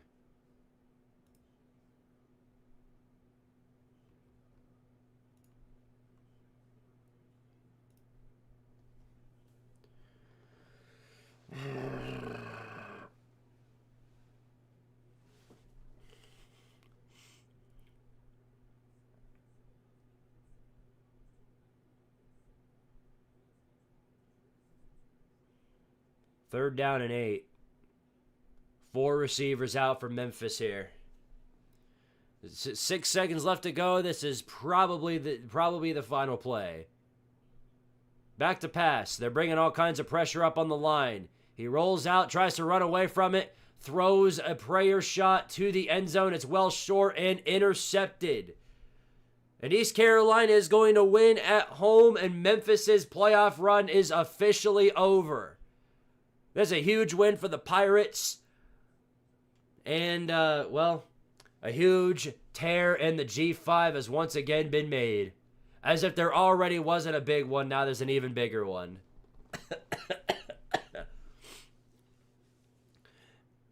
Well, I don't think there are many people wanting to fire or hire the Memphis head coach now, I'll say that much. The fans rushed the field, and, I mean, normally I'd be like, well, that's weird, but honestly, who can blame them at this point? This is a huge win for East Carolina. They move up to 7-3, 5-1 in the conference. Which that is actually really good. 5-1. Do they have a shot too? East Carolina has a shot of doing something? I don't know. Either way, though, what a game. What a game. Yeah, here's your American. Navy and North Texas stand at the top at 6-1 and then 5-1. East Carolina and Tulane are also 5-1. South Florida have moved down to 4-2, and Memphis is 4-3. Wow. I've seen crazy things happen, but that is absolutely one of the craziest things I've seen right there. Just seeing conferences just beat the piss out of each other. Yeah, man, Connor, appreciate you becoming a member of Tardaria. Thank you, thank you. Thank you, thank you. I'll make sure to respect that in kind by making this Nico video. And as promised, I'll make it 30 minutes long. Or I'll see if I can make it 30. I'm going to make it. It's a 30-minute. I will make it a 30-minute long Nico rant, as promised. So I will go the full 30 minutes.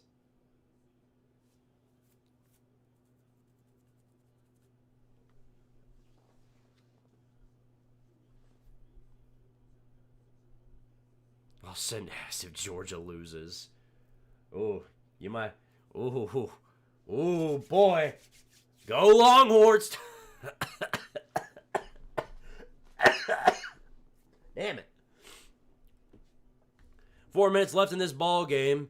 They're pretty much just trading blows at this point. By blows, I mean both of these teams blow. They're basic. I mean, they're quite literally unwatchable. Both of these teams are. Whenever Tennessee puts in their backups, it's quite literally just unwatchable football.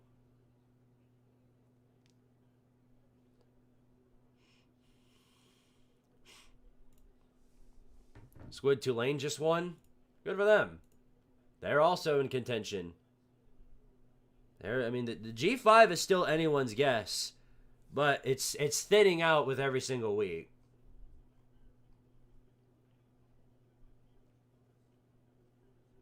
It's very much thinning out with each and every week. USC held on against Iowa 26-21. Miava had a pretty good day.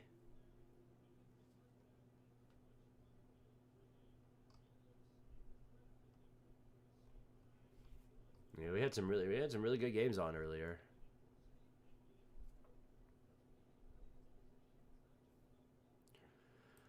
Oh man, I'm concerned. I guess they're going to. Well, I guess it doesn't necessarily matter what Florida does. I mean, if they lose to Ole Miss and they're sitting at 3-7 heading into the Tennessee game, my guess is that the game's probably going to come on at 7 o'clock on the SEC network. I don't see. Maybe they make it an SEC game or like an ABC game. I have no clue. I personally have absolutely no clue.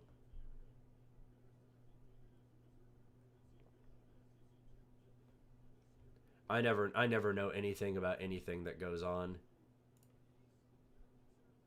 Squid caught Beameritis.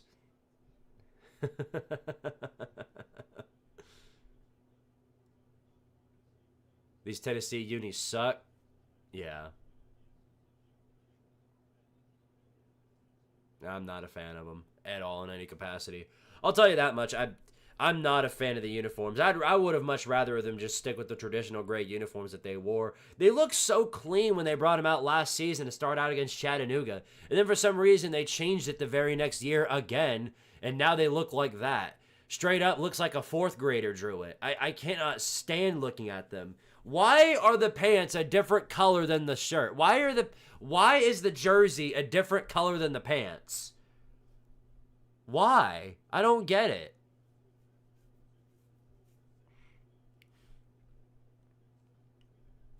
$11 miles on my treadmill now. Do I get a cookie for that? I wish I could send you one. What, you want it through the mail?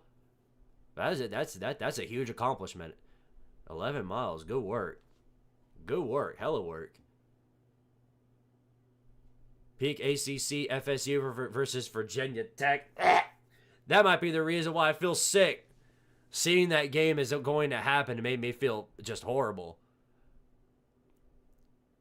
Went up on a 1v1 on the pass and incomplete. 2nd and 10 coming up.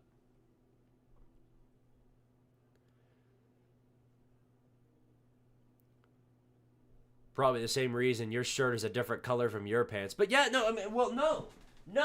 Here's the thing I don't get, though.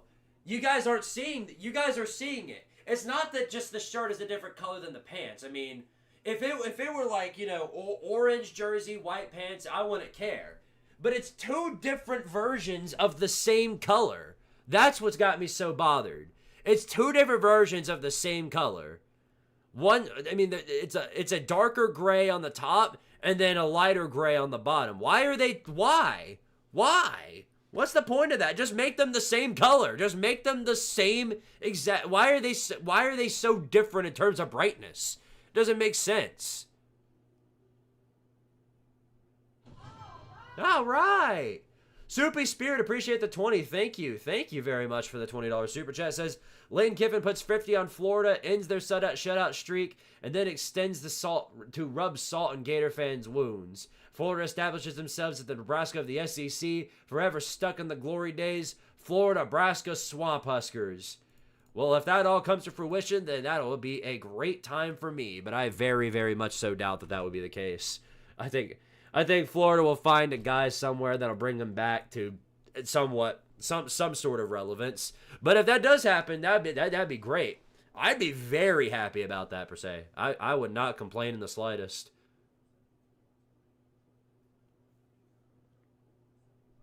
Yeah, it's a dark gray, light gray combo. That's That's what bothers me so much about it. Plus all the added like tracks and whatever else they put on there. It just looks ugly. Nobody likes looking at it. There's nothing clean about it. I mean, it's better than those, you know, the uniforms that Miami brought out, but like it's still bad. It doesn't make it any better. You know what I mean?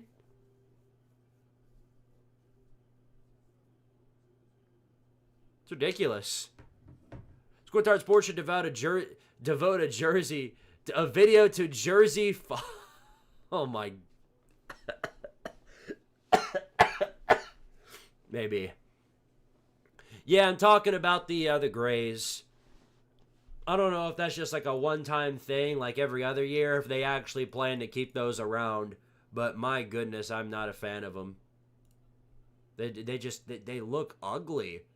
They're just ugly.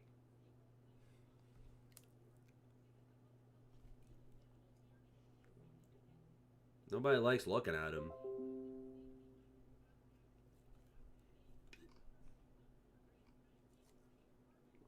Blah, blah, blah, blah, blah. Hopefully a one-time deal. I hope so too. Just God, ugh.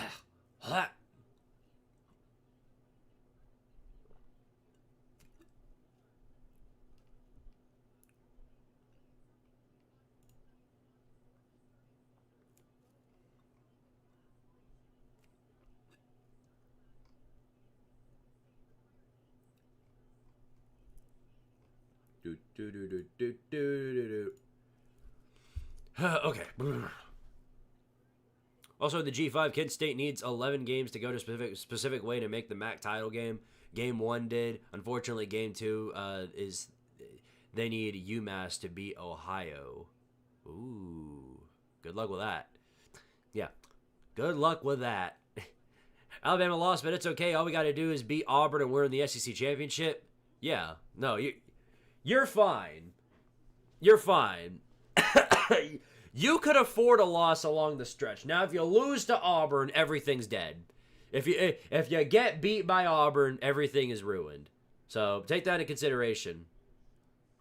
Now, here's the problem. It's in Jordan Hare. That's your problem. That is your big problem, is that the game is in Jordan Hare. That could cause some problems. Do you think if Alabama beat Auburn, Alabama's in the SEC championship? Yes. Yes, absolutely. Alabama controls their own destiny. You have the tiebreaker over Georgia, so no matter what happens with them, you're going to be in ahead of them. I think, to me, it's all a matter of who you face. Because Texas A&M, as long as, of course, if they went out and go 12-0, you're facing them.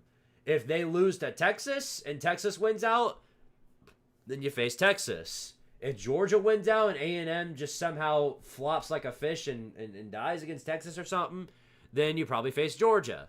Now, my hope is that, you know, you face Texas A&M or something like that. So I don't have, I mean, I probably still root in favor of A&M, but I wouldn't be rooting as hard.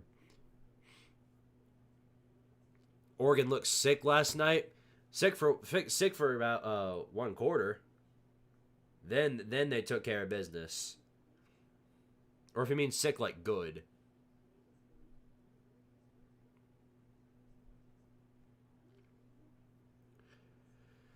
Down to the final minute of this ball game. I'm waiting for it to shut down. I'm waiting for it to wrap up here.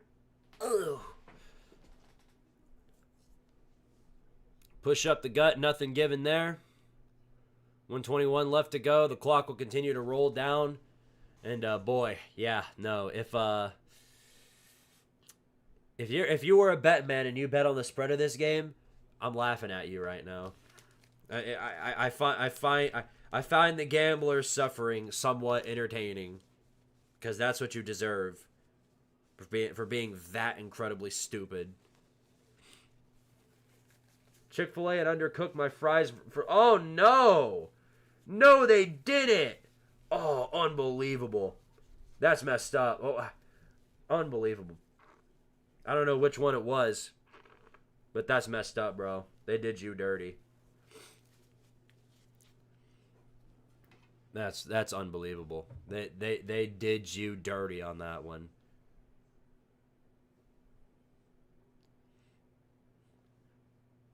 What do you think would happen if UConn wins out? Would it be able to finally crack the national rank even at just the theoretical 25, or is a bowl game the best it's going to get regardless? If they need a lot to happen. I think at this point, UConn, here's the group of 5 itself is like an entirely different playoff race. That's probably the most interesting part for me, is that the race itself, there's more people contending for that spot, and it's only for one spot.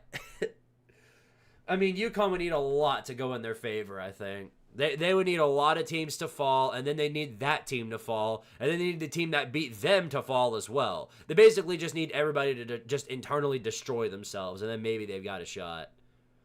It's not a 0%, I'll give you that much. It's definitely not a 0% chance. Yeah, I cannot believe the Lord's Chicken did you that way, KS. That's messed up. They did you so dirty. Thank you for being here for us, Vol Masochist, today, rooting for Texas because I want chaos. Yeah. Me and you are different in that sense. I'm rooting for Texas because Georgia is the Antichrist. You guys are rooting for Texas because, well, I don't know why. Push up the gut, nothing given there. Just going to chew out the rest of whatever clock is left and call it a day. Ain't that right, Tennessee? That seems to be the case.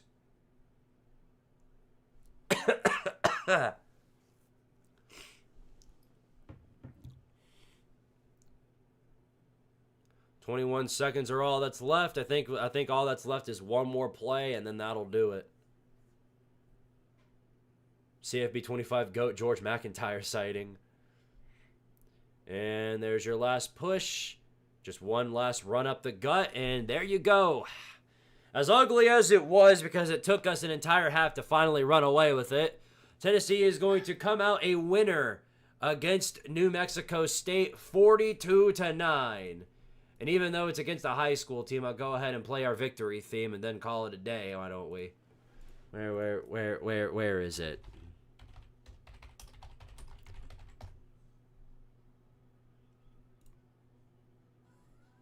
Yay, here it is.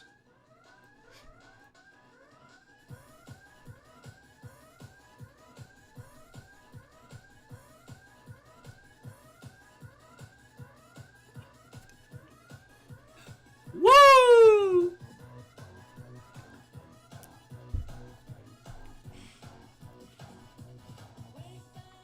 Seven and 5 still on the menu, boys. Let's go down the recap. Congratulations, Tennessee. You didn't play out the opposition and you won. You did what you're supposed to do. What do you want, a cookie? Yeah, I'm not even gonna. Tennessee's not even gonna be mentioned on this week. So they're not gonna get mentioned until next week. But at least we won.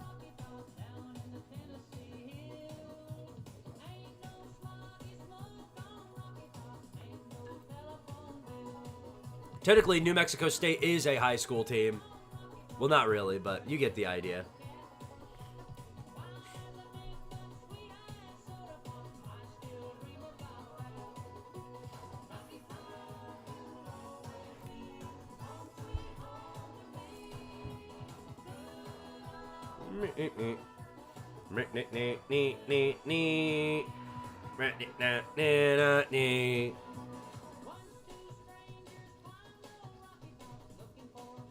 Congrats on the win. Thank you, thank you.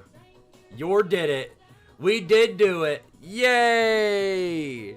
We might look bad doing it, but at least we did it.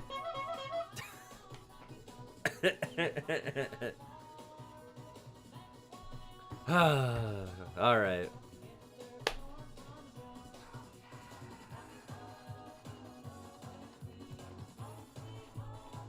Alright, guys, well, that's going to do it for me tonight. I'm going to go make this Nico rant, and then I'm just probably going to chill for the rest of the night. And then, per the usual, for the 12th week in a row, we going to get working on that recap. That's what we're going to do. So, guys, appreciate all of y'all for being here. Thank you to everybody who sent Super Chats. Thank you for all the new channel members. Become one already if you haven't already, because I'm getting ready to drop this 30-minute Nico rant, and I think everybody's going to love it. But, yep, final score, Tennessee 42, New Mexico State 9. We got Florida next week. Haven't beat them in 20-something years. If we lose to them this time, I'm done with everything. So, please, do me a favor. Go out, do what you're supposed to do, and win the dadgum game for me, please. That would make me happier than anything. So, that's going to do it for me, y'all. Thank y'all again for watching. Appreciate y'all. Y'all are awesome people. We'll check with you next week or on Monday on the FBS Report. And as always, Power to Tartaria! And I'll check with you next time.